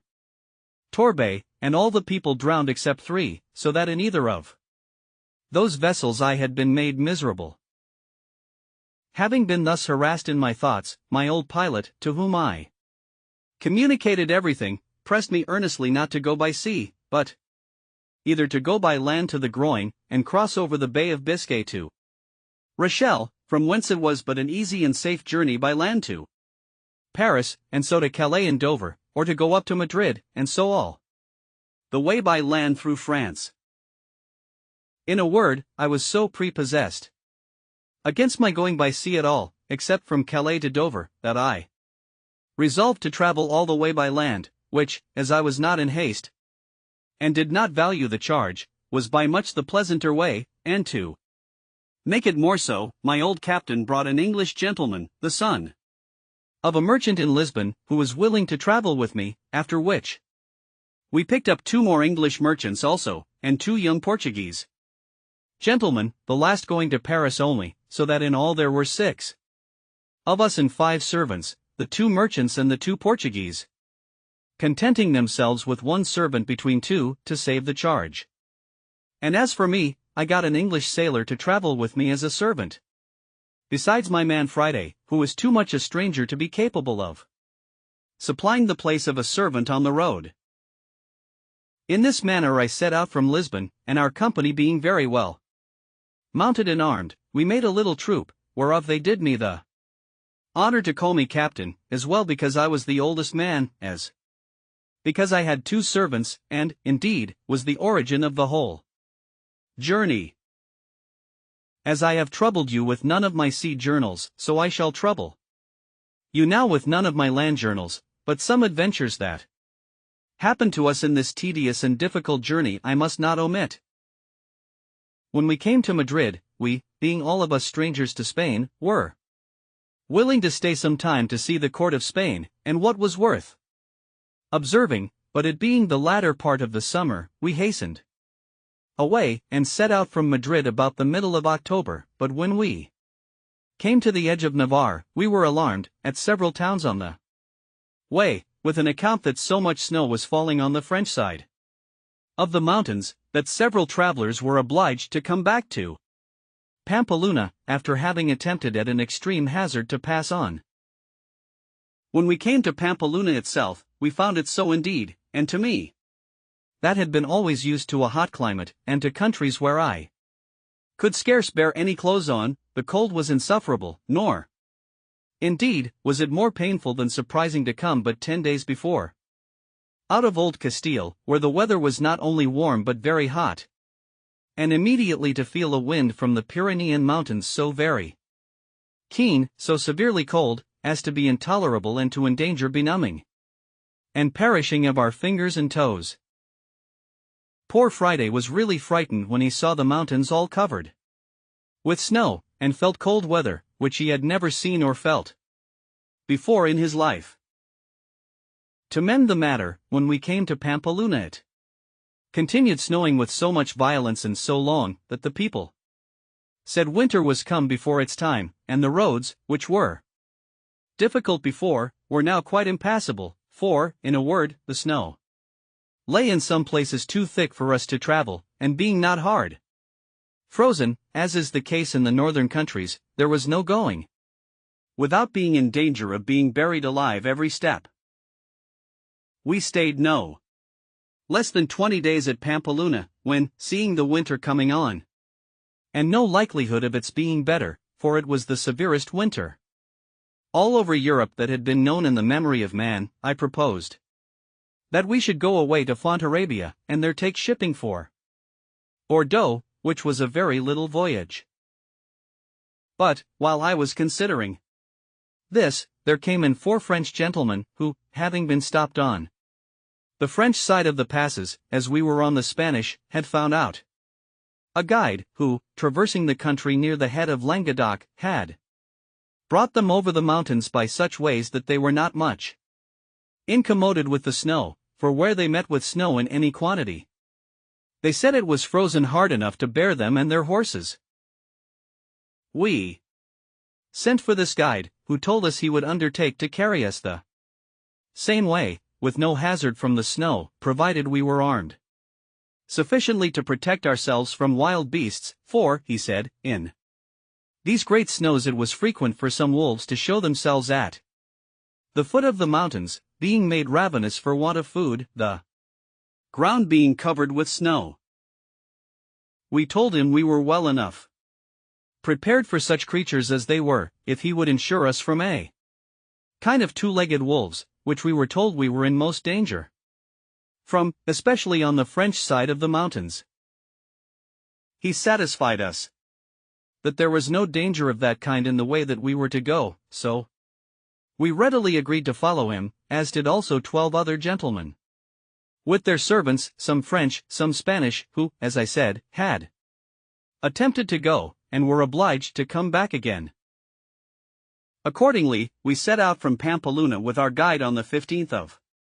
November, and indeed I was surprised when, instead of going forward, he came directly back with us on the same road that we came from Madrid. About 20 miles, when, having passed 2 rivers, and come into the plain country, we found ourselves in a warm climate again, where the country was pleasant, and no snow to be seen, but, on a sudden, turning to his left, he approached the mountains another way, and though it is true the hills and precipices looked dreadful, yet he made so many tours, such meanders, and led us by such winding ways, that we insensibly passed the height of the mountains without being much encumbered with the snow, and all on a sudden he showed us the pleasant and fruitful provinces of Languedoc and Gascony, all green and flourishing, though at a great distance, and we had some rough way to pass still. We were a little uneasy, however, when we found it snowed one whole day, and a night so fast that we could not travel, but he bid us be easy, we should soon be past it all. We found, indeed, that we began to descend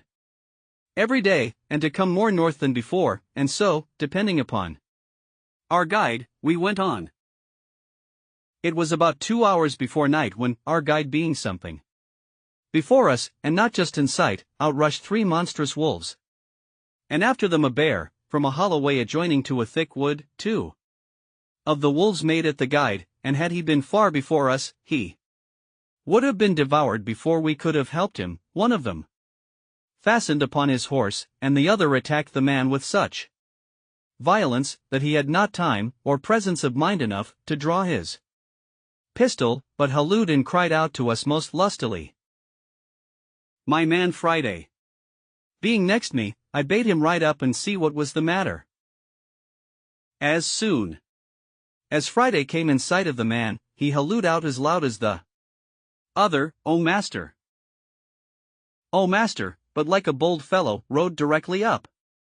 to the poor man, and with his pistol shot the wolf in the head that attacked him. It was happy for the poor man that it was my man Friday, for, having been used to such creatures in his country, he had no fear upon him, but went close up to him and shot him, whereas, any other of us would have fired at a farther distance, and have perhaps either missed the wolf or endangered shooting the man. But it was enough to have terrified a bolder man than I, and, indeed, it alarmed all our company, when, with the noise of Friday's pistol, we heard on both sides the most dismal howling of wolves, and the noise, redoubled by the echo of the mountains, appeared to us as if there had been a prodigious number of them, and perhaps there was not such a few as that. We had no cause of apprehension, however, as Friday had killed this wolf. The other that had fastened upon the horse left him immediately, and fled, without doing him any damage, having happily fastened upon his head, where the bosses of the bridle had stuck in his teeth. But the man was most hurt, for the raging creature had bit him twice, once in the arm, and the other time a little above his knee, and, though he had made some defense, he was just tumbling down by the disorder of his horse, when Friday came up and shot the wolf. It is easy to suppose that at the noise of Friday's pistol we all mended our pace, and rode up as fast as the way, which was very difficult, would give us leave, to see what was the matter. As soon as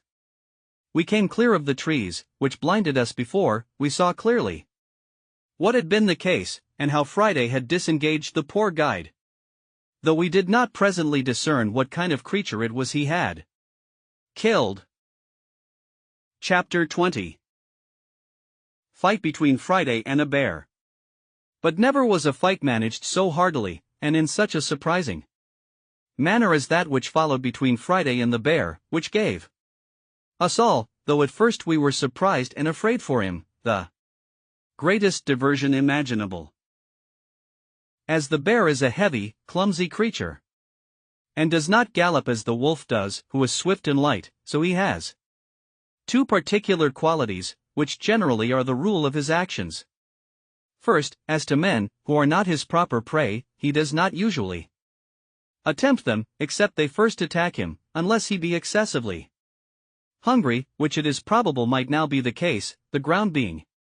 covered with snow. If you do not meddle with him, he will not meddle with you, but then you must take care to be very civil to him, and give him the road, for he is a very nice gentleman. He will not go a step out of his way for a prince. Nay, if you are really afraid, your best way is to look another way and keep going on, for sometimes if you stop, and stand still, and look steadfastly at him, he takes it for an affront. But if you throw or toss anything at him, though it were but a bit of stick as big as your finger, he thinks himself abused, and sets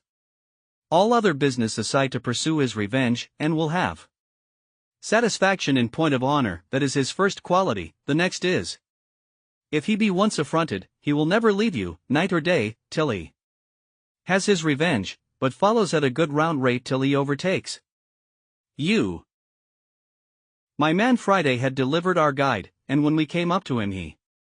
was helping him off his horse, for the man was both hurt and frightened, when on a sudden we espied the bear come out of the wood.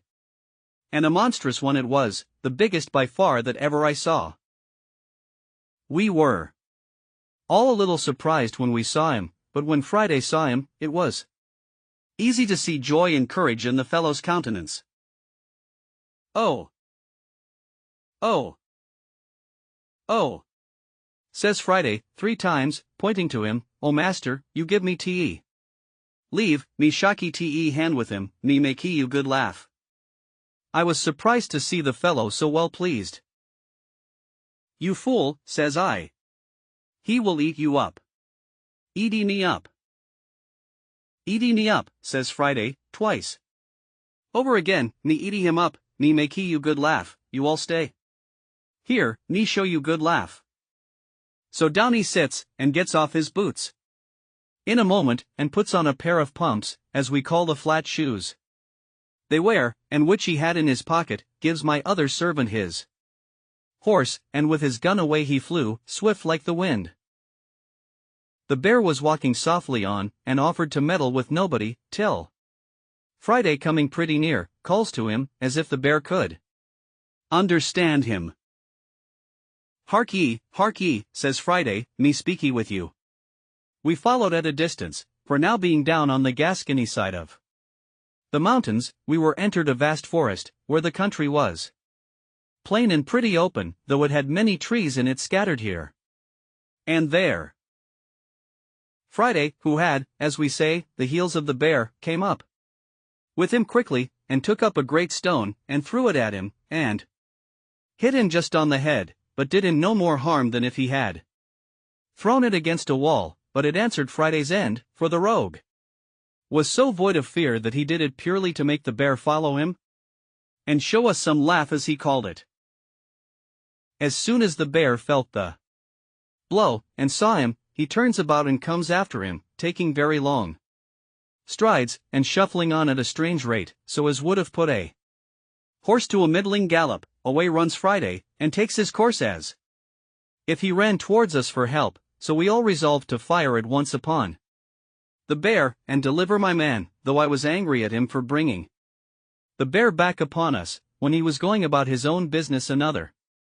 way, and especially I was angry that he had turned the bear upon us, and then ran away, and I called out, "You dog! Is this your making us laugh? Come away, and take your horse, that we may shoot the creature." He heard me, and cried out, no shoot, stand still, and you get much laugh," and as the nimble creature ran 2 feet for the bears one, he turned on a sudden on one side of us, and seeing a great oak tree fit for his purpose, he beckoned to us to follow, and doubling his pace, he got nimbly up the tree, laying his gun down upon the ground, at about 5 or 6 yards from the bottom of the tree. The bear soon came to the tree, and we followed at a distance. The first thing he did, he stopped at the gun, smelt at it, but let it lie, and up he scrambles into the tree, climbing like a cat, though so monstrous heavy.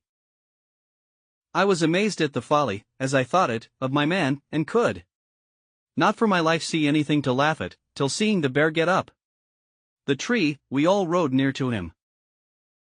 When we came to the tree, there was Friday got out to the small end of a large branch, and the bear got about halfway to him. As soon as the bear got out to that part where the limb of the tree was weaker, "Ha!" says he to us, "Now you see me teach ye the bear dance." So he began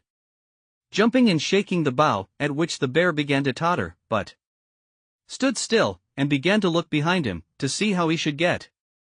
back. Then, indeed, we did laugh heartily. But Friday had not done with him by a great deal, when seeing him stand still, he called out to him again, as if he had supposed the bear could speak English, "What, you come no farther?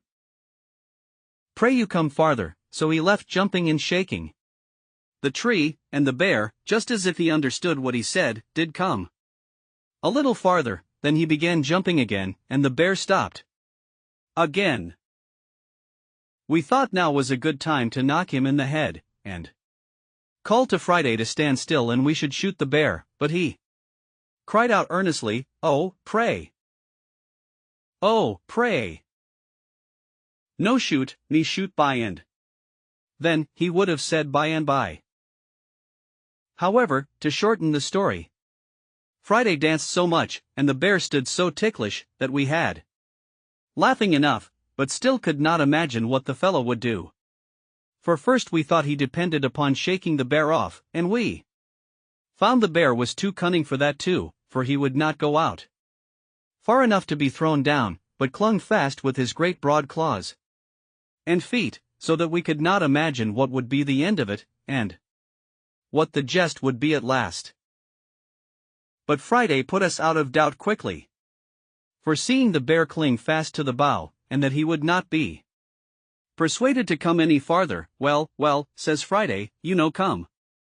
farther, me go, you no come to me come to you," and upon this he went out to the smaller end, where it would bend with his weight, and gently let himself down by it, sliding down the bough till he came near enough to jump down on his feet, and away he ran to his gun, took it up, and stood still. "Well," said I to him, "Friday, what will you do now? Why don't you shoot him?" "No shoot," says Friday, "no yet, me shoot now, me no kill, me stay, give you one more laugh," and, indeed,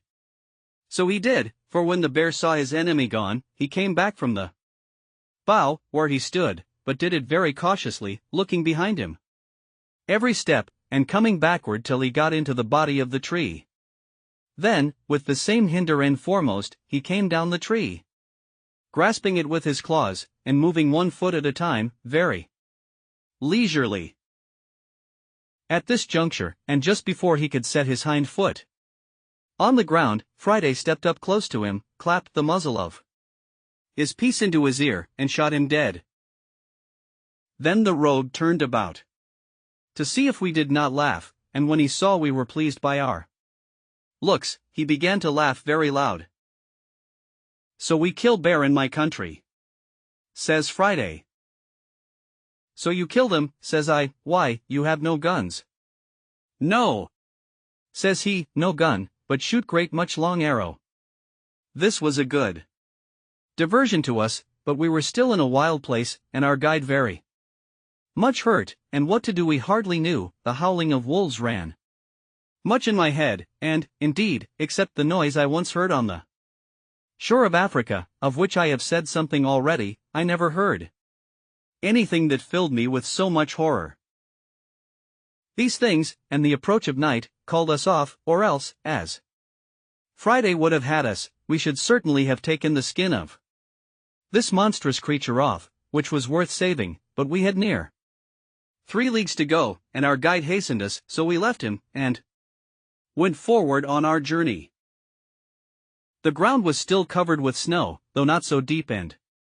dangerous as on the mountains, and the ravenous creatures, as we heard afterwards, were come down into the forest and plain country, pressed by hunger, to seek for food, and had done a great deal of mischief in the villages, where they surprised the country people, killed a great many of their sheep and horses, and some people too. We had one dangerous place to pass, and our guide told us if there were more wolves in the country we should find them there, and this was a small plain, surrounded with woods on every side, and a long, narrow defile, or lane, which we were to pass to get through the wood, and then we should come to the village where we were to lodge. It was within half an hour of sunset when we entered the wood, and a little after sunset when we came into the plain, we met with nothing in the first wood, except that in a little plain within the wood, which was not above 2 furlongs over, we saw 5 great wolves cross the road, full speed, one after another, as if they had been in chase of some prey, and had it in view, they took no notice of us, and were gone out of sight in a few moments. Upon this, our guide, who, by the way, was but a faint-hearted fellow, bid us keep in a ready posture, for he believed there were more wolves a-coming. We kept our arms ready, and our eyes about us, but we saw no more wolves till we came through that wood, which was near half a league, and entered the plain. As soon as we came into the plain, we had occasion enough to look about us. The first object we met with was a dead horse, that is to say, a poor horse, which the wolves had killed, and at least a dozen of them at work. We could not say eating him, but picking his bones rather, for they had eaten up all the flesh before. We did not think fit to disturb them at their feast, neither did they take much notice of us. Friday would have let fly at them, but I would not suffer him by any means, for I found we were like to have more business upon our hands than we were aware of. We had not gone half over the plain when we began to hear the wolves howl in the wood on our left in a frightful manner, and presently after we saw about 100 coming on directly towards us, all in a body, and most of them in a line, as regularly as an army, drawn up by experienced officers. I scarce knew in what manner to receive them, but found to draw ourselves in a close line was the only way, so we formed in a moment, but that we might not have too much interval, I ordered that only every other man should fire, and that the others, who had not fired, should stand ready to give them a second volley immediately, if they continued to advance upon us, and then that those that had fired at first should not pretend to load their fusées again, but stand ready, everyone with a pistol, for we were all armed with a fusee and a pair of pistols each man, so we were, by this method, able to fire 6 volleys, half of us at a time. However, at present we had no necessity, for upon firing the first volley, the enemy made a full stop, being terrified as well with the noise as with the fire. 4 of them being shot in the head, dropped, several others were wounded, and went bleeding off, as we could see by the snow. I found they stopped, but did not immediately retreat, whereupon, remembering that I had been told that the fiercest creatures were terrified at the voice of a man, I caused all the company to halloo as loud as they could, and I found the notion not altogether mistaken, for upon our shout they began to retire and turn about. I then ordered a second volley to be fired in their rear, which put them to the gallop, and away they went to the woods. This gave us leisure to charge our pieces again, and that we might lose no time, we kept going, but we had but little more than loaded our fusées, and put ourselves in readiness, when we heard a terrible noise in the same wood on our left, only that it was farther onward, the same way we were to go. The night was coming on, and the light began to be dusky, which made it worse on our side, but the noise increasing, we could easily perceive that it was the howling and yelling of those hellish creatures, and on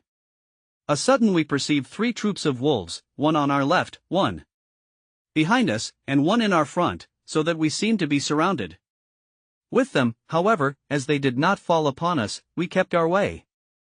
forward, as fast as we could make our horses go, which, the way being very rough, was only a good hard trot. In this manner, we came in view of the entrance of a wood, through which we were to pass, at the farther side of the plain, but we were greatly surprised, when coming nearer the lane or pass, we saw a confused number of wolves standing just at the entrance. On a sudden, at another opening of the wood, we heard the noise of a gun, and looking that way, out rushed a horse, with a saddle and a bridle on him, flying like the wind, and 16 or 17 wolves after him, full speed. The horse had the advantage of them, but as we supposed that he could not hold it at that rate, we doubted not but they would get up with him at last, no question but they did. But here we had a most horrible sight, for riding up to the entrance where the horse came out, we found the carcasses of another horse and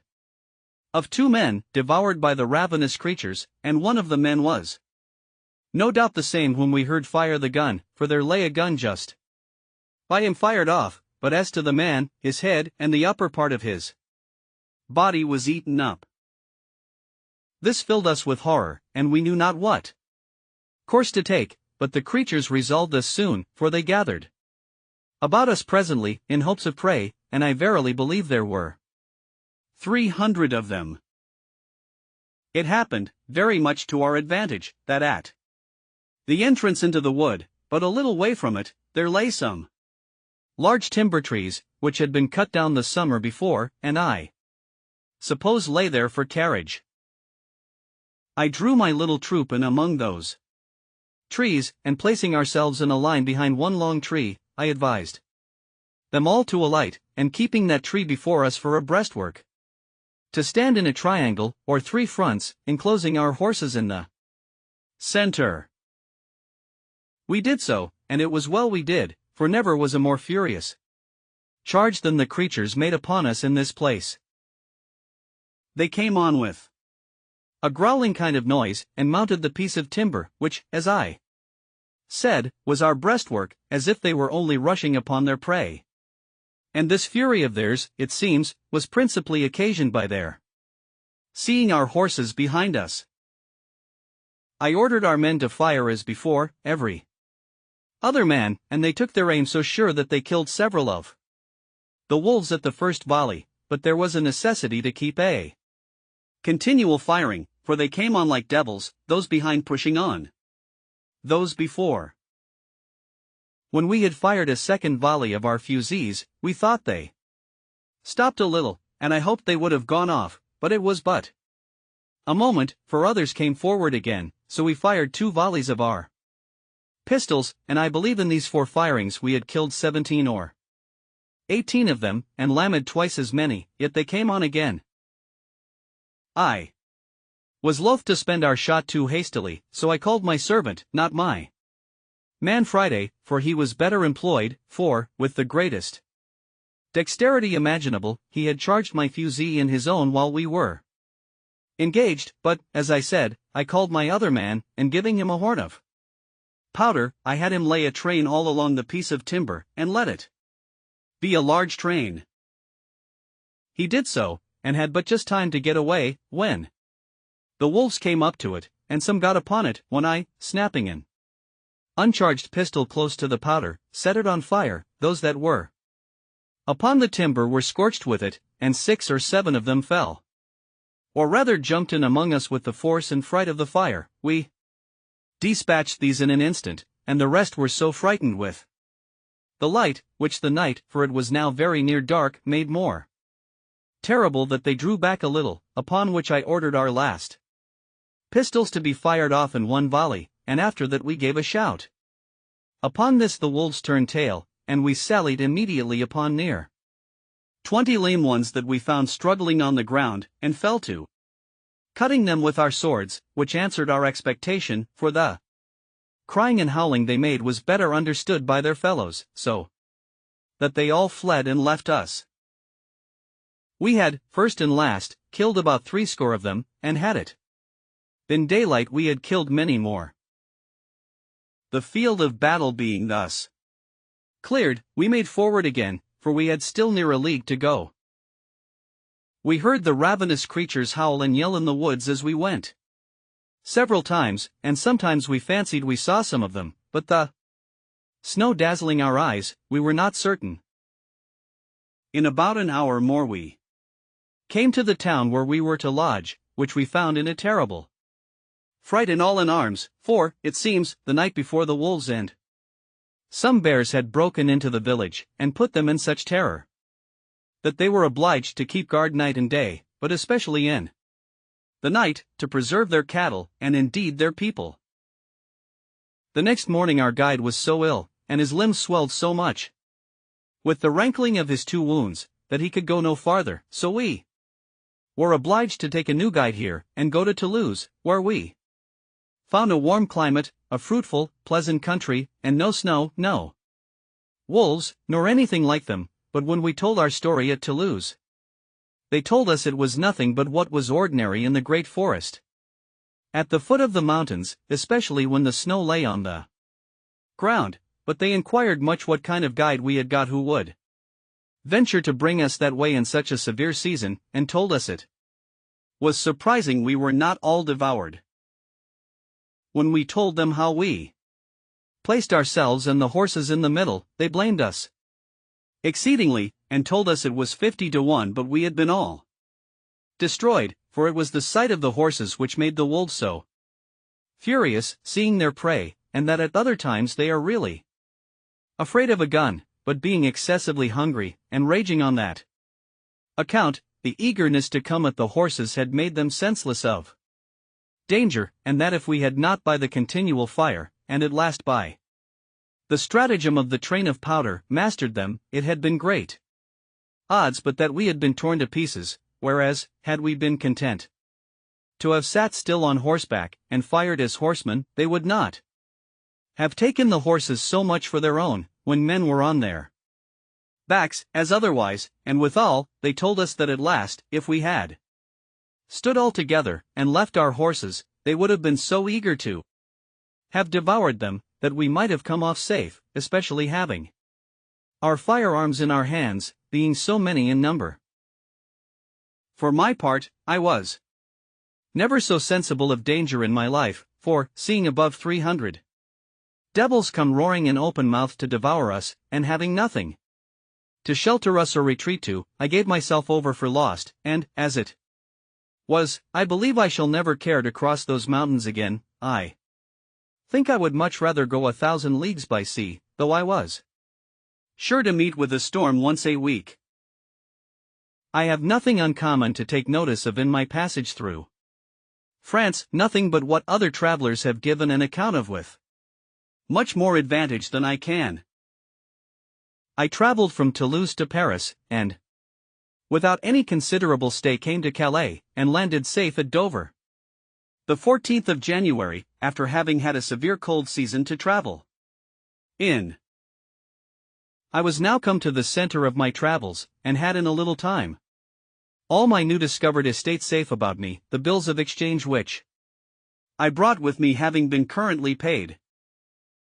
My principal guide and privy counsellor was my good ancient widow, who, in gratitude for the money I had sent her, thought no pains too much, nor care too great to employ for me, and I trusted her so entirely that I was perfectly easy as to the security of my effects, and, indeed, I was very happy from the beginning, and now to the end, in the unspotted integrity of this good gentlewoman. And now, having resolved to dispose of my plantation in the Brazils, I wrote to my old friend at Lisbon, who, having offered it to the 2 merchants, the survivors of my trustees, who lived in the Brazils, they accepted the offer, and remitted 33,000 pieces of 8 to a correspondent of theirs at Lisbon to pay for it. In return, I signed the instrument of sale in the form which they sent from Lisbon, and sent it to my old man, who sent me the bills of exchange for 32,800 pieces of 8 for the estate, reserving the payment of 100 moidores a year to him, the old man, during his life, and 50 moidores afterwards to his son, for his life, which I had promised them, and which the plantation was to make good as a rent charge. And thus I have given the first part of a life of fortune and adventure, a life of Providence's checkerwork, and of a variety which the world will seldom be able to show the like of, beginning foolishly, but closing much more happily than any part of it ever gave me leave so much as to hope for. Anyone would think that in this state of complicated good fortune I was past running any more hazards, and so, indeed, I had been, if other circumstances had concurred, but I was inured to a wandering life, had no family, nor many relations, nor, however rich, had I contracted fresh acquaintance, and though I had sold my estate in the Brazils, yet I could not keep that country out of my head, and had a great mind to be upon the wing again, especially I could not resist the strong inclination I had to see my island, and to know if the poor Spaniards were in being there. My true friend, the widow, earnestly dissuaded me from it, and so far prevailed with me, that for almost 7 years she prevented my running abroad, during which time I took my 2 nephews, the children of one of my brothers, into my care, the eldest, having something of his own, I bred up as a gentleman, and gave him a settlement of some addition to his estate after my decease. The other I placed with the captain of a ship, and after 5 years, finding him a sensible, bold, enterprising young fellow, I put him into a good ship and sent him to sea, and this young fellow afterwards drew me in, as old as I was, to further adventures myself. In the meantime, I in part settled myself here, for, first of all, I married, and that not either to my disadvantage or dissatisfaction, and had 3 children, 2 sons and 1 daughter, but my wife dying, and my nephew coming home with good success from a voyage to Spain, my inclination to go abroad, and his importunity, prevailed, and engaged me to go in his ship as a private trader to the East Indies. This was in the year 1694. In this voyage I visited my new colony in the island, saw my successors. The Spaniards had the old story of their lives and of the villains I left there, how at first they insulted the poor Spaniards, how they afterwards agreed, disagreed, united, separated, and how at last the Spaniards were obliged to use violence with them, how they were subjected to the Spaniards, how honestly the Spaniards used them. A history, if it were entered into, as full of variety and wonderful accidents as my own part particularly, also, as to their battles with the Caribbeans, who landed several times upon the island, and as to the improvement they made upon the island itself, and how 5 of them made an attempt upon the mainland, and brought away 11 men and 5 women prisoners, by which, at my coming, I found about 20 young children on the island. Here I stayed about 20 days, left them supplies of all necessary things, and particularly of arms, powder, shot, clothes, tools, and 2 workmen, which I had brought from England with me, viz. a carpenter and a smith. Besides this, I shared the lands into parts with them, reserved to myself the property of the whole, but gave them such parts respectively as they agreed on, and having settled all things with them, and engaged them not to leave the place, I left them there. From thence I touched at the Brazils, from whence I sent a bark, which I bought there, with more people to the island, and in it, besides other supplies, I sent 7 women, being such as I found proper for service, or for wives to such as would take them. As to the Englishmen, I promised to send them some women from England, with a good cargo of necessaries, if they would apply themselves to planting, which I afterwards could not perform.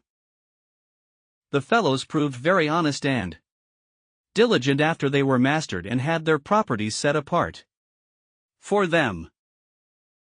I sent them, also, from the Brazils, 5 cows, 3 of them being big with calf, some sheep, and some hogs, which when I came again were considerably increased. But all these things, with an account how 300 Caribbees came and invaded them, and ruined their plantations, and how they fought with that whole number twice, and were at first defeated, and one of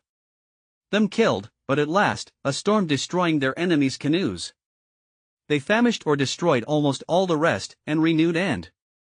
recovered the possession of their plantation, and still lived upon the Island. All these things, with some very surprising incidents and some new adventures of my own, for 10 years more, I shall give a farther account of in the second part of my story.